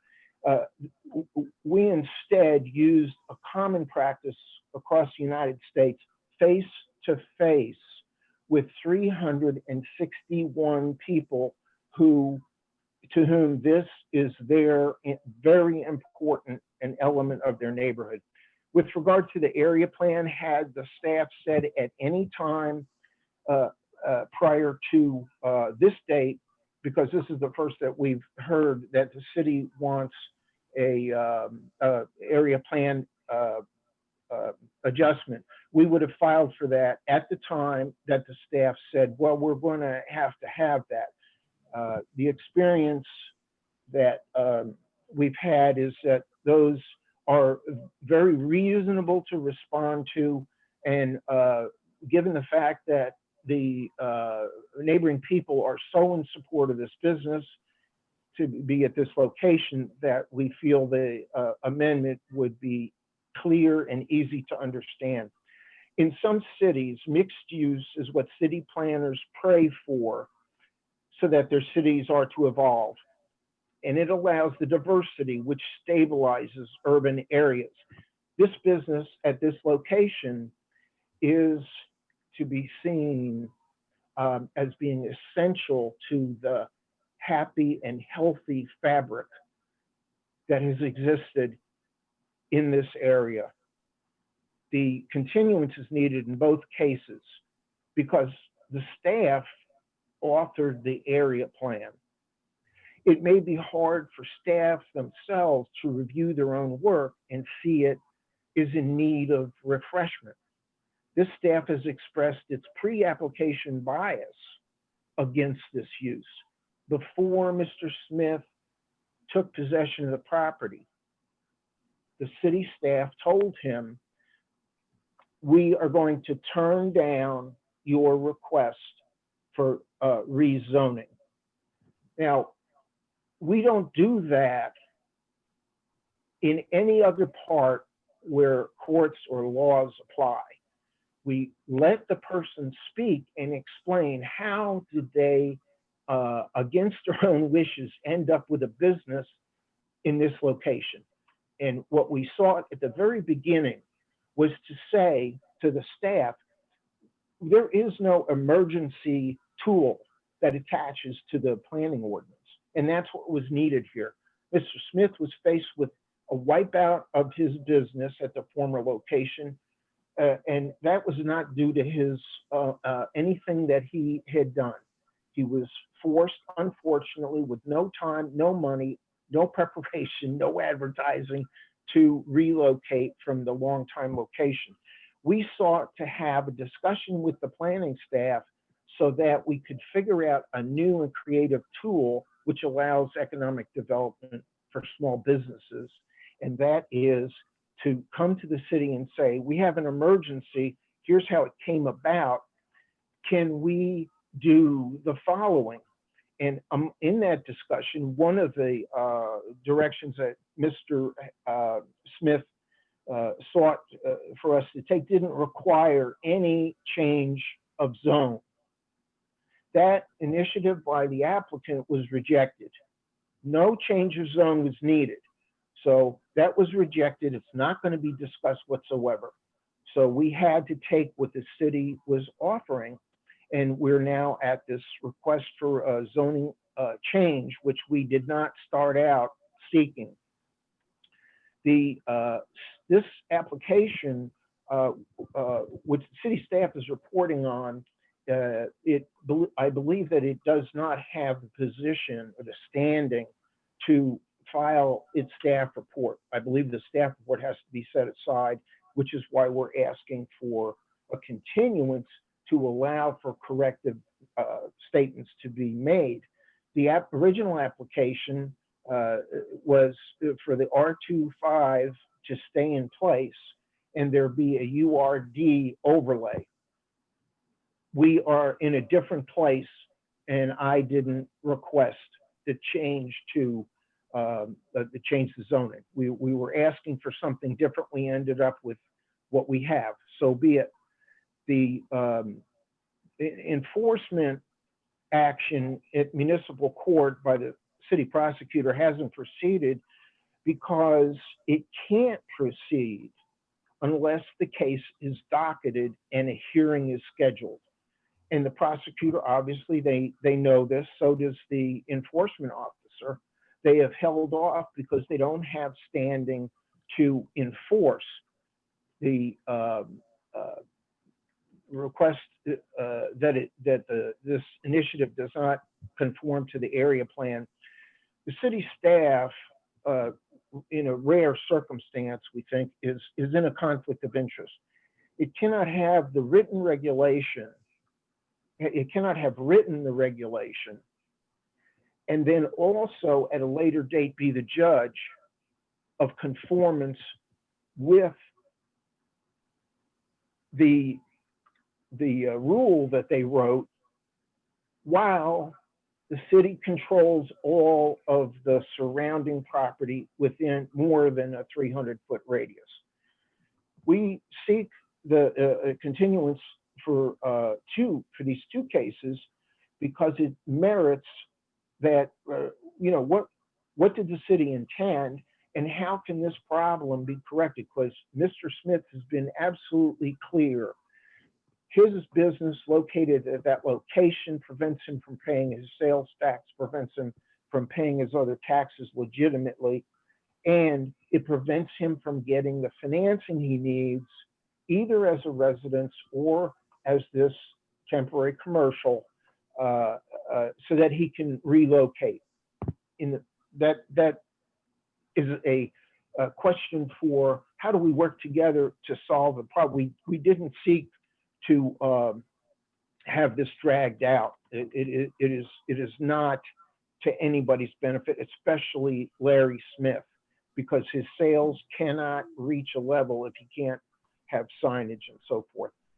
Mr. Goldblatt, I believe that's why we're here. I mean, it's special use permit for boulevards. Yeah, Mr. Goldblatt. Sir. Hello? Yes. This is Chair try Crowell. I'm going to try to hear what your question is. Yes,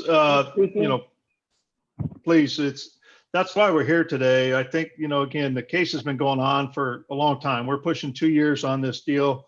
It's a non-conforming use. If you want to make it a conforming use, you have to rezone and also get a special use permit because of where it's located on the parkway. Yeah. Part of that rezoning requires an area plan amendment, just like any other case we have, because the area plan recommended a different type of use. And I think that's been part of the concern. The city staff wants to work with you and wants to make this right, but you also have to be able to work back. And somewhere there's just been some communication lost in the translation. Absolutely. So because it's been going on for a couple of years, we've had to document this thing, and we're at a point we need to move on. Well, we need to find a way. Commission, we need your help, and the continuance is what allows us to be able to say the city attorney took whatever months, 5 months, and it only occurred that she answered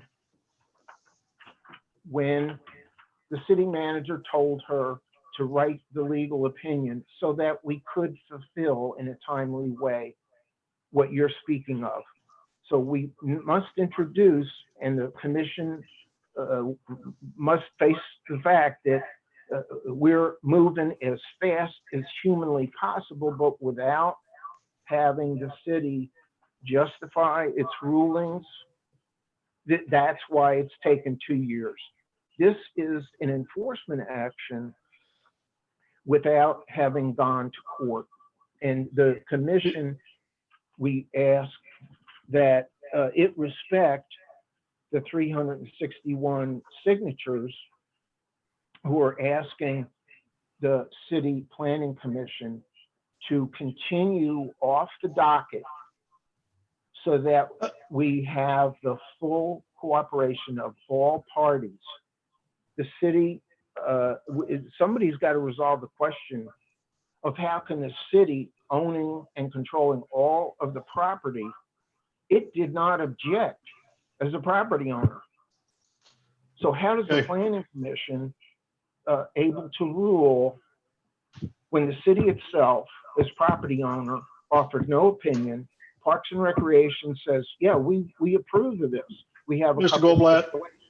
Goldblatt, I want to try something else here, and I want to recommend to the rest of the commission that we go into a closed session for a few minutes and have the ability to talk with Joe and City Attorney Baxter. I don't have that language, unfortunately, in front of me, so I could do that. We have no Mr. Goldblatt, attorney. please hold on. Mr. Goldblatt, please hold on. I'm talking, okay? Joe, do you have that language handy that we can go to a closed session real quick? I believe, Sarah, he just needs to cite that whoever makes the motion, someone needs to make a motion and second it.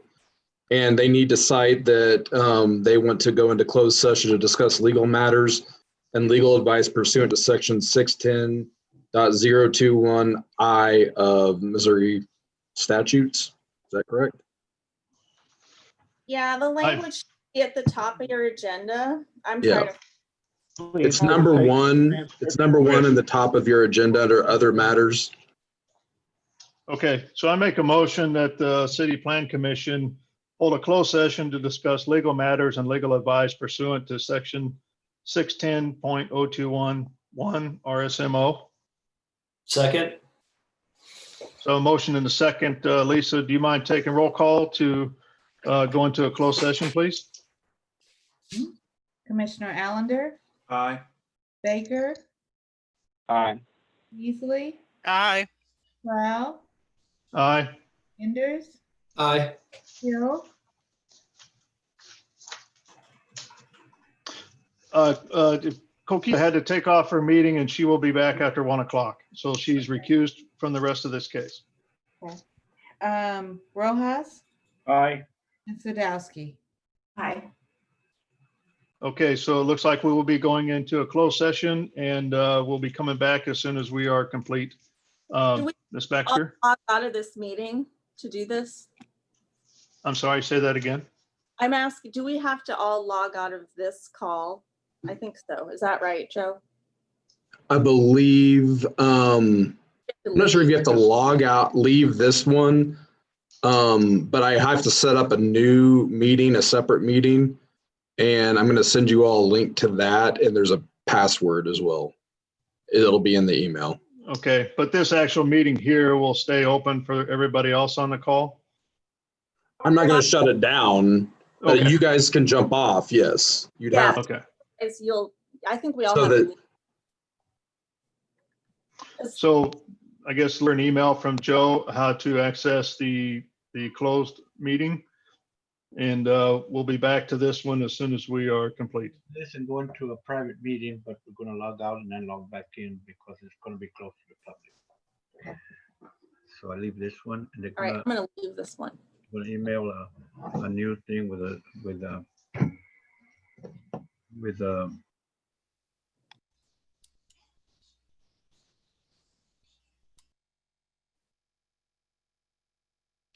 Nicole, are you on the line?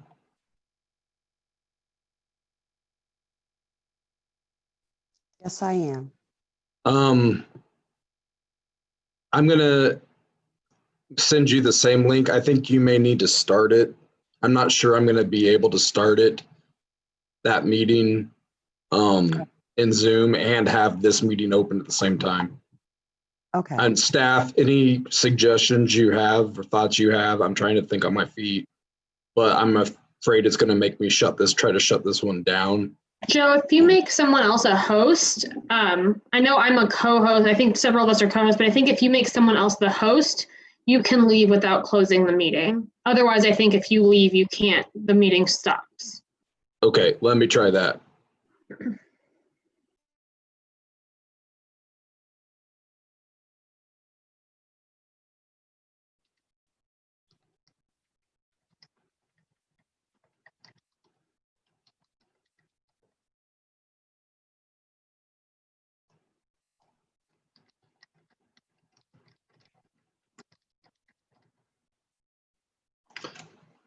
Nicole, Yes.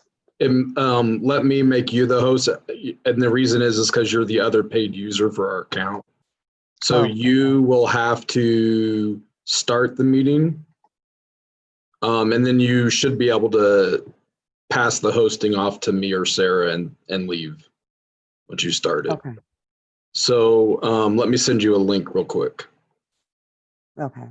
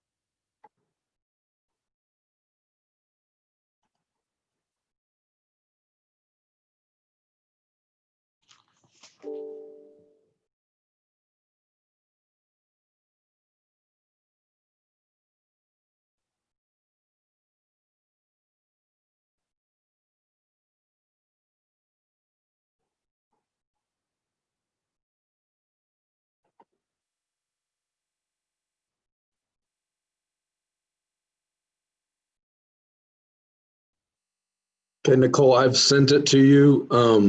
Let me know if you can open it from the link I sent to you in your email.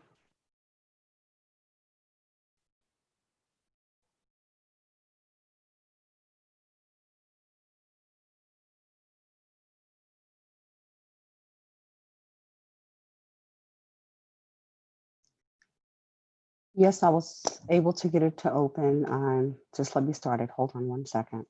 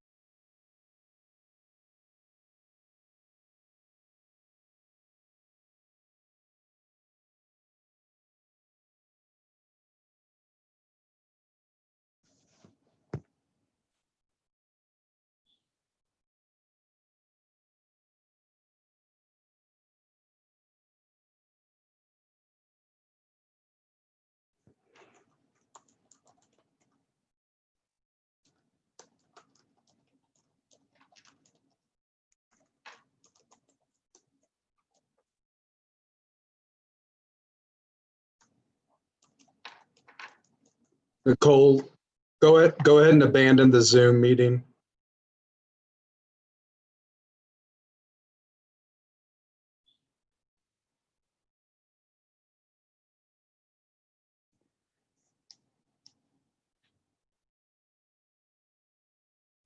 Okay.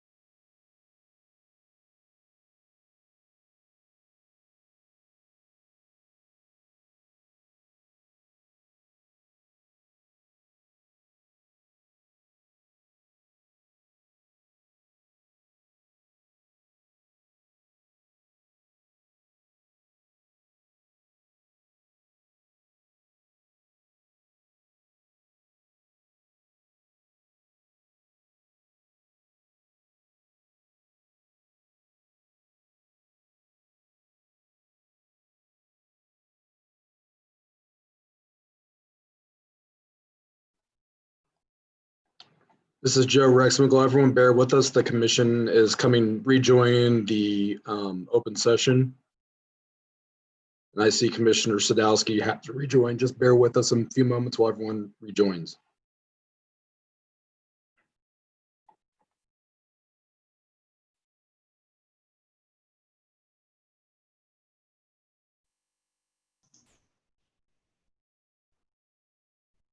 Okay, it looks like everybody's coming back into the meeting out of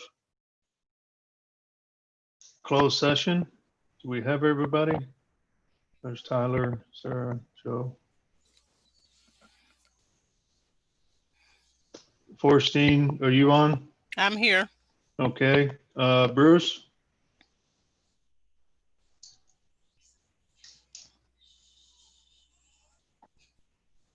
There you are. Okay, I think we have everybody back on the main City Planning Commission call. So I'm making a motion here that we go back into regular session for the meeting. Second. So I need a second. Okay, so I have a motion and a second. Lisa, can you take roll call, please, on the motion to go back into the meeting, please? Yes. Commissioner Allender, Aye. Baker, Aye. Beasley, Aye. Prowl, Aye. Enders, Aye. Rojas, He said aye. He's just muted. okay, Sadowski. Aye. Okay, so the meeting, we're back in session. Thank you, everybody, for your patience as we went into a closed session. And Mr. Goldblatt, are you still on the call? And right now, we're still in, as part of the testimony here, we're actually working with the applicant on their testimony. And it appears that we have a couple of questions for you, if you don't mind, by some of the commissioners. Chair, we appreciate the return to the meeting. In the interest of a shortened time period for everybody involved, I would like to complete the testimony of the applicant because most of the questions that we were asked are answered in our testimony. So rather than hearing your questions and answering that, and then we've got to come back to our material, may we have permission to continue our testimony to completion, which may answer the questions? I'm not sure if it will or not, because you've already provided a lot of testimony, and there's some questions I think that are above and beyond the testimony that you've already provided. So what I'll do to compromise here is give you 2 to 3 minutes to try to wrap up in the interest of time. We will file in writing digitally the remainder of the testimony. Thank you very much. We yield our 2 minutes at this time. It's not sufficient amount of time to okay, cover all of the issues that affect. So what are your questions, please? Commissioner Enders? Sure. Mr. Goldblatt, to start, I don't think I'm completely comfortable with or understanding why we are continuing this off docket in the effort to achieve what your goal is. Can you briefly explain why you want it continued off docket, and then also speak to whether you would be interested in continuing it to a specific date?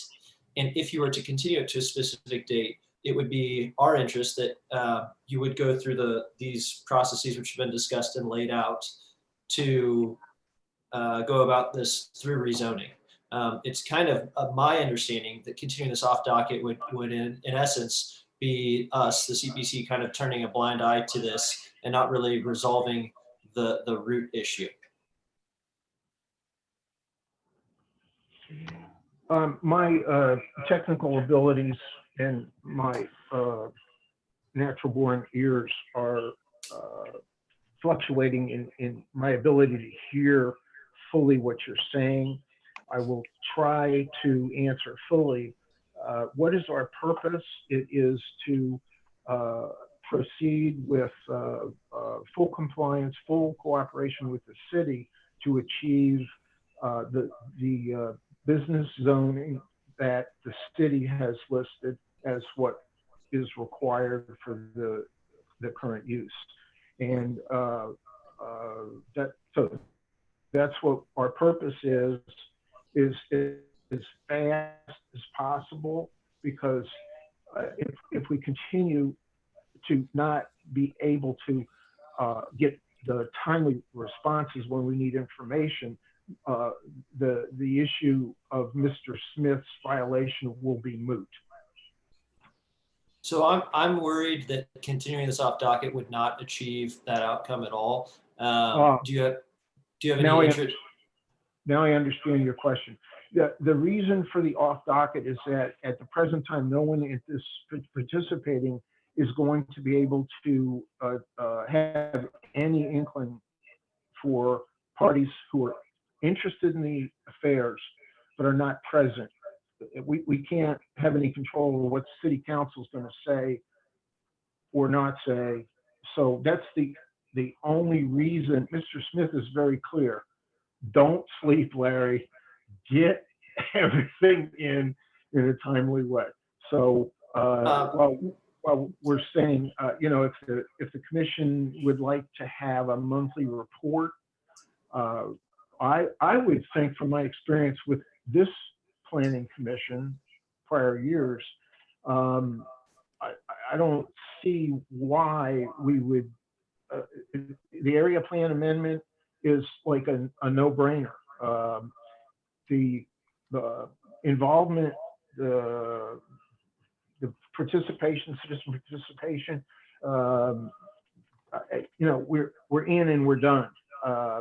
We'll modify, we'll redo the participation if that's what the city staff feels, so it's according to law. We'll redo it, but we've already introduced that. We spoke with people. So yeah, Mr. Goldblatt, I think I personally feel as though I would be, you know, if you were to continue this to a specific date and showed a bunch of progress, because I feel as though we're looking at one particular roadblock and saying that that's why no progress has been made on many of the other fronts that we need to see progress. And so if there's interest in continuing off docket to a specific date, that's something that I'm willing to entertain. However, I personally have no interest in continuing this off docket. I believe strongly that the processes that have been described today by city staff are achievable for this particular situation. And I would want to only see you as the applicant try to meet those criteria for us to ascertain whether we want to support this or not. We are, Mr. Smith is taking a moment. This is, does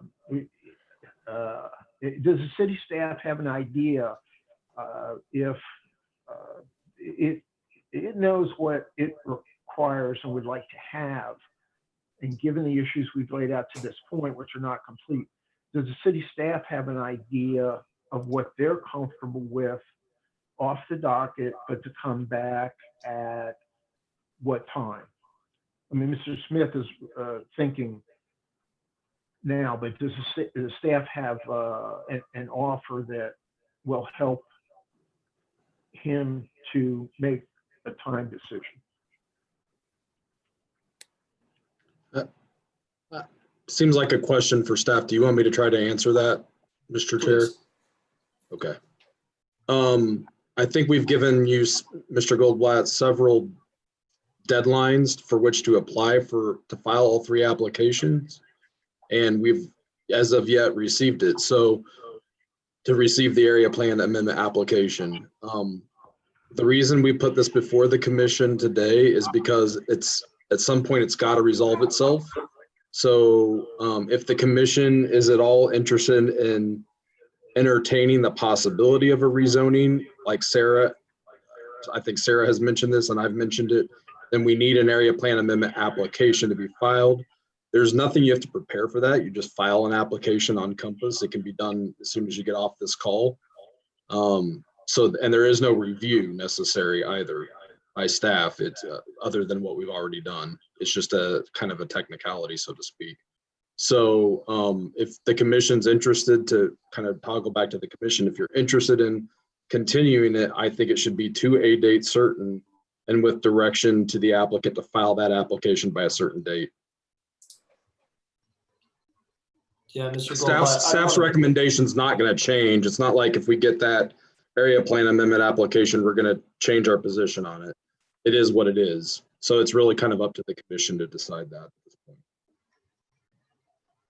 I just wanted to comment that I think I'm open to the idea of continuing it, but I would like to get a little bit more background information, and the couple things that are bothering me based on the previous testimony is really understanding what the public engagement has been thus far, and really understanding what has been documented on that. So Mr. Goldblatt, if you have meeting notes from any of those interactions over the last 2 years, I think that's something we would like submitted between now and whenever that continuance happens.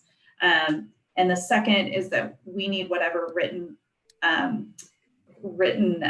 approval you received from the Parks and Recs Department concerning this project needs to be submitted as well.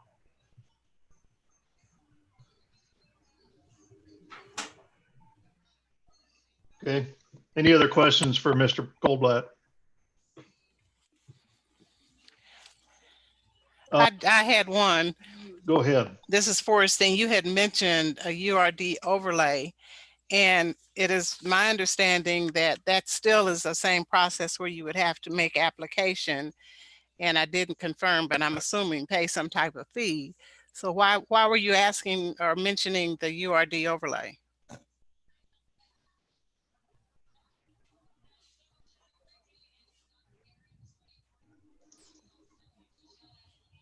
Mr. Goldblatt, you're on mute.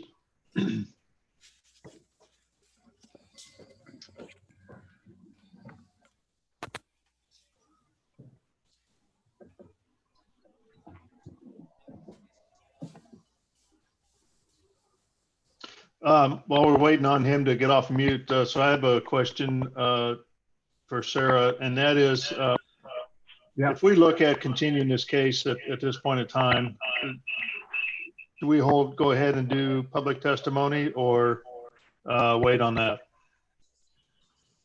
You can go ahead and take public testimony even Okay. if you continued. It's really your call. Okay. Either way is I fine. think, yeah. Mr. Goldblatt, are you there to answer? There was a following question from a nice young lady whose name I didn't see. I'm going to try to answer I think the question that's on before us is, how much time do we need to be able to fulfill the area plan? And I think the staff and the participation. The question before you was, you mentioned rezoning to UR, and what's the why that? It was thought that it gives Mr. Smith more flexibility. If we're moving at this meeting to a continuance with specific dates, we're just going to live with the 3-2. We're not going to ask for the URD. I have no idea. We didn't discuss it. We're still at the beginning. So we're going to abandon the URD if we're close to being able to say, okay, so the area plan takes 45 days normally. Somebody at the staff takes a look at what we submitted on the participation, and that they read, everybody reads, for example, the letter from Universal Management, the agent from Pemberton Park. That letter is extremely important. So if the staff says, well, yeah, you do have possession of it, it shouldn't take them long to look at it and say, Larry, we understand why your folks couldn't get on the video. So we still need for you to do a video meeting. We'll get that done. I mean, it's only going to be 1% of the 361, but so I don't know how long that would take. We believe that we've turned in what the council didn't give the planning commission any alternatives. That's why we think that there are some questions that would informally or formally go to the council, and it's above our heads, and they would decide, oh, that, the modification is innovative, creative, and especially important on the east side. So we accept the innovation, and we're going to go with what we submitted. I don't know how many days that would take. It should take no time because we turned the stuff in. Everybody wants to support it. We don't want to. Okay. So you want a straight answer, and the straight answer is, if we said 90 days, that we are coming back, we're leaving the City Planning Commission, and one proposed ordinance is going to City Planning Commission for the zoning change, then I think we can move pretty quickly. So I don't know if 90 days is needed. Staff is more, has more practice with this. I don't know what to say on the special use plan. I believe that again is we've got clear enough research done that don't fly.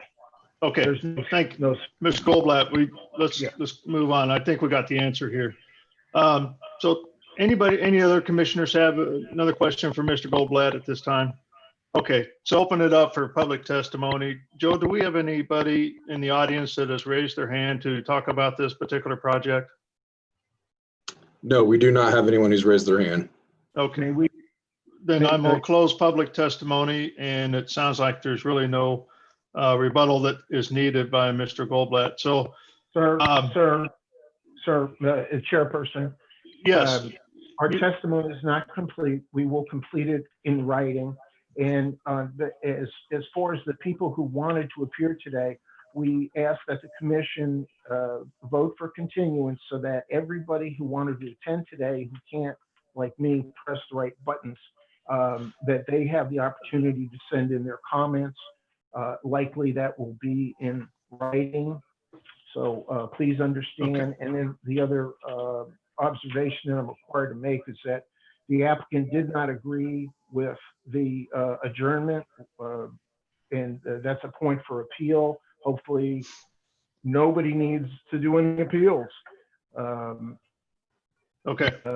Appreciate your all right, so at this time we're just going to the rest of this docket item be amongst the commission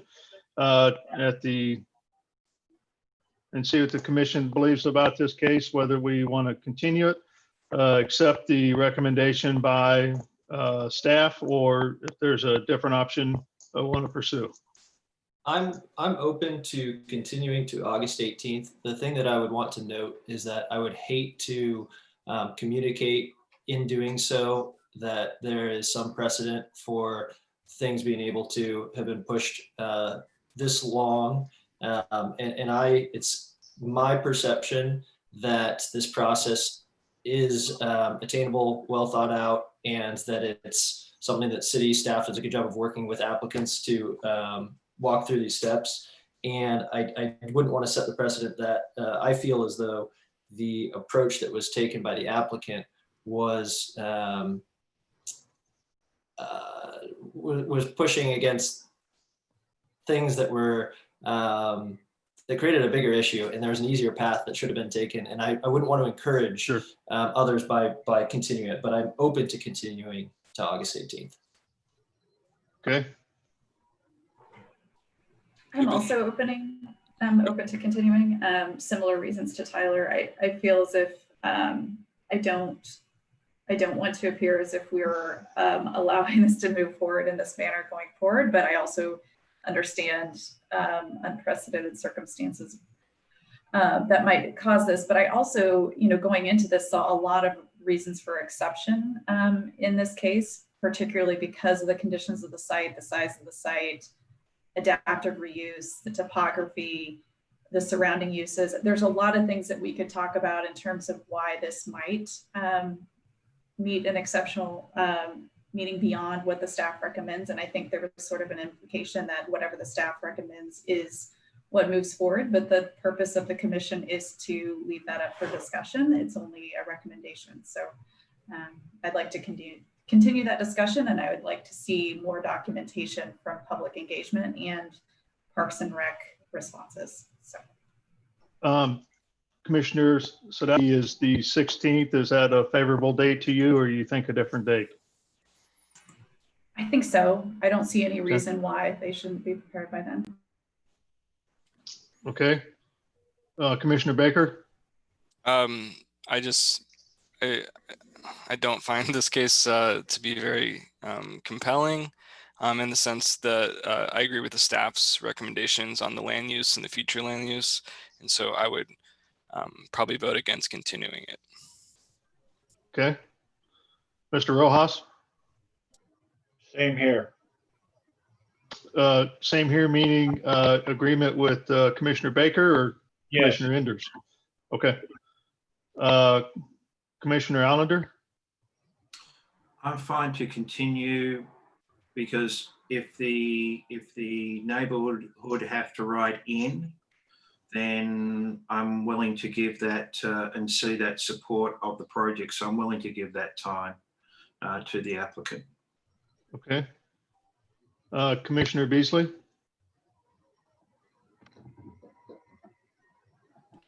I initially was ready to say denial, but I will continue one more time for them to meet the requirements that we've requested be fulfilled. Okay. Mr. Chair, I want to say that too. I was initially going to say denial too. So, but as I said, I'm willing to give that time for the local community to respond. Okay. And I'm sorry, Commissioner Hill, you'll probably have to recuse because you unfortunately had to leave and then we went in that closed session. So, just from my standpoint, I think there's been plenty of time to provide the information and documentation for this case. And so I would be in favor of agreement with the staff on this. But certainly we'll have to see how the motion comes out on this particular thing. So at this point in time, I think we're ready for a motion. And I'm kind of looking at Mr. Enders for that. So I wasn't counting on my fingers, so I didn't know if it was worth making the motion, but I'll go ahead and motion to continue docket item 5.1 to August 18th with a fee. Okay, so I got a motion. Do I have a second? I'll second that. Okay, so I have a motion and a second. Lisa, do you mind taking roll call? Is there any other discussion before roll call? So the motion is to continue the case to the August 16th, which would be the second meeting in August with a fee. And I believe the intention of that is to allow the applicant time to get their area amendment in place, as well as address the comments by the commission. I think the date is August 18th. August 18th, I'm sorry. Okay. So we got a motion to second. Lisa, do you mind taking roll call, please? Commissioner Allender? Aye. Baker? No. Beasley? Aye. Crowell? No. Enders? Aye. Rojas?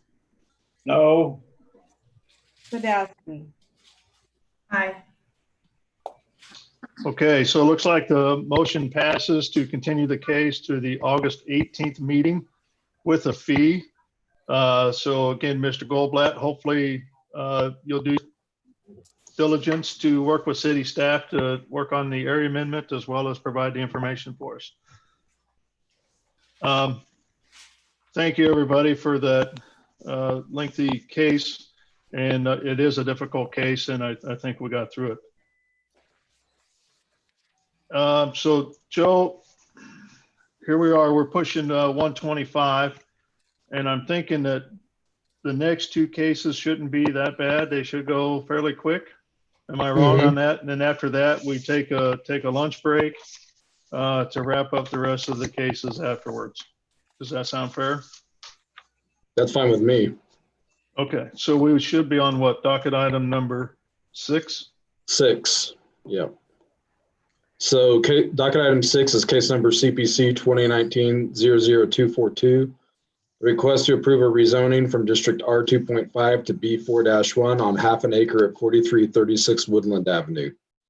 Jamie Hickey is the staff planner. Hello again. Let me go ahead and start sharing my screen and get that going for you all.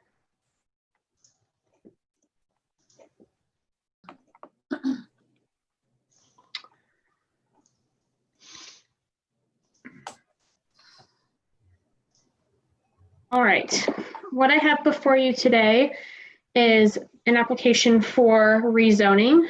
Let me get this on full screen, I apologize.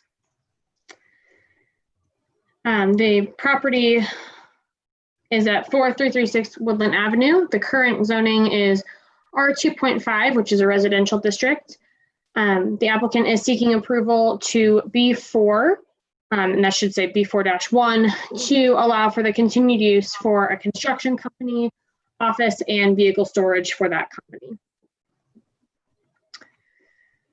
You can see that the property is on the west side of Woodland Avenue, just at the corner with East 44th Street.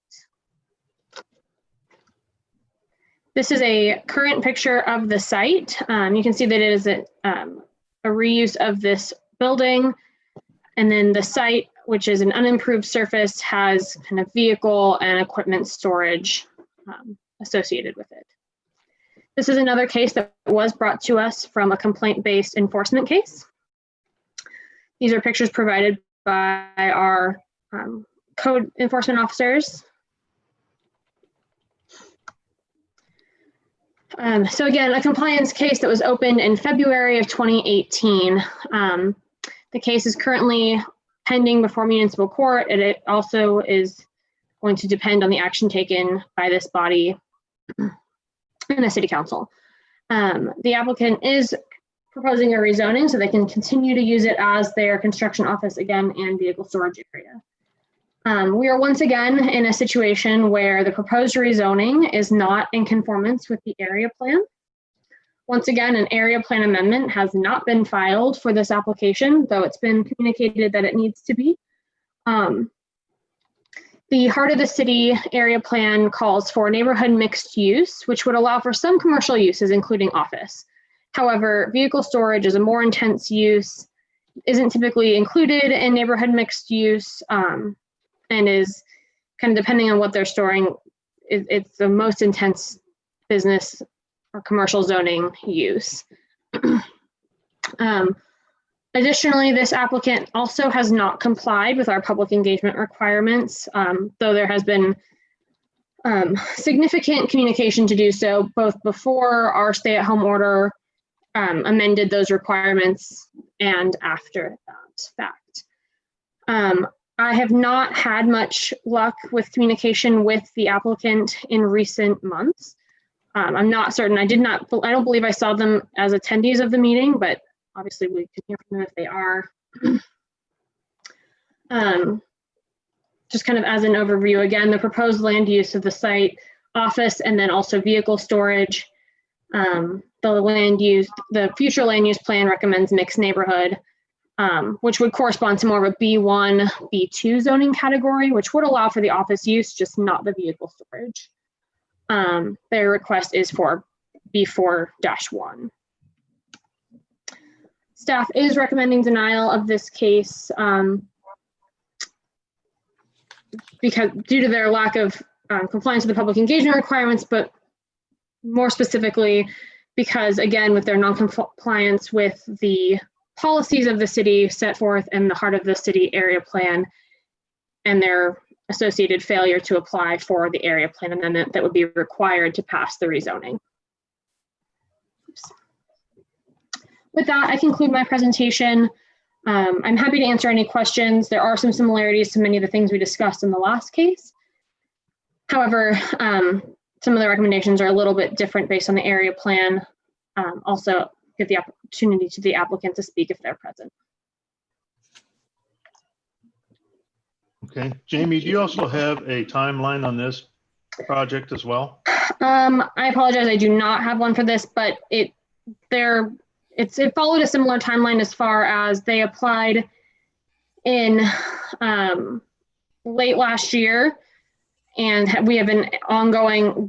I've had some trouble getting this applicant to respond to our correspondence. It's been more intermittent, but they have received all of the modifications to the public engagement requirements over the last 3 or 4 months since we've been under the stay-at-home order. They've received all the same correspondence that all of our cases received.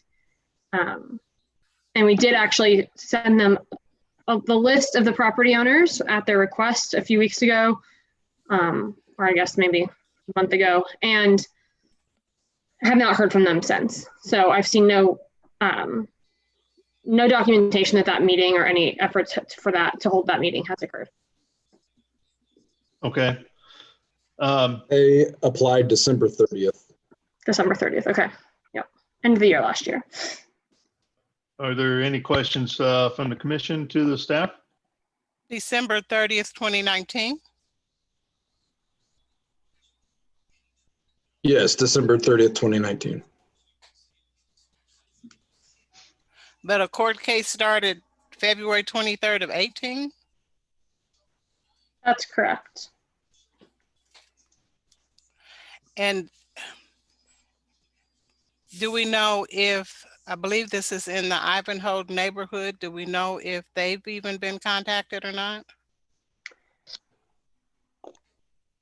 I do not know if they've been contacted by the applicant. I do know that all of our notices for the public hearing, so as Joe explained earlier, there's the notice of hearing that goes out from our department. That has been sent. As far as whether the applicant has made contact with anyone, I do not know. Okay, thank you. Any other questions for staff? Oh, additional question, if the B4 were to be granted, seems like I read somewhere in the report that would affect the whole area. So how, is there a way to limit that zoning to just a couple of blocks, or how does that actually work?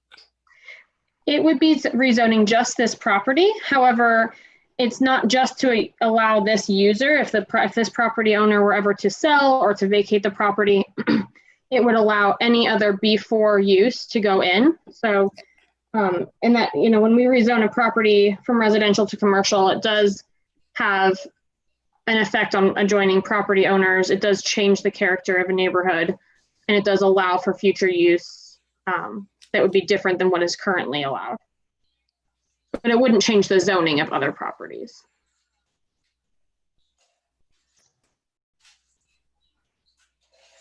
Okay. Any other questions for staff? Okay, let's see if we can welcome the applicant on this case.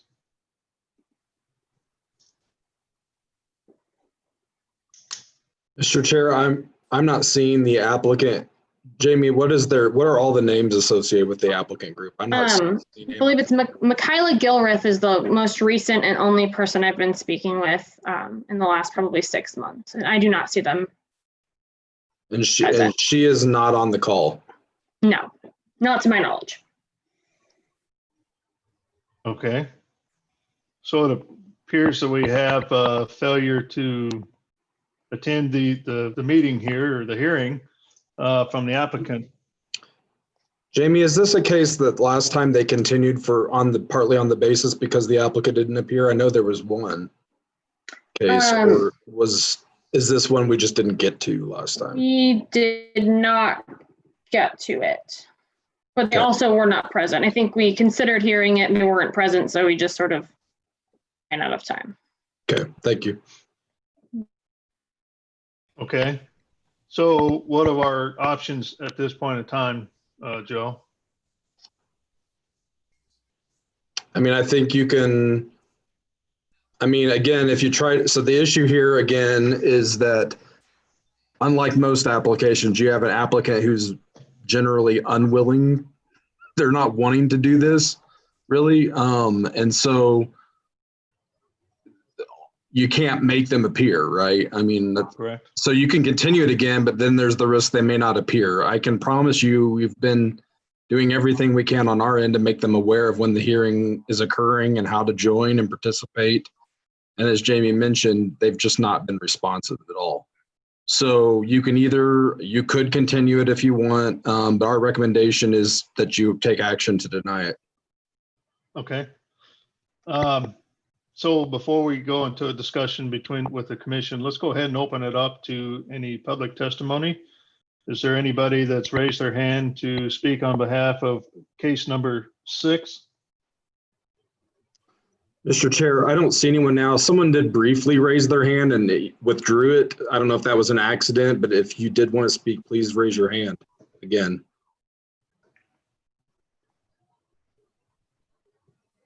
I'm not seeing anyone raising their hand. Okay, so we'll go ahead and close public testimony on this case. And so it leaves us back to a discussion amongst the commission as to what we'd like to do for this particular docket item. Well, we don't know the history of how long this has been there, or I don't. This does feel very different in terms of the neighborhood that it's around in the surrounding area and what you find in 300 feet. So I'm in favor of denial. Okay. Anybody else have any comments? I have a process question. So Okay. this forcing, so if we deny it, they have the ability to reapply?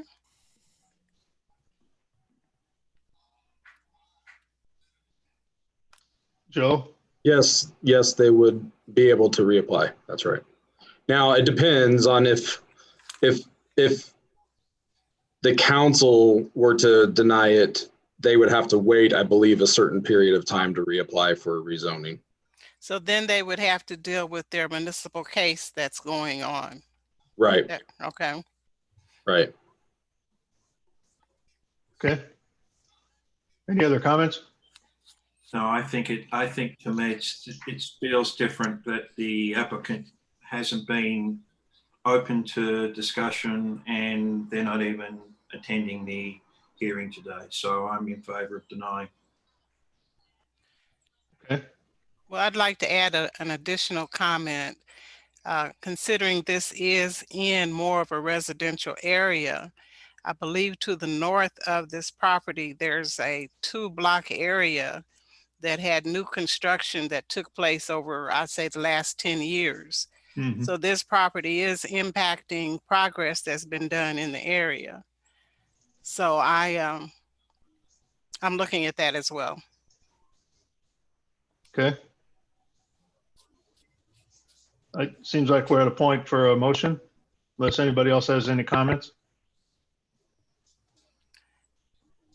Mr. Chair, I make a motion that case number 6, 00242 4336 Woodland be denied. Okay, and the denied being on moving forward with the case, not denying the staff's recommendation. Moving forward with the case. Yeah, so it, okay. I got a motion. Second. I've got a motion and a second. Any further discussion? So what are we voting on? We're not voting on staff's recommendation of denial? We are voting. Go ahead, sir. I was going to say, I understood the motion to be a denial of the rezoning application, which is also what staff recommended. That's how I understood it. Yeah. Correct me if I'm wrong. Commissioner. I think that, yeah. I think that's what you're saying, Commissioner Beasley. Yes, because they're not responding to what it is we're requesting Okay. them to do for that process. Okay. Any other discussion? Lisa, please take roll call. Commissioner Allender, Aye. Baker, Aye. Beasley, Aye. Prowl, Aye. Enders, Aye. Hill, Aye. Rojas, Aye. and Sadowski. Aye. Okay, so docket item number 6 has been denied and is following the recommendation of city staff. So let's go ahead and hear case number 7. Then we'll take probably a 20-minute break for lunch and then go from there. All right, docket 7 is case number CPC 2020-00077, amending chapter 88 zoning and development code, specifically section 88-445-11-B, to provide that council approved sign plans may be approved for any property zone B3, B4, D, UR, M, MPD, SC, or KCIA, except that the minimum acreage requirement shall not apply to any property located along an interstate highway and within 1/2 mile of a sports complex stadium. Jamie Hickey is the staff planner. All right, once more, this case is a little bit different. So what we have before you is a zoning code text amendment. I believe this may be the first one that you all have seen. So let me know if you have questions on anything specifically about our process here, and I'll go over it briefly. Try to keep this quick so we can, everyone can get to their lunch. I'm sure everyone's hungry. All right, so this is a text amendment that was initiated by our city council, and it would be to add some additional language to when a council when city council can approve a signage plan. At present, council can approve a signage plan separate from our typical sign permit process or a variance request for a sign. And at present, that may occur only if the property has a minimum of 10 contiguous acres of area or is located within the downtown loop. So that is our current language today. This change proposes that we add the language that it would not apply, that the exception would apply to property located along an interstate highway and within 1 mile of a sports complex stadium. Related to this request, to this language, we are adding a definition of sports complex stadium as a group of professional sports facilities. That would indicate typically at present, the Truman Sports Complex where Kauffman and Arrowhead Stadium are located, but does not preclude any future clusters of professional sports facilities in the future. Essentially, this is to allow properties that have some kind of unique requirements or needs to go through this process and gives them a little bit more flexibility for size, number of signs, things of that nature for their properties. Oops. So this is our process. Zoning code text amendments can take a couple of different avenues. They can be initiated by staff and run through this process. In this instance, the ordinance was initiated and introduced by City Council. Because of the process that's required, it then goes to City Planning Development staff.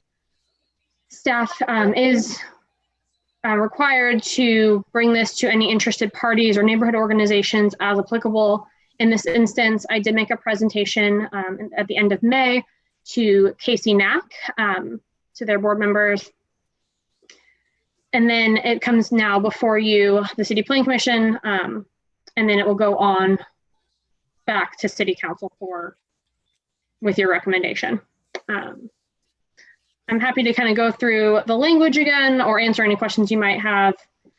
about the process or anything else. So I just had one clarifying question. When it says by interstates, that doesn't mean that it would be in the states right away and we would need them to chime in some kind of way? No, it just means that their property is located along an interstate. Okay. Not that the sign itself. Okay, thank you. Sure. Okay, any other questions by the commission for staff? Okay, at this time, we can open it up for any public testimony on this docket item number 7. Joe, does Mr. anybody? Chair, while this was initiated by the city council, I do believe Ms. Patricia Jensen has worked with the council members to have it introduced, and I know she's on the line. I don't know if she would like to speak to it during the public hearing. Okay, No one else has raised their hand. okay. And Ms. Jensen has hers up pretty high? Surprisingly, no, but I know she's on the line. There she is. Oh, okay. If we could see her arm, I'm sure we'd see it raised pretty. Commissioner Crowell, I did not have my hand up. I think the process has worked through itself. We've been working with Councilwoman Robinson on this. And we would request that you recommend approval of this zoning text amendment change. What this will allow us to do is actually make an application. So, I mean, I don't want to get into the details of that until we have authority to apply. But we will be back before you again. Okay, thank you. Joe, is there anybody else with their hand up on this particular case? No, Mr. Chair. Okay, at this time, we'll go ahead and close public testimony. Any questions from the commission regarding this case? If not, I'll take a recommendation. What do you want to do? Chair Crowell, I move that docket item number 7 be recommended for approval without conditions. Okay, I've got a motion. Do I have a second? Second. So I have a motion and a second. Any further discussion? So if not, Lisa, do you mind taking roll call, please? Commissioner Allender, Aye. Baker,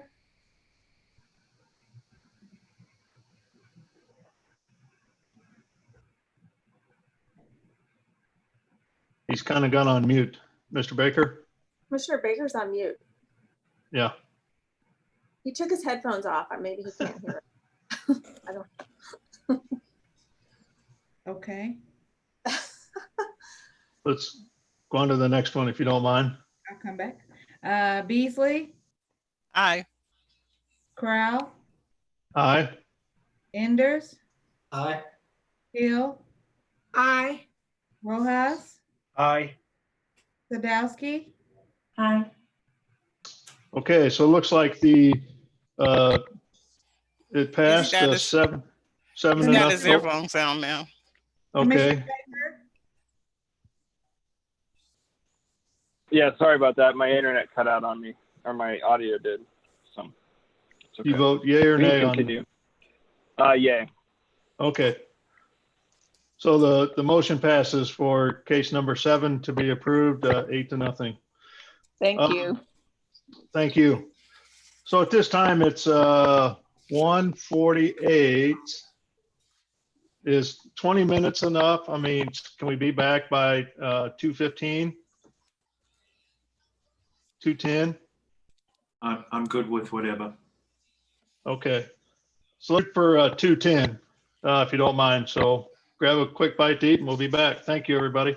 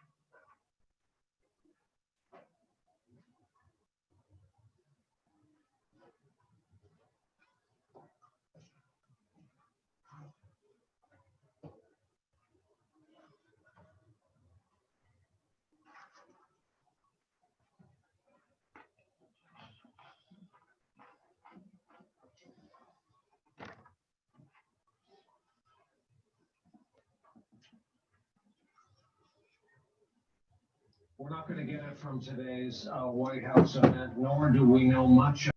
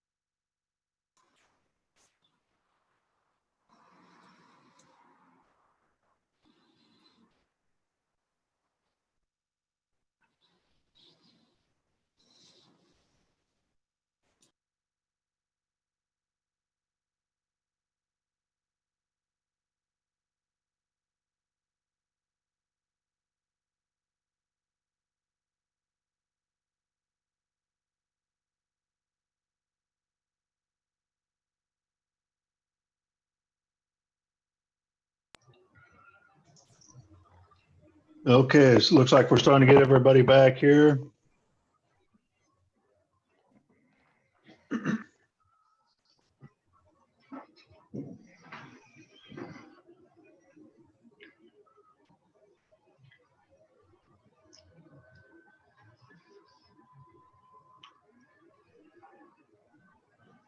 Commissioner Beasley, you back? Yes, I'm here. Okay. Commissioner Sadowski?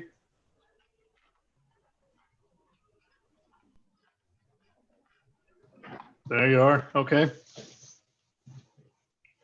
Okay, Joe, looks like we have everybody back for the meeting, so let's get after it here. Case number 9.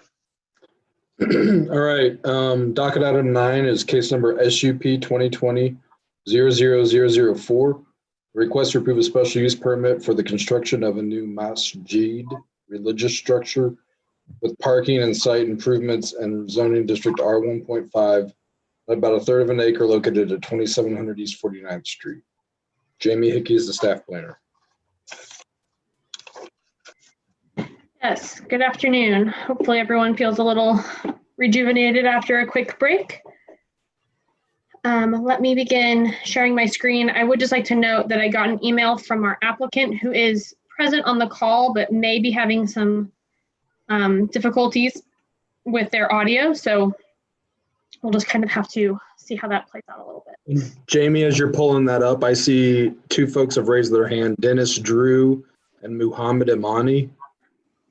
I'm assuming they may be the applicants. Do you know for sure? I believe Mr. Imani is related to the religious institution. I'm not sure about Dennis Drew, but I presume he's related to the case in some way. Thank you. The listed applicant is Khalid Bande.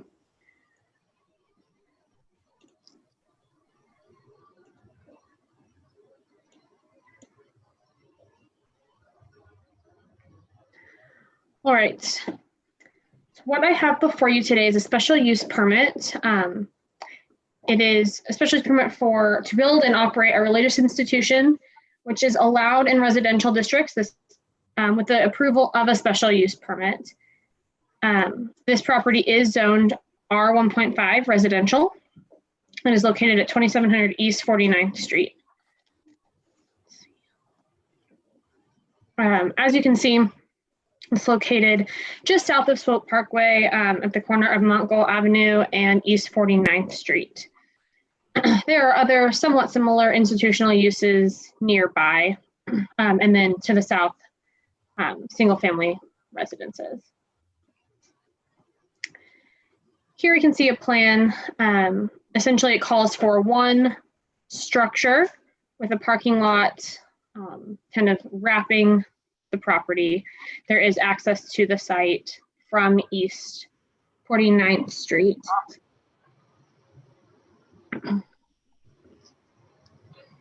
Here are some elevations as proposed by the applicant. As you can see, this is for an Islamic temple religious use. And again, the reason this is before you is because of the residential zoning designation, which requires the special use permit. The site plan here. The public engagement requirements were met for this project. They hosted a meeting on February 29th, and it was arranged by the Town Fork Neighborhood Association. I have not heard from anyone from that group in either opposition or support. I do know that the applicant and their representatives are hoping to make comment and presentation, I believe. So in the interest of time, I will take any questions and allow them to make that. Oh, I apologize. I had a little bit more to explain to you. I'm sorry. I'm getting ahead of myself. So again, this is a 7,700 square foot temple, 56 parking spaces. They do plan for a future children's play area. The maximum occupancy of the building will be 500, just about 560. And due to the prayer hours at the temple, their hours of operation are planned from 5 a.m. to 10 p.m. Again, our special use permit process, it's reviewed by city staff with a comment period. It goes before you all at City Planning Commission, and then on to Board of Zoning Adjustment for final approval. Sometimes we suggest time limits for special use permits. In this case, we do not recommend a time limit as it would be ongoing religious use and is a more sizable investment in the neighborhood and not just the use inside an existing building. So staff is recommending approval with conditions. There are several conditions on this property. And then the addition of one more condition, the required parking spaces by code would call, based on the occupancy, would be 80. The plan is only showing 56. So they are required to either provide those additional plans or parking spaces on the plans, submit additional application for a parking variance, or submit plans for alternative compliance through our department for administrative approval. So one of those three things should occur in order to bring them into compliance with the parking minimum. And now I will take questions or hand it over to the applicant. Very good. Are there any questions for staff on this particular case? I have a couple. This for Sting. Okay. Do we have a current picture that shows us the topography on this site? Because I was thinking that it's really a slope, and from the image that they've included, it appears to be flat ground, and I don't think it is. I do not have one included. We could, I could stop I can sharing. pull up Street View. I do know that there are some site improvement conditions from our land development division that are included in the conditions of approval.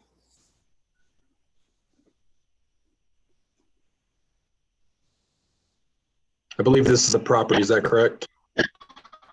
Yes. Does that help, Commissioner Beasley? Yes, it does. I was thinking it was sitting up higher than that. So from the drawing they submitted, that house will stay there and the new structure will be further east on the property? That's correct, based on the drawings that they have shown. And it would, they would be the right ones to ask for the future use of that structure. They did not provide that clarification to staff. I believe it's what they're currently using. But I don't know what the future use of that is.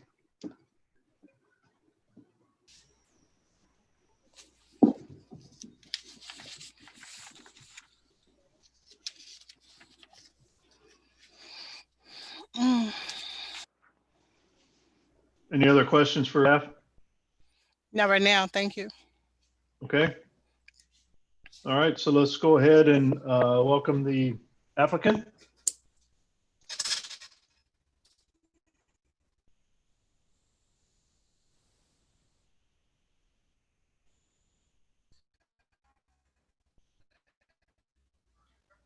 Is the applicant available? I moved Emmanuel, or I'm sorry, can't remember his name, Mr. Imani, over some time ago. He should be able to speak. Yeah, I believe he's on mute right now.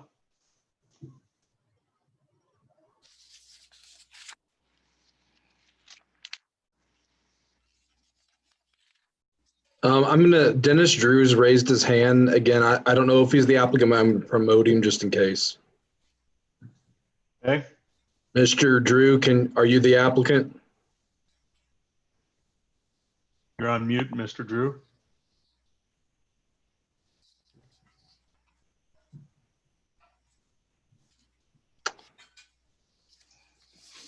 Mr. Imani or Mr. Drew, can either one of you speak or try to? Okay, now third person's raising their hand, Michael Butler. None of these people are listed as the applicant of record, FYI. I don't know for sure if they're with the temple and they're trying to speak. I don't know. So can I ask one more question? Yeah. Last night we got an email with a letter from community builders. Did anybody look at that? Yes. Mhm.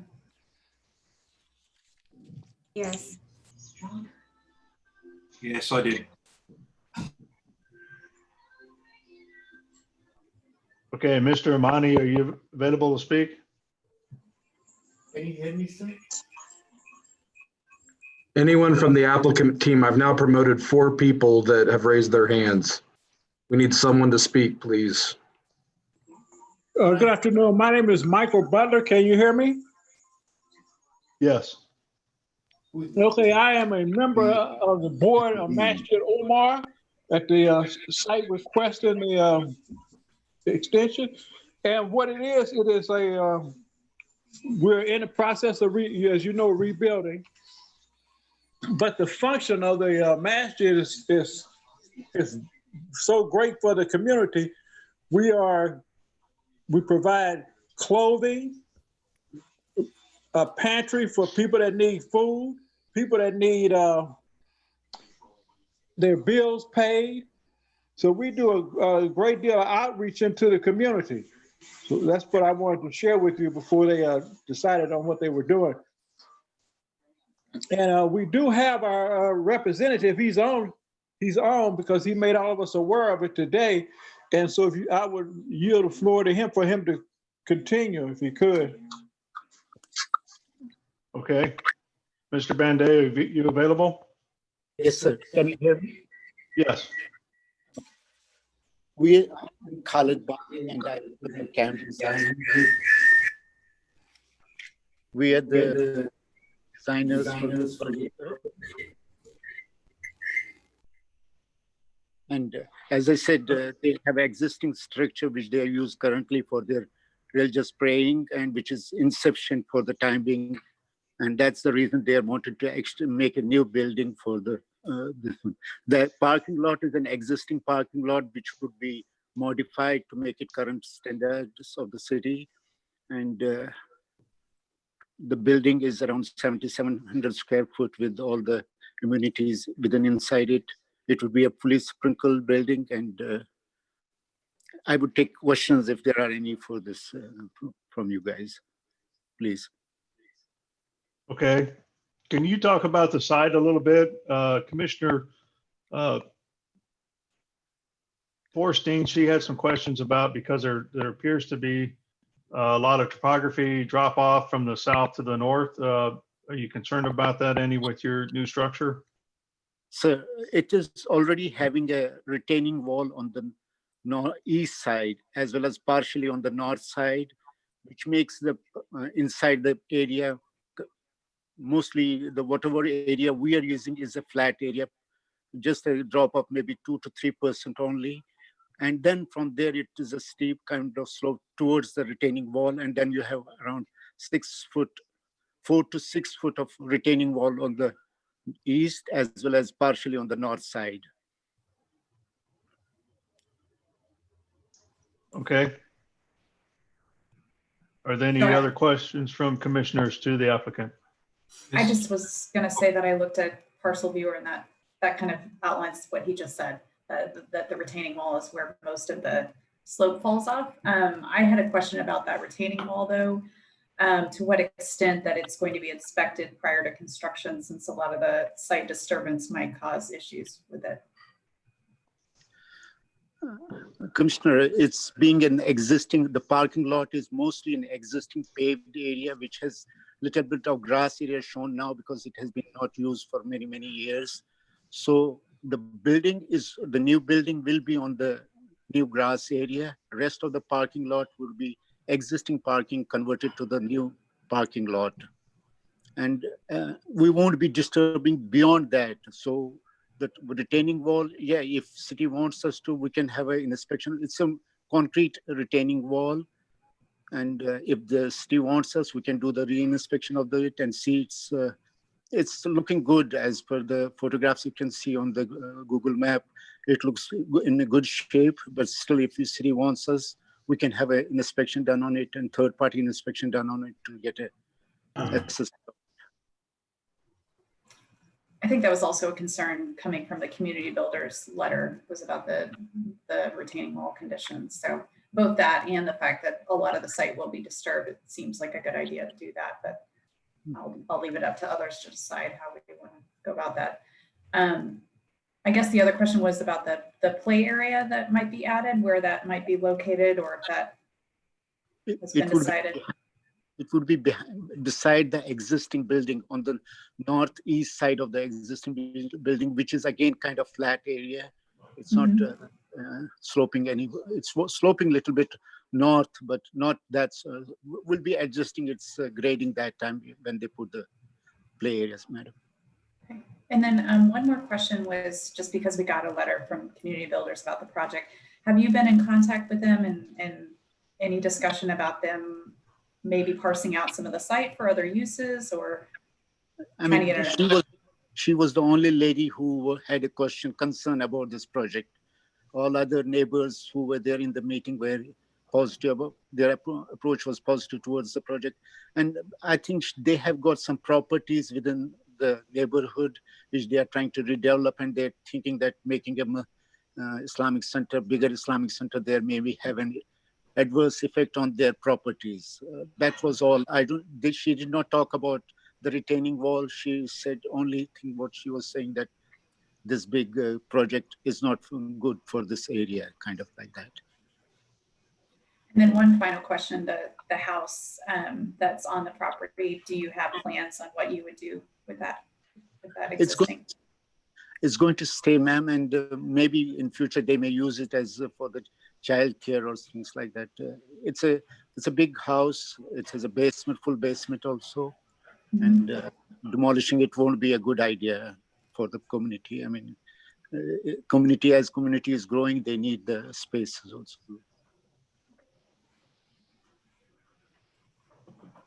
This is Commissioner Hill. I have just a few questions. One, did you all provide a sign-in sheet or any record of the public engagement and who attended? It was the association, they had the sign-in sheet there, and they had also sent a letter which I forwarded to the city planner, which states that at the end they have no objection about. I mean, they talked about that. They said that we made a presentation, and then the neighborhood association has no concern or objection towards for the project. But I was not in the meeting, and well, just hold on, please. Was there a sign-in sheet there? Yes. Yes, ma'am, there was. If you want, I can request the association to provide a copy of it to you. Yeah, my only concern is that when you have a neighborhood community development organization saying, hey, there's not been a lot of engagement, we want to help, we are working on area plans and neighborhood plans that support development, and your proposed project, I'm thinking about the traffic that will go through that street. I'm thinking about the early morning hours and late at night. And so I just encourage you, if you haven't done so, just to make sure that you're continuing to engage the neighborhood, because you have houses directly across the street, down the street. And so not having that present in the packet makes it a little difficult. Commissioner, as I was saying, ma'am, they had been, I mean, another person Michael, who gave a presentation, said that they're very much involved with the neighborhood. They're trying to help. They're trying to reduce even crime also, because we have evening and late, early morning and late evening prayers. And that time also people come, pray, and then see around if everything is okay, and then go to their houses, back to their houses. So they are very much involved in with the neighborhoods. And there was not a single neighbor who had a complaint about this project, about wanting to have any concern about this project, ma'am. Yeah, this question is for the staff. I don't know. In the letter provided by community builders, there said, I'm wondering if there are any code violations or any violations for the existing structure and the upkeep of that. I think that was a concern that was expressed to see if in the future the property, once it will be at scale, which is pretty sizable, 7,700 square feet, that it is maintained.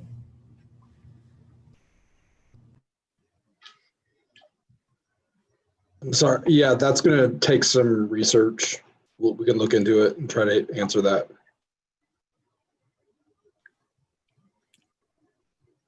I have another question related to vehicular access to the parking lot. One of the things that was brought up by community builders was whether or not access could instead come from McGall Avenue instead of 49th Street to sort of replicate how parking is accessed on buildings to the north of it.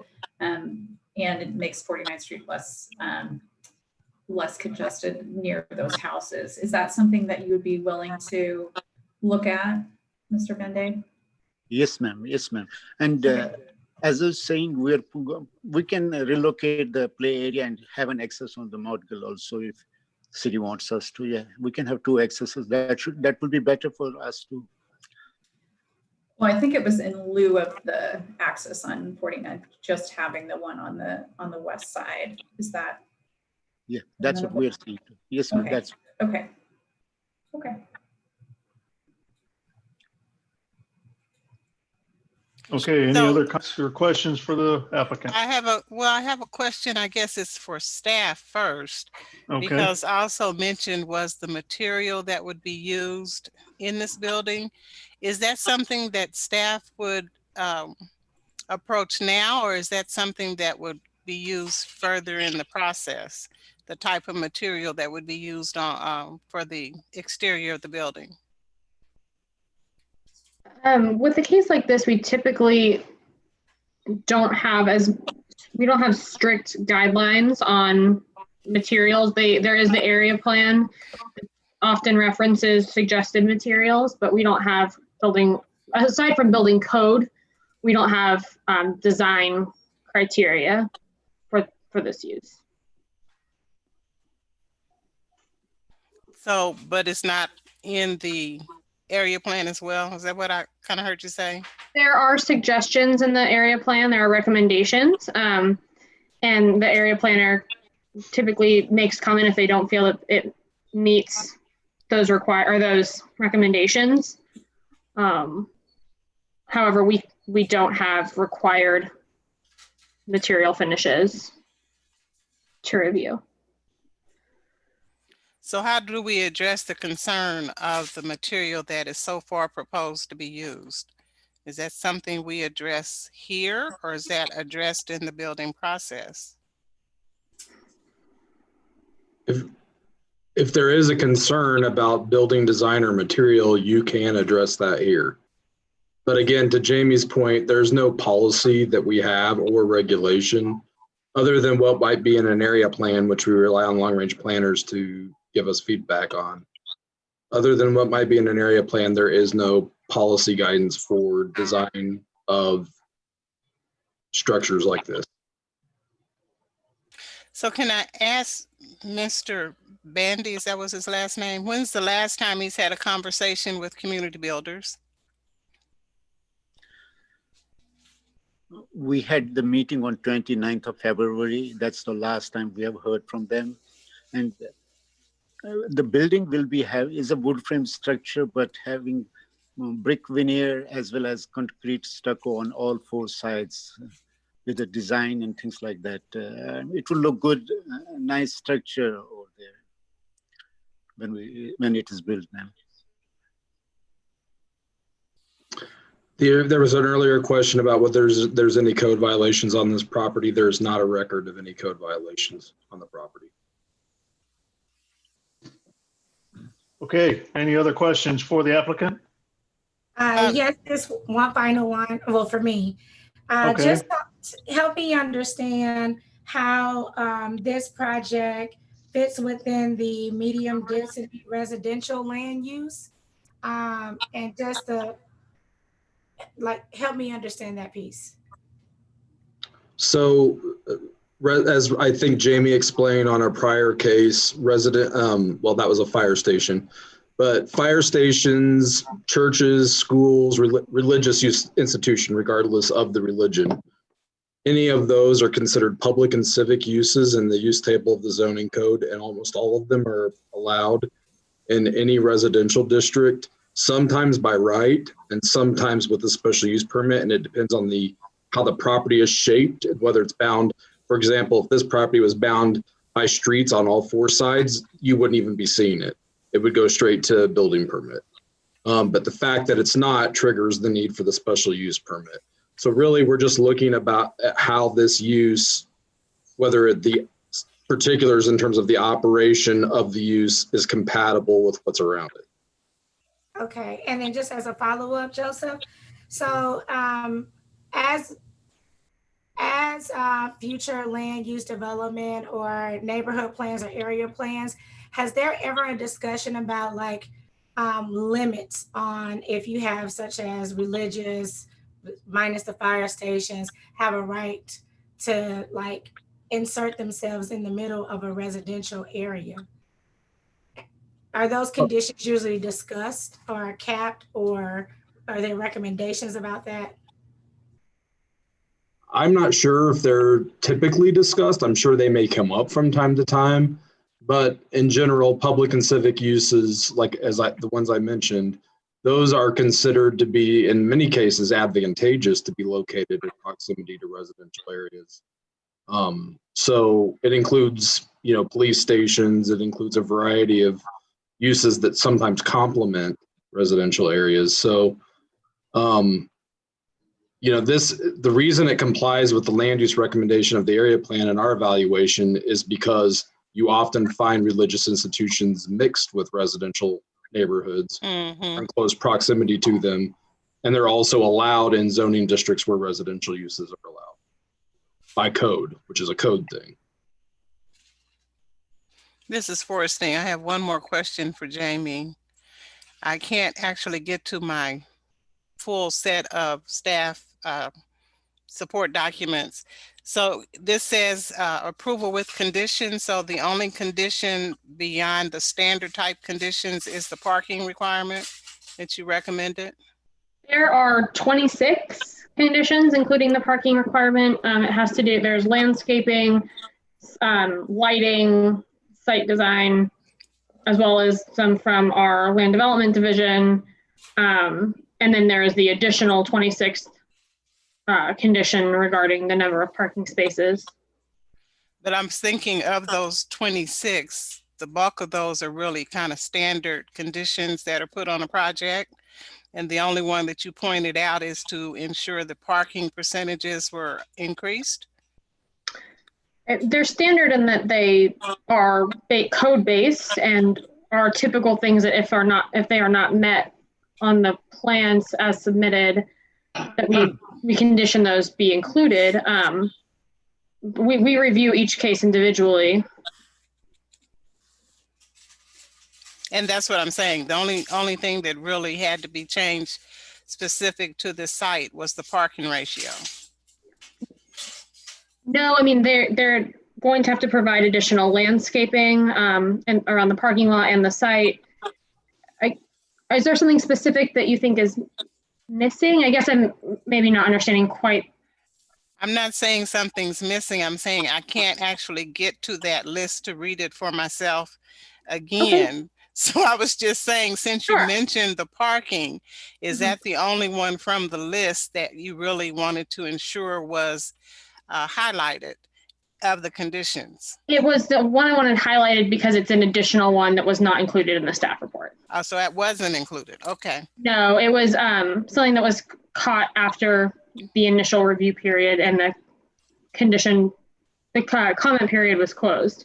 So I added it after the fact. So we have 27 conditions, not 26? 26. The one that I'm adding is the 26. Okay. Thank you. Okay, any other questions for the applicant? So at this time, let's go ahead and open it up for public testimony. Joe, has anybody raised their hand to speak regarding docket item number 9? Yes, Elizabeth Schultz has. Okay. I don't see that she's, oh, there she is. Hello, can you hear me? Yep. This is Elizabeth Schultz at Community Builders, as well as Emmett Pearson Jr. As you've seen, we did submit a letter with our original letter of concern that we sent on February 28th to the city. This letter was also sent to the applicant and was never responded to. We attended the neighborhood meeting where they did give the public engagement presentation. And I did just want to comment about that presentation. It was only 10 minutes long, and they had offered to address concerns, and they did not follow up with community builders or with any residents that did have concerns. Also in that meeting, they asked for an immediate letter of support. And prior to that, the neighborhood president had no information about the project. Or ask Michael to raise his hand. Mr. Banday, we'll give you an opportunity to speak after we get through the public testimony. So as a part of the public engagement process, Community Builders does believe that it is important to truly involve the community. And we wanted just to bring that to your attention right away. When they talk about their neighborhood outreach and engagement, it was only a 10-minute period of time. As I mentioned, we did send a letter asking to engage with them to have more conversations about the development, how they could better engage residents, and also have a positive impact on the neighborhood. As you may or may not be aware, we are the property owner on Chestnut Avenue where the Zion Grove Baptist Church site is. And we have submitted an application for redevelopment, which does follow the future land use map planning for that particular area for about 11 acres of land. So we have a significant investment in the community, and we look forward to transforming it. And we're hoping to be partners with the mosque as we talk about this development.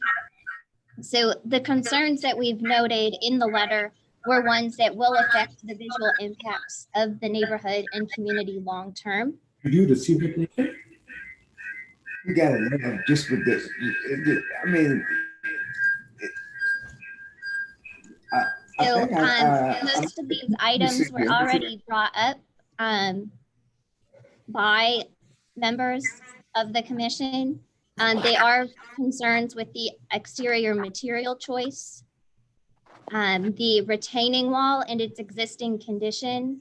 The notes on the drawings are it's existing to remain, but it is graffitied and there are visible cracks and structural concerns on the outside. The applicant mentioned that it was 4 to 6 feet in height. It's actually significantly taller than that. You can see from the aerial imagery of the site that there is significant overgrowth and vegetation along Chestnut Avenue, as well as the north side of the property that's unmaintained and has been for years. The single-story building, which is currently their base of operations, does not have a planned program. So we are very curious as to what will happen at that particular building or if it's going to go vacant. Additionally mentioned earlier was the vehicular entry exit point. I know that they have said that this is into an existing parking lot, but the parking lot is not really a parking lot. It's primarily gravel on the site. So we do believe that looking at having an entry exit that's more appropriate on Montgall Avenue should be pursued. If cars were to leave onto East 49th Street, they do have to hit a stop sign. So it does create a traffic congestion, and it has headlights going right into those single family homes on East 49th Street. And finally, related to the parking area, we would like to have more information about the specified light poles because the building is situated in such a way that we feel that there could be significant light pollution added now to the single family home area.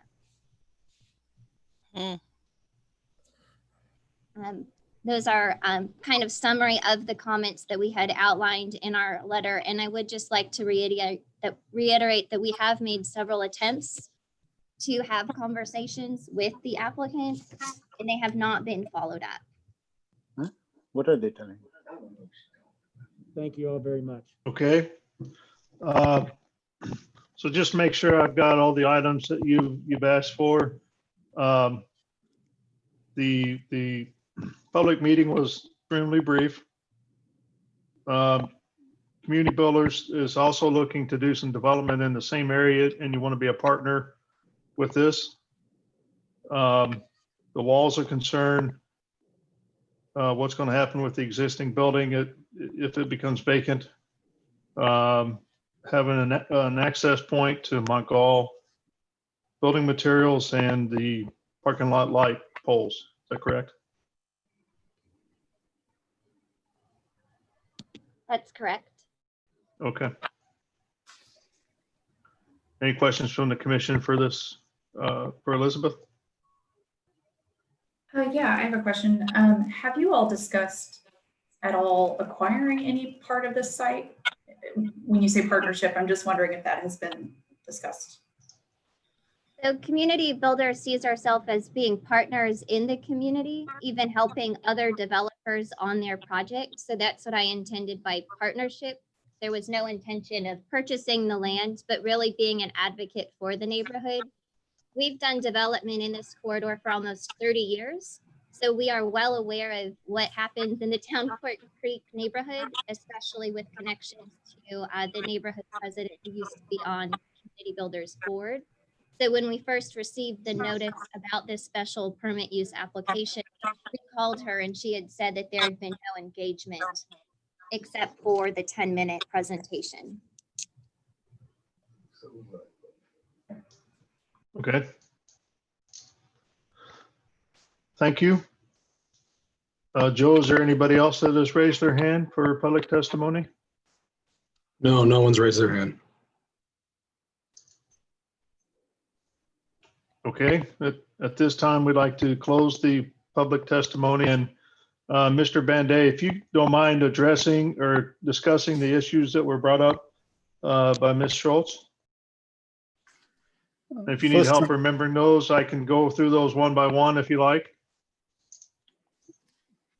First one was retaining wall. As I said earlier also, sir, we're going to do a third-party inspection of that, and if it is needed to be repaired, we'll repair it and fix it. The second was regarding the landscaping.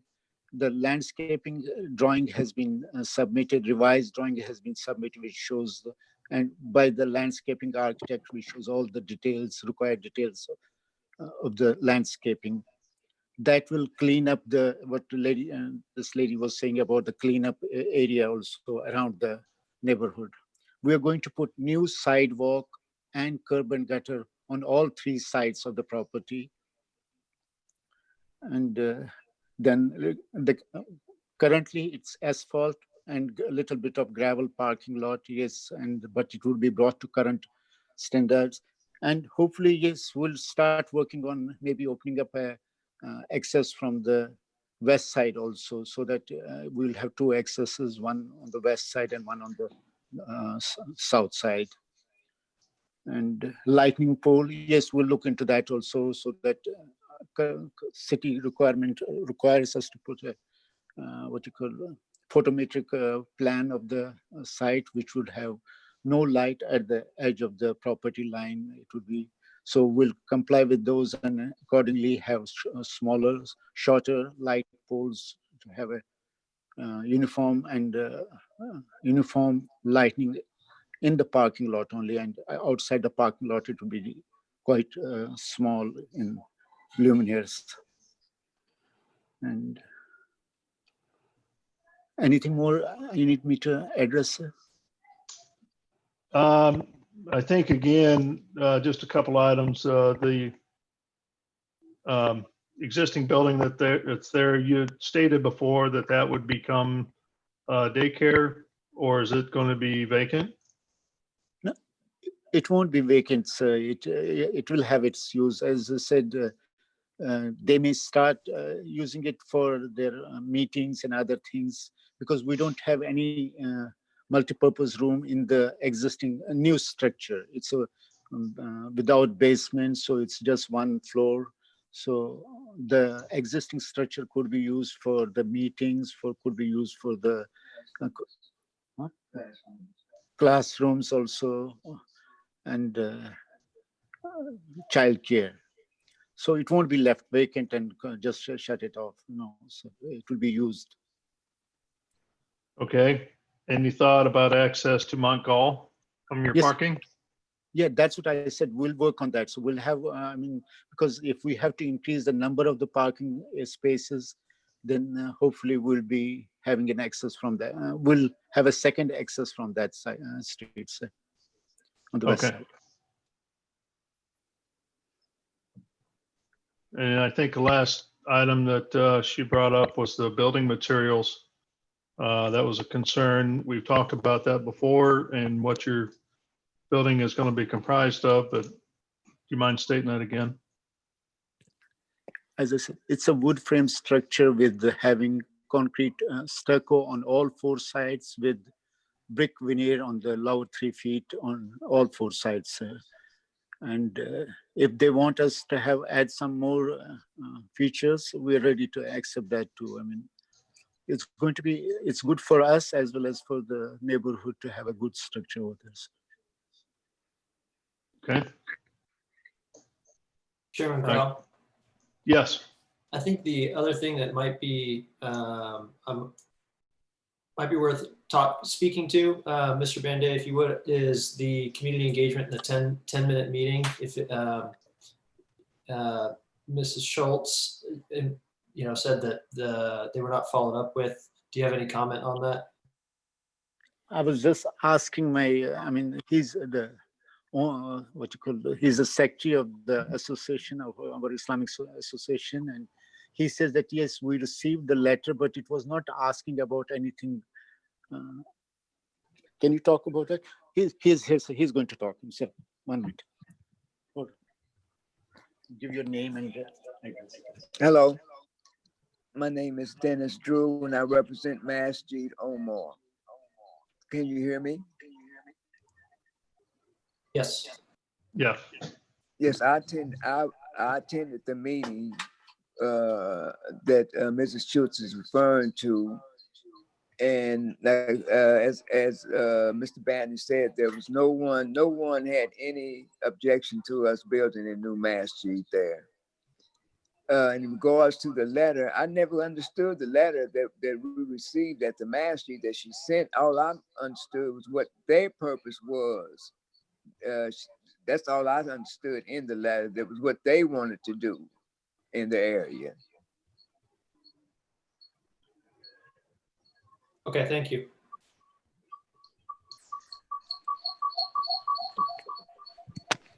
Okay. Any other questions by the commission for the applicant? I have one more question that hasn't been brought up, but I wanted to express concern about. So the orientation of the building is sort of north-south, and a lot of the buildings in the area are parallel to the street. And I understand there's a lot of reasons involved in the orientation of the building. So I just want to understand if particularly the south facade could be parallel to the street, or if the building itself could shift, just so that it kind of is a little bit cockeyed from the orientation of the streets. Okay. Does that make sense? No, I mean, your concern is quite valid, but the thing is that our building has to be in this direction only. We pray towards Saudi Arabia, Makkah, which is in Saudi Arabia. Every mosque, if you see in America, faces northeast. And so it has to be in that direction, so that whenever we are inside the building, we're facing towards the... Yeah, I think I understand that part. I guess I'm just wondering if the exterior facade not the actual place that you're praying, that could remain exactly how it is, but that the exterior facade would just be on the south side would be parallel to the street. Ma'am, it is parallel to this. The building is parallel to the street on north side as well as on the west side. Not how I'm seeing it in the site plan. Can you see the site plan, please? I don't know where my site.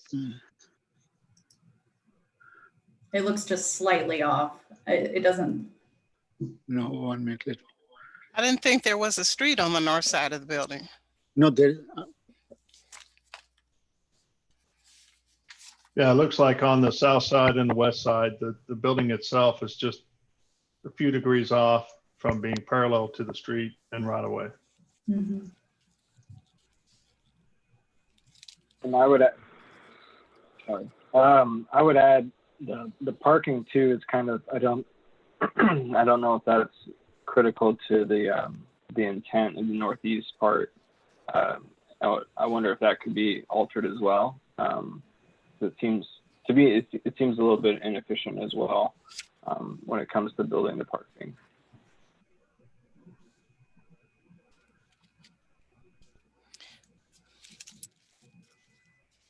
Parking lot, yes, we will adjust. As I said, we are going to have now on the one access on the west side also, so and that would increase the number of parking spaces also, and we'll look into this concern to make it parallel to the street, the parking lot as well as the building. I'm sorry, maybe we can do it on the south side, but it will not be on the west side. It would make a little problem with us, but on the south side, we'll make it parallel to the street, and the parking lot on both, always on west side as well as south side will be parallel to the streets. Okay, that sounds good. Mr. Chair, on the conditions we've gone through, do staff need to amend any of the conditions that we've got of the 26 on the items that we've just gone through today, to have them in writing?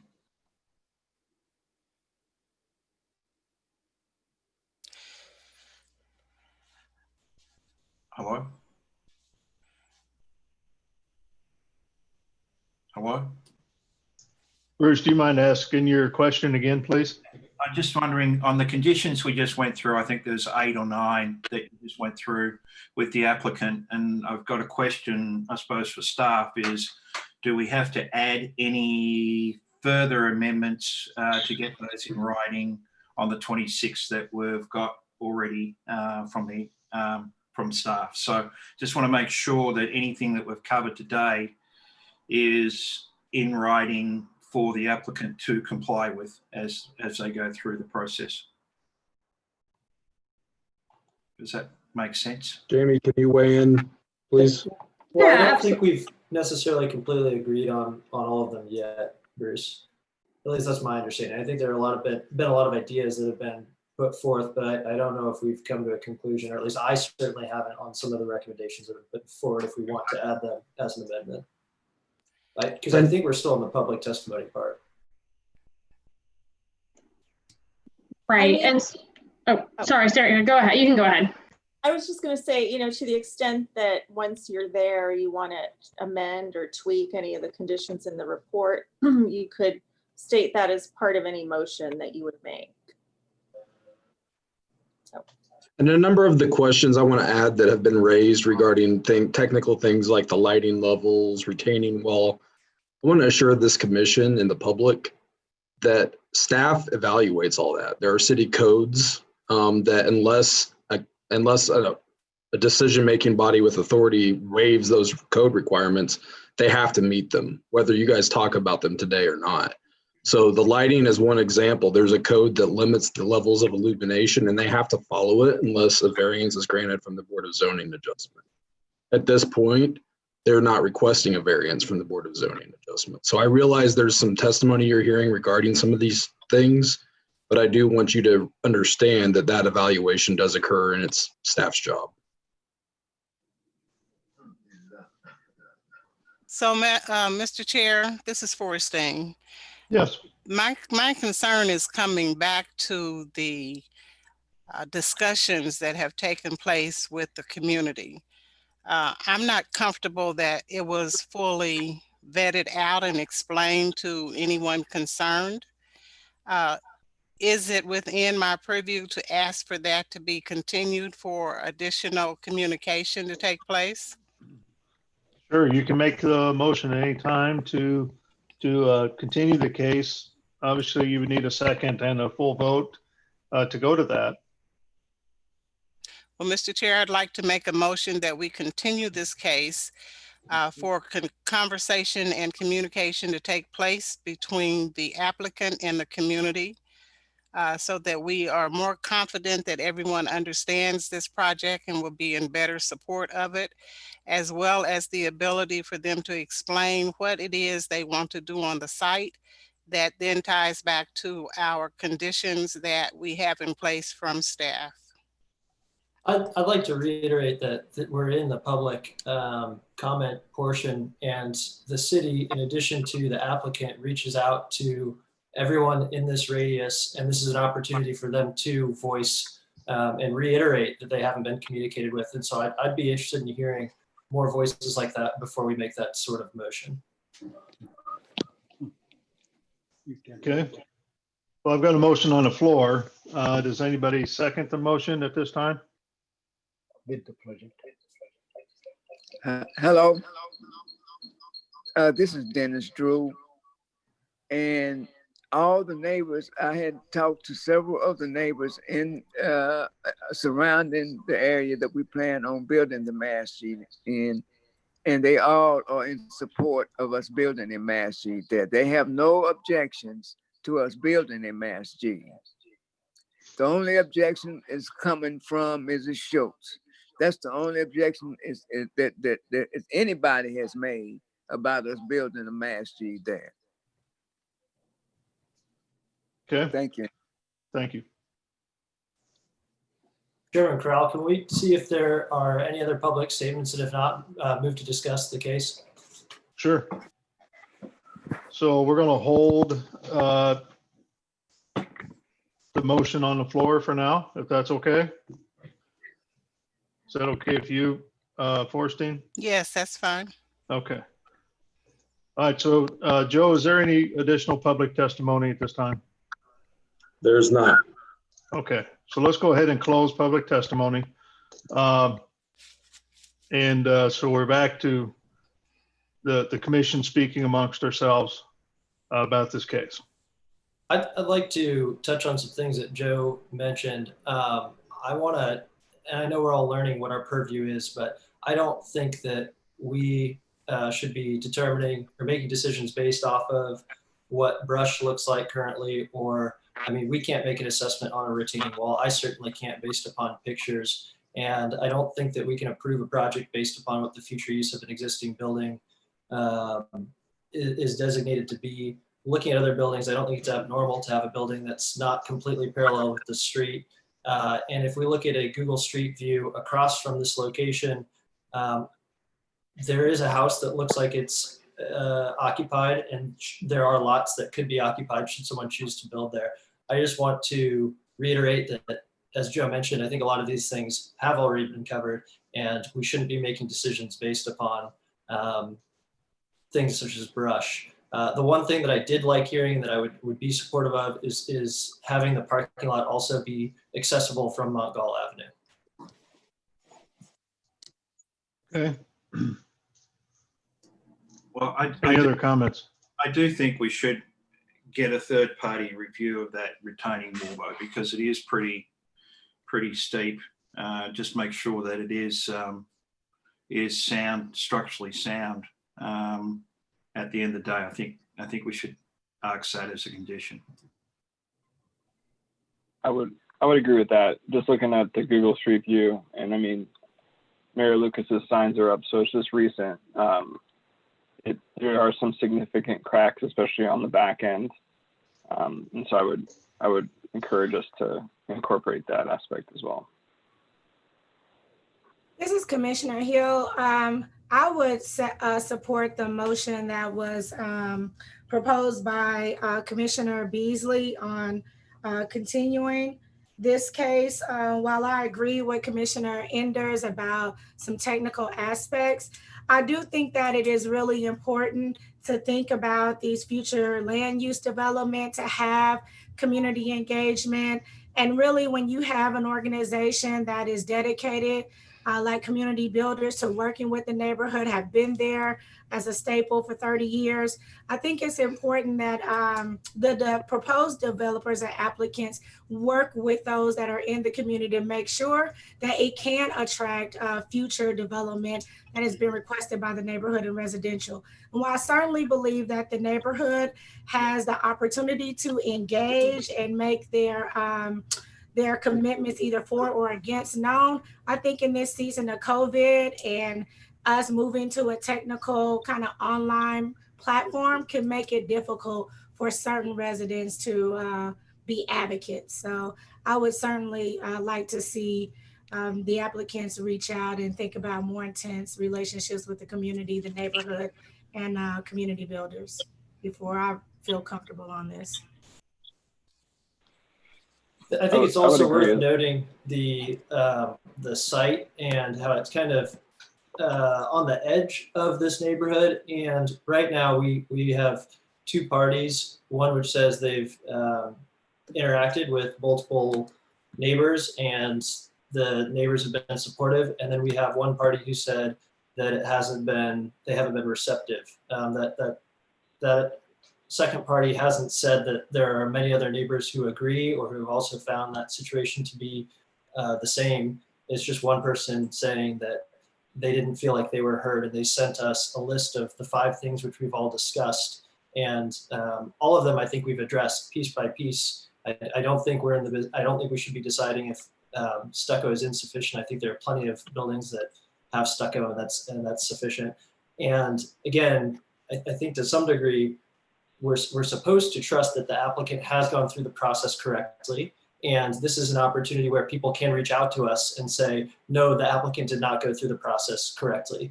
And the one person who is saying that isn't saying anything beyond, we just don't feel heard.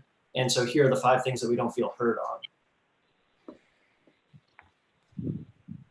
She is the employee of this association. She is not a member of our community. But Chair Crowd, do we need a second and then vote on it, or what's the pleasure of the commissioners? I think at this point in time, we've got a motion on the floor, and I was wondering if we had a second to that. I second. Hold on. I guess, Ms. Baxter. Yeah, there was a motion to continue, but I didn't hear like a date to continue it. Right. That's the question I had. And then there'd need to be a second, but I think we need a date if there's going to be a continuance. I'm sorry, I didn't even think about a date. Can I ask a question real quick before you do that, Forrestine? So some of these, there were some things that were discussed, such as the access through Montgall and the additional parking that needs to be accommodated. Are those things that we can ask be incorporated into the site plan prior to the next time that we visit this? Because that's going to be a pretty dramatic difference in how it lays out on the site. But I don't know how that works with the process.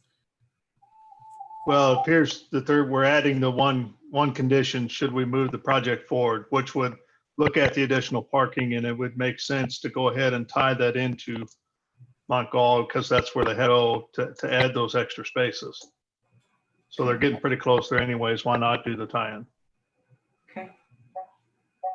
So we just need to have that in the motion to add that.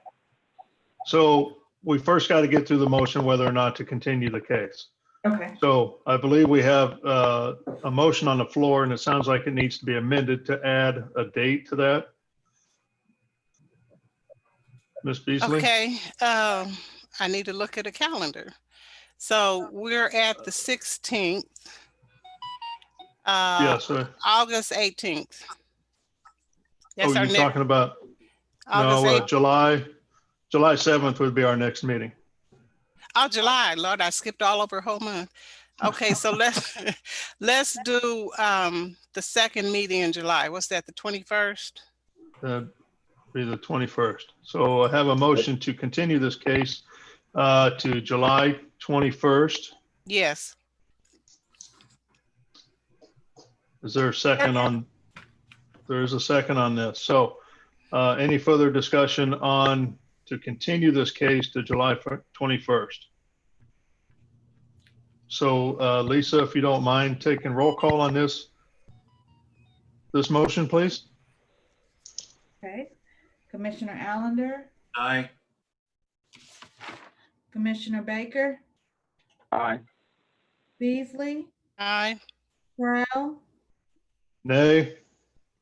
Enders, Nay. Hill, Aye.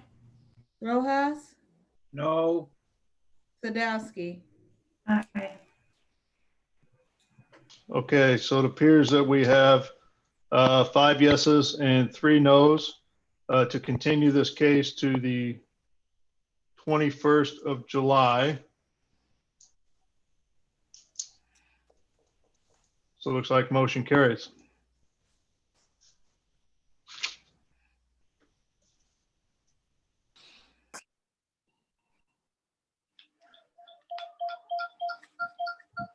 So Mr. Chair, yeah, go ahead. that puts us at docket item 14, and I think there's 9 total remaining cases. Okay. I think in fairness to citizens and applicants on the line, we should have a discussion about what cases we think we'll be able to work through before people have to, before we lose a quorum, essentially. Well, I think from the last meeting, the goal is to get through all the cases today, regardless of what time it is. I know we've got one of the commissioners that needs to leave for class tonight, and certainly want to honor that. I sure hope that we have at least 5 that can continue to make it through the meeting to get through these so we can get caught up. Joe, this is Chris. Just to clarify, number 11 should stay on the agenda too, not skipping to 14. Yeah, that's what I was going to say.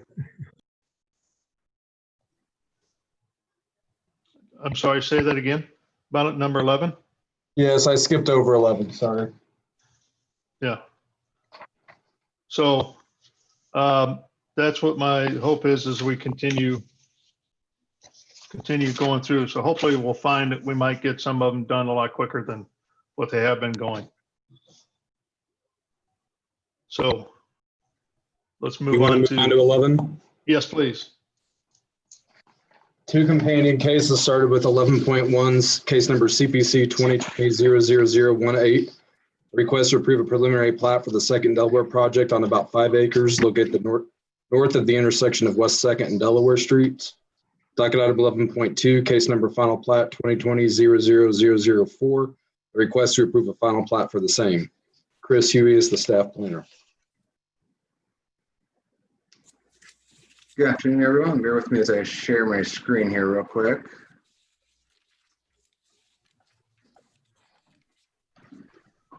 Oops. So as Joe stated, we have 2 companion cases. One is for a preliminary plat and one is for a final plat for the second Delaware project, which is a apartment complex that's already under construction. The applicant is seeking approval of these 2 applications for an association with the same project. I do want to note they did hold their public engagement meeting. Documents are included in your staff report from March 14th. Just to briefly kind of touch on what preliminary plat and final plat is, I don't recall if you've had these in a companion scenario yet, but essentially the preliminary plat essentially lays out the broad layout of a particular development or boundaries of property lines. This is typically approved by the City Planning Commission. If they're requesting any deviations or waivers to those said lot and building standards for the particular zoning district, those are referred up to the City Council for final review and adoption. In this particular case, they are not requesting any deviations or waivers. Therefore, the preliminary plat will be approved, if you so choose to, by the Planning Commission, and then the final plat will move on to the City Council for final approval as a consent item. And as we kind of touched on, the City Planning Commission is a recommending body on final plats. Just to kind of touch on the process, both they held their public engagement virtually due to COVID-19 precautions. Staff has reviewed this internally and then provide the attached staff reports and provide recommendations therein.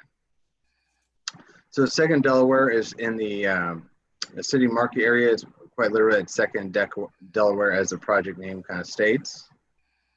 It is formerly where the Delaware Street went through and kind of dead end into the river. They've constructed 2 larger apartment buildings, and this is essentially the replatting of this property to designate appropriate property lines, dedicate right-of-way for future Second Street connection to the west, and therefore kind of completing the grid in this area. Apologies for the text size on that. Once it's projected, looks a little small. The previous plan, the original adopting and controlling plan was adopted in 2014. It's a UR plan for a apartment complex. Staff is currently reviewing an administrative final development plan, which is a staff level review for the apartment itself. However, the preliminary and final plat are up for review today. The reason you're seeing this after the 2014 approval is the preliminary plat and final plat were previously approved by the Planning Commission and City Council. However, they were never, the final plat was never recorded and has since expired. Therefore, they are working on this process we're in today to essentially renew those applications and get them recorded this time. Here's a quick site plan of the preliminary plat. As you can see, it has the footprint of the 2 buildings, just to give you some site context. And then this is the connection of 2nd Street down to the west. This is the platting of the property itself. So this is the final plat. And I only included page 2 because page 1 was just the signature blocks and didn't have context of the site itself. So here you'll notice that the buildings are gone, and references easements and right-of-ways that have been previously vacated. And we're creating a new lot 1 essentially for this particular property. And then a tract A, which will be more of a common area element. This essentially is just like any platting work, is just designating and dedicating the appropriate property lines and right-of-ways and any easements that may be required. So with that, I would conclude my presentation to state that staff does recommend approval of the preliminary plat sign conditions 1 through 23, as well as the final plat sign conditions 1 through 18. And we do have I believe I saw the applicant, Jonathan Arnold, is in attendance. He does have a PowerPoint, but I'll yield to any questions of the commission. Okay, is there any questions from the commission to the staff? Seeing none, let's welcome the applicant. Members of the chairman and members of the commission, can you hear me? Yes. Wonderful. Thank you for giving us this opportunity to come before you today. We're really excited about the Second and Delaware project. People might not know the background, so I'll be brief and kind of give you a summary of some of the goals and merits of the project. The Arnold Development Group is a B Corporation, which means that we measure our returns not only with financial goals, but also across what's called a triple bottom line of people, planet, and profit. So as Jeff Williams was talking earlier today about resiliency and sustainability, that's at the core of our development company. And we see our role as developers as embracing best practices in sustainability and trying to be a leader. The Second and Delaware project is built to what is called Passive House Standard. It is the European equivalent of the LEED US Green Building Council standard. The difference being is that in order to be certified, you have to reduce your energy consumption by 70 to 90%. We are closer to the top of that boundary. Originally, the project was slated to have 20% workforce housing, as stated on the slide. Unfortunately, we got into a conflict with our first contractor And in order to complete the project, that component had to be removed. And we're not happy about it, but it was a necessary step to get the project done. Next slide. Project will be completed in September or October. Again, it's 276 units. What you're seeing here is both the east and the west half. There are two Cs that face each other to create a courtyard.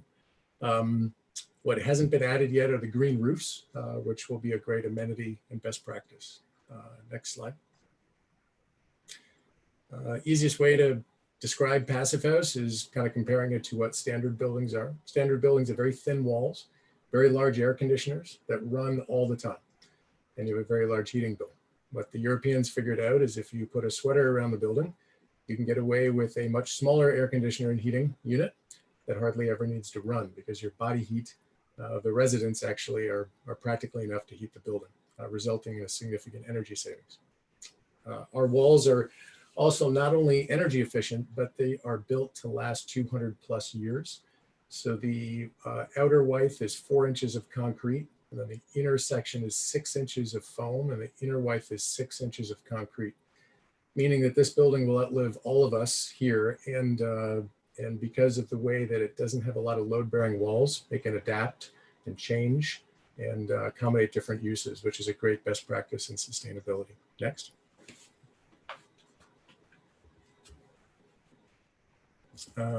Chris, could you advance the next slide? Sure. All right. So if you were to compare Second and Delaware with another similarly sized multifamily project in Kansas City, roughly the same size buildings. Ours is a little larger. The standard glass, not so insulated building uses or require 40.7 million kilobTUs of power to be heated and cooled. Ours needs 4.5. And this is the type of energy efficiency we need if we really are going to take climate change seriously, because 70% of our emissions in cities come from buildings. So this, especially this being the largest passive house in the world, is really helping to put Kansas City on the map at the center of the sustainability movement. Next. On the left side of this graph is that comparison of site energy. But the real story is that in order to get that amount of energy to the site, you need to burn 3 times that amount of coal, because most of the energy goes up to stacking heat. So the real comparison is 145 million kilobTUs compared to 11.3, which represents a 92% reduction in energy consumption. Next. So the building, as Chris said, will complete the grid. We will connect 2nd Street from Delaware Street to Wyandotte. We also believe in the best practice of not building on every square inch of your site, and we've held off of our neighbors to the west by approximately 100 feet, and are building a small pocket park, which you can see in the lower left-hand side of the screen. The green roofs on the top of the 5th floor will have raised planting beds so that residents don't have to choose, do I live in the suburbs and garden or live in the city and have walkability and all that Kansas City has to offer. They can have the best of both worlds. And then on the upper left, you'll see the approximately 198 kW solar array on the 6th floor roof. Next. And again, here is the lots that were assembled for the project. Next. The completion of 2nd Street with great pedestrian access on both sides of the street. Next. And one of the things that we felt strongly about and city staff concurred was that we should keep the Delaware Street view corridors. As you look down Delaware Street, even though we have vacated it, and it would have been more cost effective for us to not divide the building in half and have twice as many elevators and stairs. Delaware is a very important street, as we know, and as you look down it historically, you could always see the horizon. And so we've preserved that so you can see out to the horizon. Next. I think that concludes my presentation. Again, thank you for the city's support. This has been a great public-private endeavor. And we look forward to completing it in the next several months and giving anyone who would like a tour. With that, I'll answer any questions you might have. Thank you. Are there any questions for the applicant? Mr. Chair, if the applicant just could talk a little bit about parking, that would be appreciated. Sure. 276 units are in the project. We have built a garage that underneath the project that has approximately 508 parking spaces, I believe. We would all love to be in a world where people didn't need a car. In Kansas City, that's just not the case yet. The one thing we did do is design those parking structures to have flat floor plates. So except for one ramp in the middle, as we need less and less parking in the future with autonomous vehicles and whatnot, we should be able to find different uses, whether it's data center or storage. Right, thank you. I have a question. Yes, sir. What is the total cost of this project? Total cost of this project is approximately $90 million, maybe a little bit more. And part of those costs were incurred due to the conflict and the fact that we were shut down for 18 months and needed to get a new replacement contractor and a new lender. And so if you take those costs out, we are confident we'll be able to replicate this. And one of our partners on this project is Berkshire Hathaway, and they're very interested in doing more of this type of development with us in and around Kansas City. Are you requesting tax incentives for this project? We did. You did how much? I believe we got the statutory available tax abatement of 10 years at 100% and 15 years at 50%. 10 years of 100%. How many of what percent? And then the following 15 years at 50%.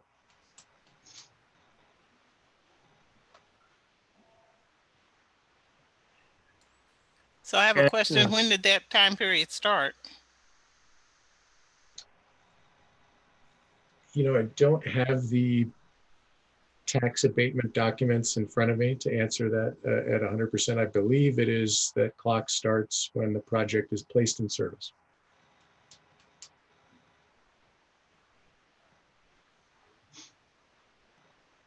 Any other questions for the applicant?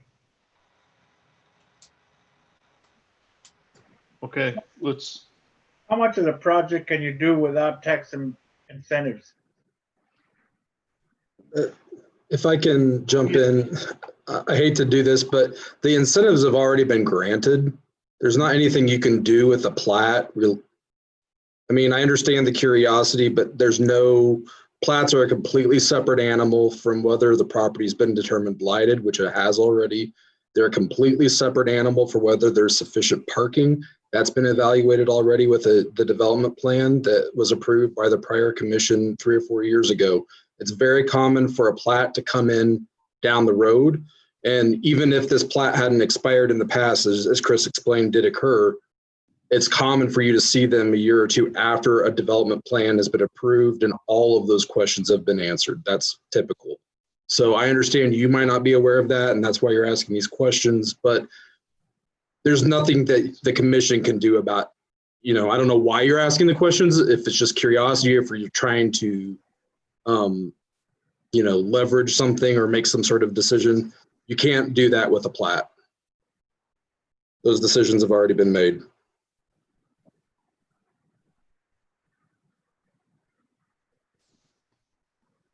Okay. So at this time, since there's no more questions for the applicant, let's open it up for public testimony. Joe, does anybody have their hand raised that they would like to speak on behalf of doc items 11.1 and 11.2? Mr. Chair, I don't see anyone who's raised their hand.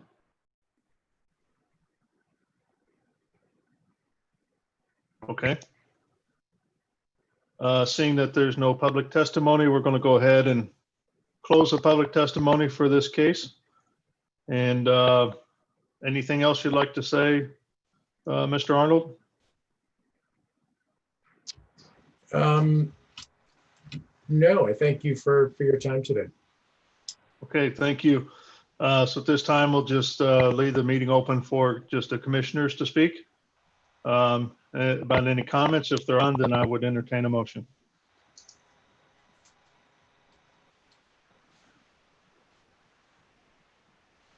Okay.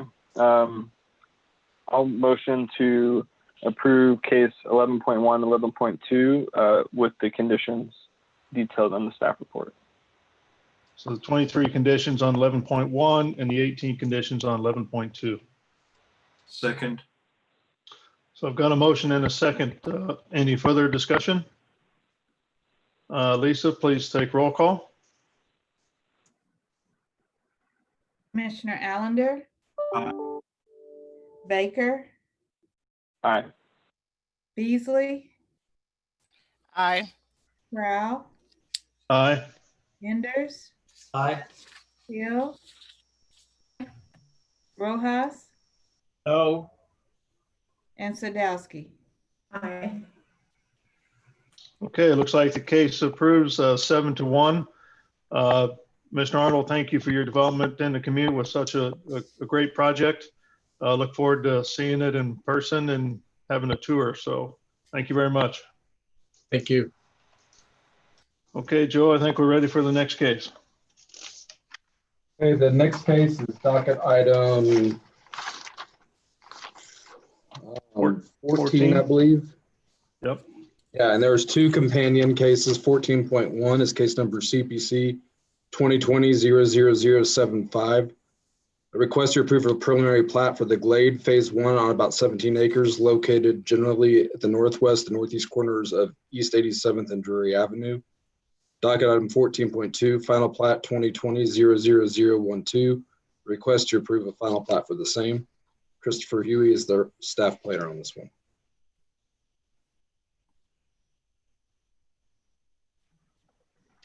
Good afternoon again, commissioners. Ironically, we have a very similar application here, completely different area of the city though.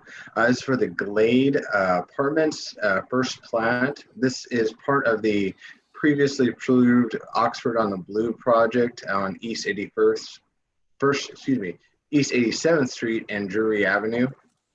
As Joe stated, this is for a preliminary plat and final plat. Again, they also held their public engagement meeting via Zoom. As stated, this is kind of towards more of the quote unquote Grandview Triangle of around 470, 435, and I-70 or I-71. This is the first phase of the kind of overall encompassing Oxford on the Blue project. This is for the apartment complex called the Glade, and it encompasses this platting of this area of land, which at one point in the past was platted, but has since been vacated and any rights of way or easements have been such removed. As stated, this was the controlling plan was back in 2014. This is for urban redevelopment project for the area as a whole, and this is essentially the first phase. They have submitted their final UR development plan for staff level review. And then as a companion cases, they have submitted this preliminary plat and the final plat for your consideration. Kind of as I mentioned earlier, this is probably the overall Oxford on the Blue development. If you can see my cursor here, the East 87th Street kind of wiggles along the south side of the property here. And then the first phase is this kind of component here. This is the original plan. It's since been kind of lightly modified with the Ryan Company's development. So as you see here was the original plan, kind of giving some context, and purpose of this slide is just to kind of give you some history and contextualization of the site and the proposed development, not so much for this specific consideration. This is the kind of more revised and refined overall master development plan. As you see, it kind of articulates the apartment component here in the southeast corner of the site a little bit more detailed wise. So right here, this is the landscaping plan from the final UR plan. Again, this is for reference only, just to give you some context. Along the very south here is East 87th Street. It's comprised of several apartment buildings with a common community center and pool area as a element, as well as some walking trails and other amenities. Just to give you some idea of the building elevations, again, reference only. And then here we have the first, one of the pages from the preliminary plat. Again, you can kind of see it outlines the common area tract elements, which will be used for stormwater detention and private open space, which will meet and actually exceed slightly their parkland dedication requirements. This is the final plat. As you can see, it gets a little bit more refined in just the property lines, the standard lots, and then a few common area elements along the southern half of the property. I do have one amendment to the staff letter. The applicants be able to continue to work with our Public Works Department. In the staff letter, item 1F, of the preliminary plat had several conditions that were related to this traffic study. Those have since been resolved. And then, so Public Works has requested that we strike condition 1F from the preliminary plat conditions, and then add a new condition, number 34, to the preliminary plat, which will be identical to condition 30 of the final plat, which basically states the developer shall construct a southbound left turn lane on Drury Avenue at East 87th Street with a minimum 125 feet storage plus taper prior to any certificate of occupancy.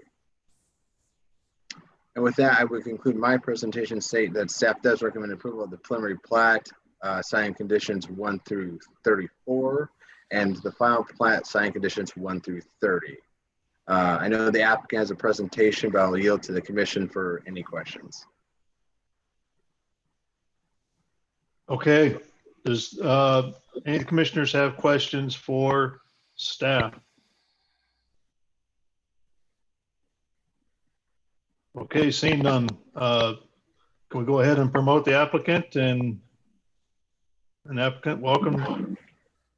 Yes, I see John McGurk, and I did see, yeah, there's Dustin Curran as well. I'll promote both of them. Lamine Niang should be as promoted as well. Thank you. I don't see him on the call. He may have gotten tired, jumped off. Hi, this is John McGurk. Can you all hear me and see me all right? Yes. Welcome. Thank you. Yeah, no problem. Good to see everybody again. Good to spend my day with you again. John McGurk with Millhouse Development, 210 West 19th Terrace, Kansas City, Missouri, 64108. I believe Lamine with Telefair and Brown is on a phone. He had to go to a job site, but if we need him, he is available, I believe, by phone. And then Dustin Curran with Ryan Companies as well. And I think we have a few other team members, but I'll handle the presentation. I'll go through this extremely quickly. I know you guys have had a long day, and I think Chris did a good job summarizing the project, but just want to give you a little bit more color and then a few tweaks that we would request. So Chris, if you could go to the next slide, please. Next one. So again, this is the site plan. The residential portion of this is about 8.6 acres. That does not include the 2 slots on the south that have the detention pond, dog park, and the trails. In total, it's about 263 units that's still being fluctuated. About 500 parking spaces, that mostly surface and some garage, standalone garages, amenity, clubhouse, pool. And then the planned park area to the south, that includes a dog park, a wet detention pond, so that will be a water feature, and then trails on both those southern tracks that will, as the project builds out, be connected into a much more extensive trail system throughout the 320 plus or minus acre master development. Chris, if you go to the next slide, please. Just a little bit, I know Chris showed you some renderings. These are just a little bit maybe prettier colorized renderings. So this is a 4-story walk-up, kind of more suburban product. garden product with enclosed corridors. So a lot of garden product you'll see will have open breezeways between units. That won't be the case here. These will be enclosed. Where you see that entryway there, that'll be kind of where you would typically see an open breezeway on a suburban product, but that is the main entrance for what we call that the pod, which is typically 12 to 14 units. Next slide, Chris. Just showing some more of the materials. So batten vertical siding, cultured stone on the base, wood truss members. Next slide. So a couple conditions. The one that we would request be modified or deleted is condition 1E on page 4 of your staff packet. These are the street trees on 87th. Staff's requesting that these trees be installed, but I'll show you on the next slide that there are some electrical lines that would prevent the installation of these. And as well, there is treed area that will remain, as you can see here, that will all be cleaned up, but all those mature trees along 87th will be remain in place. In addition, on the south side of 87th, Chris, next slide, please. You have the Foley equipment rental. You can see their landscaping here. There are trees in the median of 87th Street, but there are no street trees on the Foley equipment site just to the south of this property. Next slide, please. I believe Chris addressed this one. This was from 2 weeks ago, so I think we can skip over this one unless there's questions. This was the traffic study. We've continued over the last couple of weeks to work with MoDOT and the city's traffic engineers. So I believe we're all in agreement on the revised condition for that one. So Chris, you can skip the next one. Finally, conditions 4, 5, and 6 on page 4 calls for cul-de-sac turnarounds. We would ask for this to be removed. We've actually discussed this with the Deputy Fire Marshal, John Hastings. He is fine with our hammerhead design. So instead of having cul-de-sacs, fire trucks would be able to hammerhead, turn around into the development and back out onto 86th Street, where I believe this is the issue on both the east and west sides.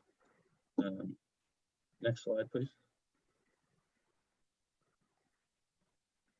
This is the same condition on the final plat. So this is conditions 4, 5, 6, and 24, pages 7 and 8, but the same exact issue. It's these cul-de-sacs that are being called for that will eventually be turned into full through streets.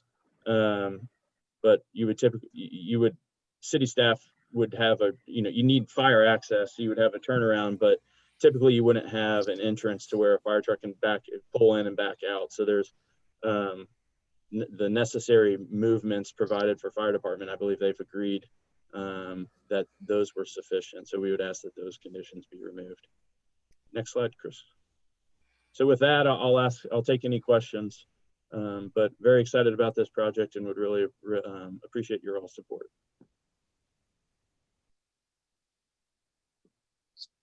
Thank you, Mr. McGurk. Does any of the commissioners have any questions for the applicant?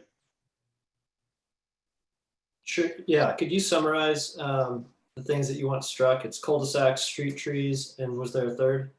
So, well, the third was the traffic study, but we've agreed to that, and I think Chris showed you that revised condition. Great. So thanks. It's really the street trees where we can't really put them, and the cul-de-sacs. Gotcha. Chris, do you have any thoughts on that? So I'm pulling open the staff letter right now. I'd be perhaps a little hesitant to speak for the land development team who have made those original conditions. I believe if we modified it to maybe instead of expressly saying cul-de-sacs, just to provide appropriate turnaround access as may be required, should likely, I would believe, address those concerns. And I would be fine with that if staff is.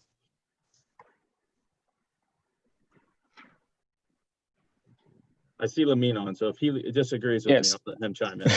But I think that's okay. Yeah. Okay. So I do see it as condition number 5 does cite this subdivision design requirements, section 88405-10-C, where it does specify that stub streets should be terminated with a cul-de-sac. If that's the case,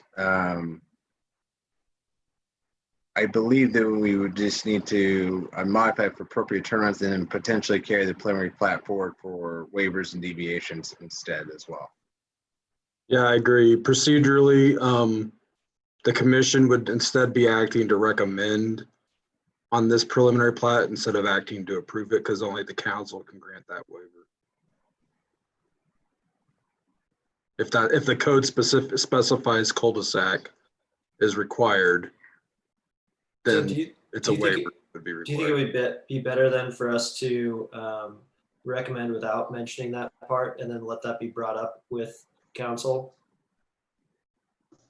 Well, normally the planning commission has authority to approve a preliminary plat. The only time you don't have authority is when there are waivers. So I think we need to nail down whether or not they are proceeding with that request. And if so, then you're in the position of recommending to the city council. Yeah, and I believe the city council would want to know your opinion on those said waivers. As long as Ashley took good notes and can figure out how to make that motion, then I think I'm good. I attempted. Okay, any other questions for the applicant? Okay, so at this time, let's go ahead and open it up for public testimony. Joe, has anybody raised their hand? No, no one has raised their hand. Okay, no one has raised their hand. Okay, we'll give it a second. So this time we'll go ahead and close public testimony. Any other comments, applicant, about this? I don't believe so. Since we are going with final plat, I don't see any issue with moving forward with the recommendation on the preliminary as well. If that would be a question you would all ask, I think we'd be fine with that since we're going to be going to council anyway. Okay, on the waivers? Correct. Yes, sir. Okay. All right. So then we'll close testimony and just be with the commission on this, or is there any discussion or questions that the commission has regarding this case? Seeing none, I look for a motion.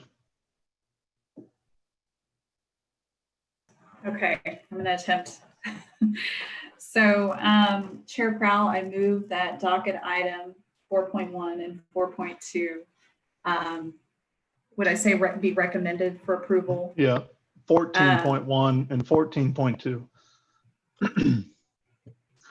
14.1 and 14.2 be recommended for approval. Let's see, do I just list the ones that are waived or do I need to list the ones that are removed as well? Let's start with the removal of 1E and 1F. Okay, so 14.1 with the removal of 1E and 1F, and then waiver of for 14.1 of 4, 5, 6, and 24, and a waiver for 14.2, 4, 5, 6, and 24. Okay, 14.1 is not 24, it's just 4, 5, and 6. Just 4, 5, and 6. Okay. Yes, and a waiver to state an appropriate turnaround instead of the cul-de-sac. Yeah, a waiver to recommend that an appropriate turnaround access as opposed to a cul-de-sac.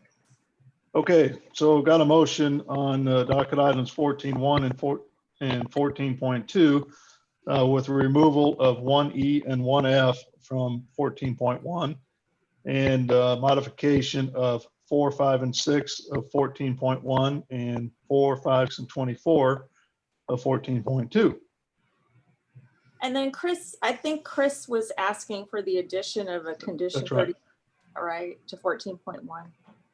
That's correct. 14.1 and 4.2, it's conditions number 34 and 30.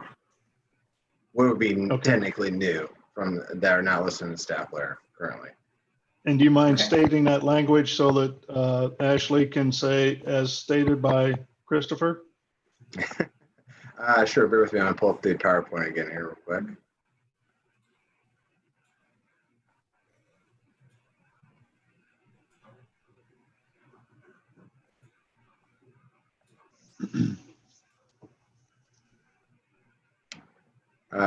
Commissioners, it appears the PowerPoint's not opening for me. Let me pull up an email. I apologize for the delay here.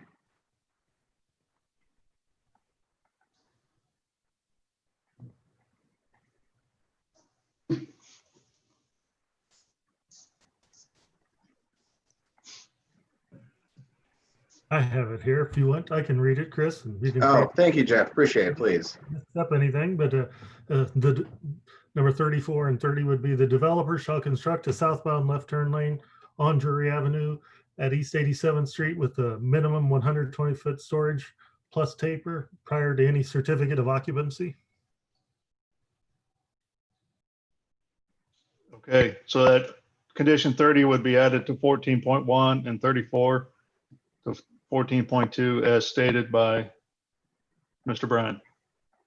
Mr. Chairman, may I ask for clarification real quick? Sorry to, I know Sure. public testimony is over, but I believe 1F would need to be stricken as well. Yeah. I don't know. Chris, I'm not sure if you were striking that one and adding a new one to the bottom or how you were doing it, but I know one. Yeah, that's correct. 1E and 1F would be stricken, and then a new condition 30 would be added for that taper turn lane. All right. Thank you for that clarification. Sure. Does that amend your motion, Commissioner Sadowski? I thought I covered that. Did I not say the 1E and 1F to be removed? You've already covered that. It's the addition of condition 30. Oh, okay. So the addition of condition 30 as stated by Jeff Bryan and condition 34 for 14.1 as stated by Jeff Bryan. That's correct. Okay.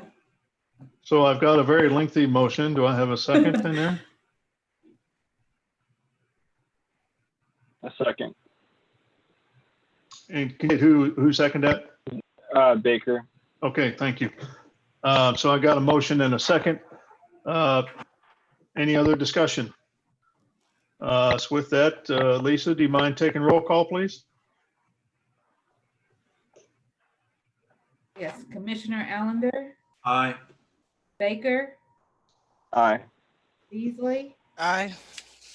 Crowell, Aye. Enders, Aye. Hill, Aye. Rojas, Aye. and Sadowski. Aye. Looks like the cases have been approved unanimously. Mr. McGurk, thank you again for your patience, the continuance last time and patience through this meeting here. Good luck with your project. Appreciate it. Thank you for your all's time and have a great rest of your day.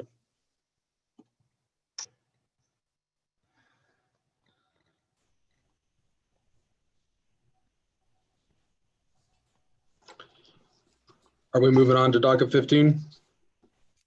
Yes, please. Do we have a recusal on this case? I have to recuse myself from this case. Okay. So Mr. Baker, you're recusing yourself, and I would assume, Bruce, that you would also recuse yourself? Correct. I thought I did. So yes, I'm recusing. Okay. All right. Just letting everybody know we still have a quorum of 6 commissioners. So if you don't mind, let's go ahead and start this case. Sure. So docket item 15 is case number CPC 2020-00059. Request to rezone approximately 882 acres located at the northwest quadrant of Missouri Highway 169 and Interstate 435, districts R80 and AG-R to district MPD master plan development and approve a development plan for a data center. Patty Knoll, staff planner. Good afternoon. Can you see my screen? Yes. Okay. This case is a request to rezone roughly 882 acres to district MPD and approve a development plan for a data center The project is known as the Golden Plains Technology Park. It is considered to be a data development center, very significant to Northland development and that of the Kansas City area. It is intended to attract similar investments, allow major corporations to utilize the services and therefore locate within the city. The proposed development would include about 6.75 million square feet of space within several structures and accessory uses. The applicant is requesting the MPD zoning due to the nature of the development, and that is that it is, even though it's of great square footage, it is not very intensive as far as number of employees. So therefore, accommodation for employees and the public is somewhat limited in regard to need for parking or other facilities. Another major reason the applicant requests an MPD plan, which is one of the stated purposes of the MPD plan, is to preserve natural resources, which in this case you can see a large portion of the site is greatly impacted by several regulated streams and mature riparian vegetation on this property. So the MPD plan proposed to protect these stream buffers and these areas. The applicant has stated that most of the existing tree cover will be retained. The plan also proposes a significant amount of outdoor storage and substations, which the MPD plan can best accommodate. 10 structures would be constructed, as well as several outdoor accessory buildings. As you can see, the area is somewhat divided natural into 3 zones, more or less determined by the stream buffer locations. Each zone is secured by fencing, which would be a decorative steel fence when it is visible from the public rights of way and adjacent properties occupied by the church. The access to the site is by a divided entry off of the outer road. The applicant has worked with ODOT significantly in regard to improvements to be made. The MoDOT just last week granted approval, so our Public Works Streets and Traffic staff has just had the opportunity to give us some conditions that will be added, but there will be significant revisions necessary to Highway 169 to accommodate the development.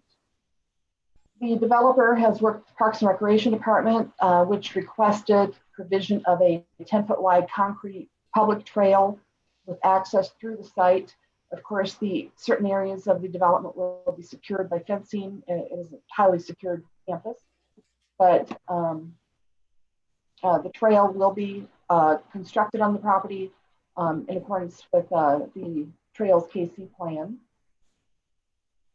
The staff has requested that with the MPD final plan, the applicant identify views into the site from various vantage points from Highway 169 and the outer road. The applicant has agreed to that. You probably realize that with the MPD district, a final plan will be required, although the applicant has given us quite a bit of that information with this preliminary submittal, such as lighting, landscaping, architectural details. The City Plan Commission will have the opportunity to see the revised final plan, or see the final plan when it is submitted at some point. There are no deviations requested from this project. The final plan will show us pedestrian connections between the structures. The applicant has submitted a rendering here of somewhat potential monument sign, some pedestrian connections, as you can see. This is another rendering submitted showing, again, the streams, existing tree cover, and the proposed layout of the structures. The substations to which I referred are located within each zone at various locations. The site is not very visible at all from the outer road or 169 due to quite a bit of existing vegetation on the site. Public engagement has been held. The applicant held several meetings, including one with Communities of Bristol Homes Association, which is located to the south, as well as adjacent property owners, and including Vineyard Church adjacent to the east. A property owner of 800 some acres to the east has submitted a letter of support. So this concludes my report. Staff recommends approval, subject to conditions, with the addition of conditions 41 through 43 as provided by Jeff Bryan, Public Works, Streets and Traffic, and this is in accordance with the recently resolved traffic study with MoDOT. That concludes my presentation. Patty, can you remind me, it's kind of hard to see from the staff report. So Vineyard Church will remain, is that correct? Yes, Vineyard Church is located more or less surrounded by the property, located to the east of the site, accessed by the outer road. And I'll let the applicant speak to this, but they've had some conversations in regard to revising the access to Vineyard Church to improve that facility. Okay, thank you. Is there any questions from the commission to staff about this project? Patty, could you go back to 41 through 43? I don't think I caught what the revisions were. Yes. Okay. Okay, thank you.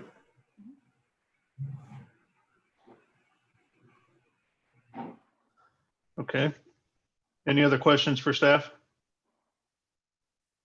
Okay, seeing none, applicant, if we can be promoted.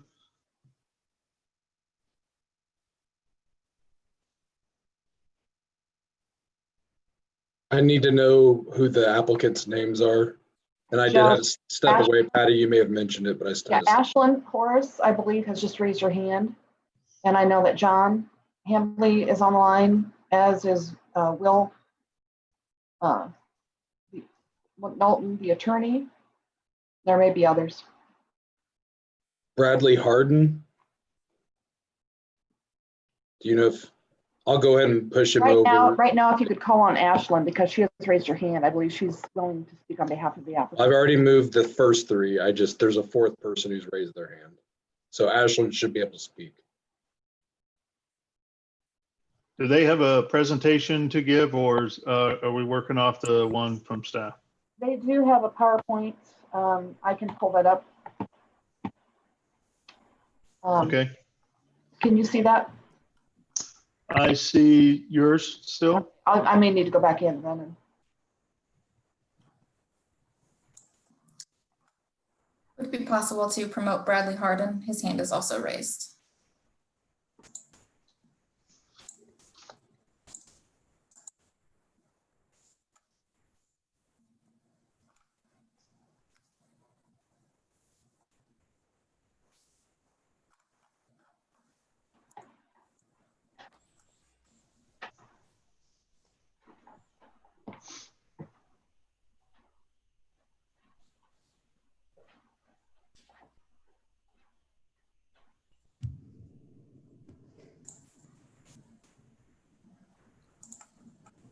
Okay.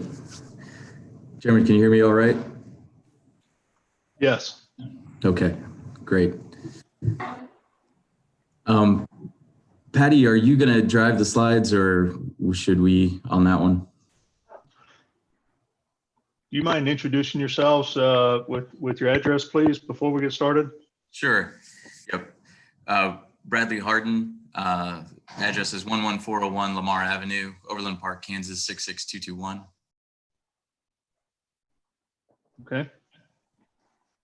Bradley, just tell me when you want me to flip the slides.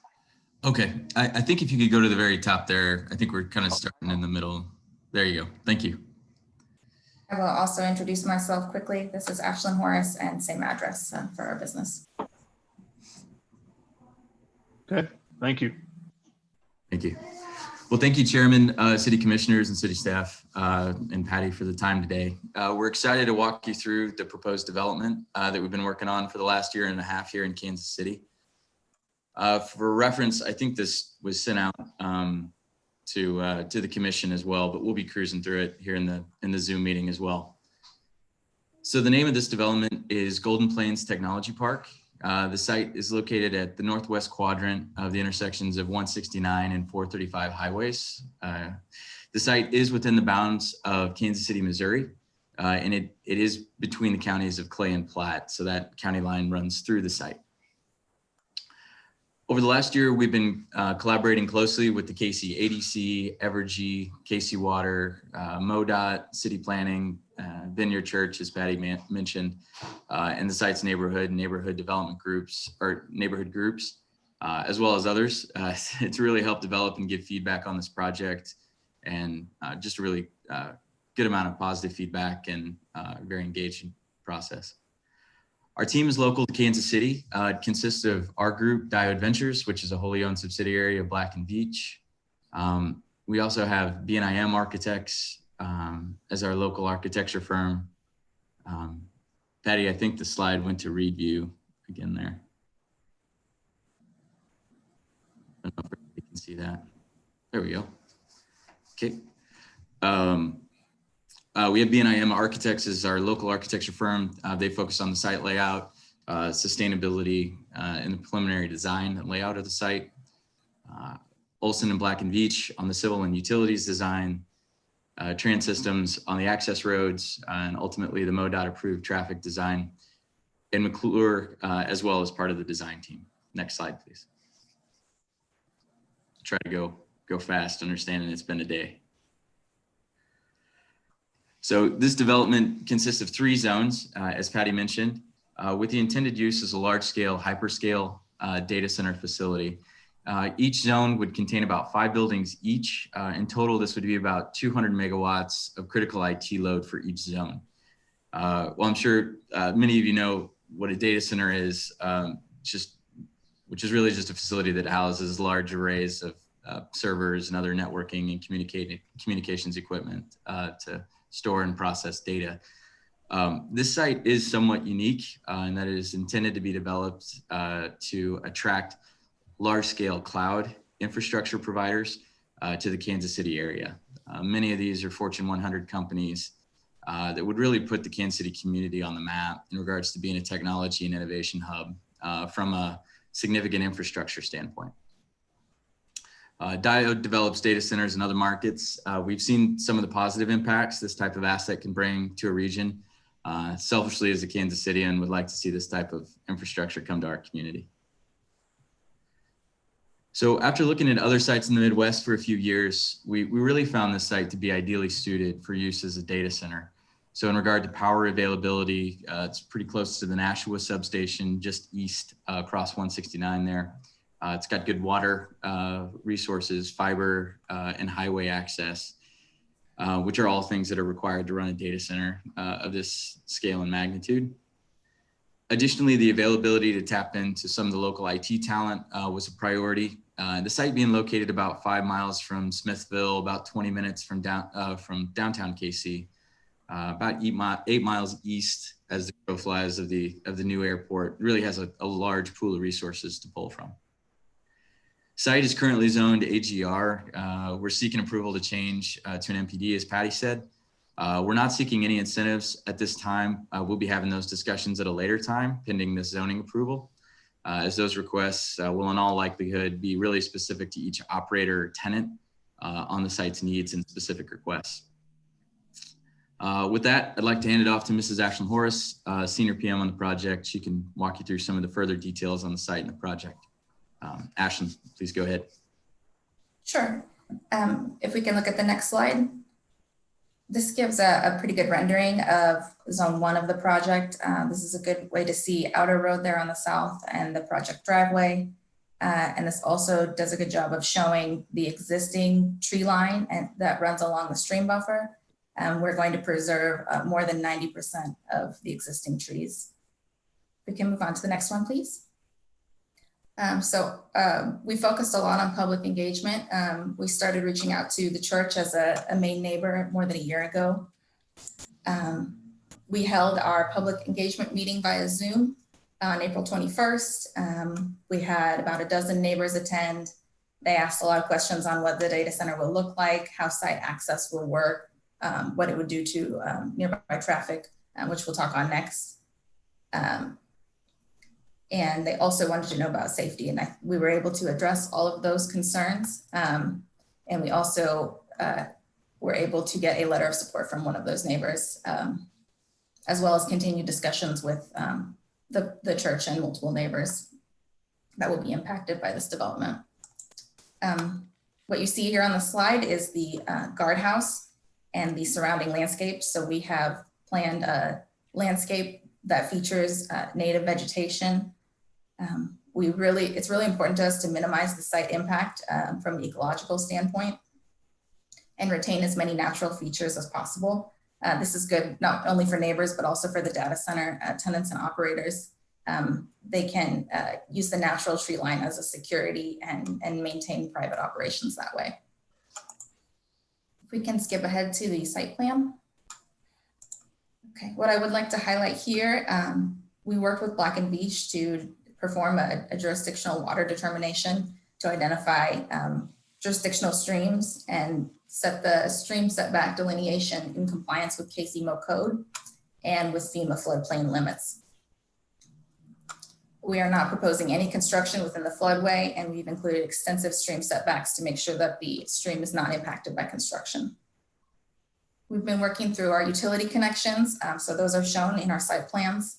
We've been working with Evergy. We've had several meetings to discuss with KC Water on the utility access and required upgrades for water mains, which are on the south and east side of the site. We've also been working with Spire Energy to provide gas and Unite Private Networks on fiber infrastructure. Brad mentioned the Nashua substation, which is located to the northeast of the site. You can see the diagonal line, which is the existing overhead transmission from that substation. As part of our design work, we included a macro stormwater study, and we will employ dry detention basins for controlled release of stormwater. We can move on to the street plans. So we've got about 4 key changes to the site access in order to accommodate this development. One item that we added for Vineyard Church was an additional driveway. They have some congestion issues on Sundays now, so we've added that to help be a good neighbor and also improve the congestion in this area. The primary site access has moved from highway access from 124th Street up to 128th Street. We are going to repurpose the median at 124th Street for a north to south J-turn and provide an additional south to north J-turn north of 128th. There's a diagram that helps explain this a little better. We've been working with MoDOT starting in late 2019, getting a lot of guidance on the approach for this highway interchange. As we've mentioned, this is sitting at the corner of 2 major highways, and finding an intersection solution that improved the traffic situation was a big focus that we spent a lot of time on. We can look at the diagram next. Okay. So as I mentioned, Outer Road, you can see along the top of the screen, it currently stops at 124th Street. We are proposing to remove this 124th Street access and extend the Outer Road all the way up to 128th Street. A little more to say on the roadway. The city's major street plan does show 128th Street as a major thoroughfare, so this would be more in line with the city's major street plan. Due to the proximity to the interchange of 435 and Highway 169 to the south, we needed to explore an alternative intersection. So MoDOT has developed this J-turn interchange, which they employ in several other places in Missouri, including on Highway 50. So these site distances and turn distances are based on existing Highway 50 interchange of this design. So The top figure shows the southern J-turn. So traffic exiting the data center heading northbound on 169 will use this turnaround. And the bottom image in yellow shows the northern J-turn or northbound traffic entering the development. We can show more details on the visuals, signing and architectural features. But at this point, I think I will open it up for any questions. Do you mind stating that again? You're going to remove the 140th or 124th Street access and then take everything up to 128th Street? Yes, that's right. So the existing site access at 124th would move. We are seeing there may be no interruption or interruption in access for 30 days or less, where the church would need to use the southern route. But other than that, no interruption in access. And Chairman, this is Brad. We'd spoken with Norm at the church there. That intersection is really close to that off ramp and proven to be pretty challenging for the congregation there. So by relocating it further to the north, it gives people, it's safer, candidly, it gives people a bit more room to get merged over to the left there, in and out on Sunday and Wednesday services. Yeah, okay. Yep, just confirming. Any other questions by commissioners for the applicant? I had a question about energy usage, and my understanding is these require a lot of electricity, and if you could speak to utility upgrades around that, and also if there's any renewable energy on site. Sure, I'll jump in on that one. It's a great question. So these things, as we said earlier, they do require really kind of three things. It's power, water, and fiber infrastructure is typically what data centers demand to operate. What really makes this, well, just the Kansas City market compelling overall is that we're able to pull from what's called the Southwest Power Pool, which is really kind of think of that as Missouri, Kansas, Oklahoma, kind of south, where actually there's a pretty significant wind energy profile. And actually now quite a bit of available power to pull from. So when these operators or tenants look to locate and sort of geographically decide in this very competitive market where they land, that's a huge consideration, is the availability of renewable energy in a market, as well as the cost of the power. There will be specific zone upgrades on this one, where each zone will have its own substation with dedicated feeders to each of the zones, which is pretty standard in regard to some of the uptime requirements or some of the certification levels that have to do with tiering and redundancy, power requirements for the data center to operate and maintain availability. As we talked about earlier, there's currently that 154 kV line kind of cutting through the site from the southwest to the northeast. We're looking to relocate that along more centralized. You can kind of see that relocated line there, kind of further to the north to better accommodate the location of those substations without really infringing on the stream setbacks or the actual layout of the buildings. I would just add one point that the upgrades required for these substations, we are in conversations with Evergy already on this, and they're aware of our planning outlay. So we're in step with them on what would be required.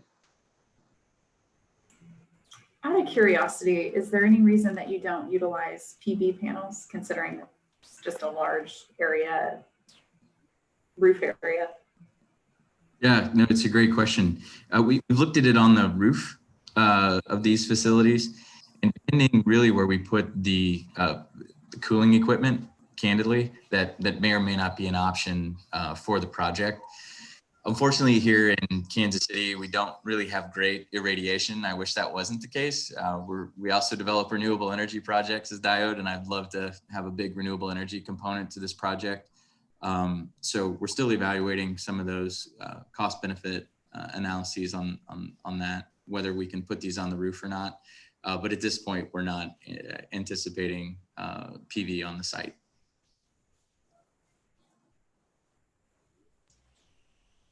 Okay, any other questions from the commission to the applicant? Okay, hearing none. So at this time, let's go ahead and open it up for public testimony. Joe, if you don't mind taking a look and see if there's been anybody raise their hand about this project. No one has raised their hand, but I do know a couple of people have joined fairly recently. Please use the raised hand feature if you want to speak during public testimony. Anyone who'd like to speak. Okay, we'll give it a couple of minutes here. Can I confirm these are one-story buildings? They are. Thank you. Mr. Chair, no one's raised their hand. Okay. So at this time, we'll go ahead and close public testimony on this project. And so just go back to the applicant. Is there anything else you'd like to state? Not really. We're excited about the development. We're excited about bringing this asset and type of development to the Kansas City market, and we appreciate your support. Yeah, thank you. And really, from my standpoint, I think it's a great project, and also welcome you to Kansas City with this type of endeavor that you're bringing forward. It'll be a great project and a great addition to Kansas City, as well as the Northland. So with that, I think we ought to go ahead and close the testimony and just speak amongst the commissioners. Any discussion we need to have? Any thoughts? And do you mind, Patty, going ahead and shutting down the screen so we can see everybody? Sure. Yep, thank you. Perfect. Any questions or thoughts from the commission? If not, then I'll entertain a motion. Move approval. Okay, so I have a motion to approve docket item 16. Is that with conditions? Yes, with docket item 15 with the 40 conditions. And is that also adding the 41, 2, and 3? Yes. Okay. So I have a motion. Do I have a second? Second. So I have a motion and a second. Is there any other comments? Okay, with that, Lisa, do you mind taking roll call, please?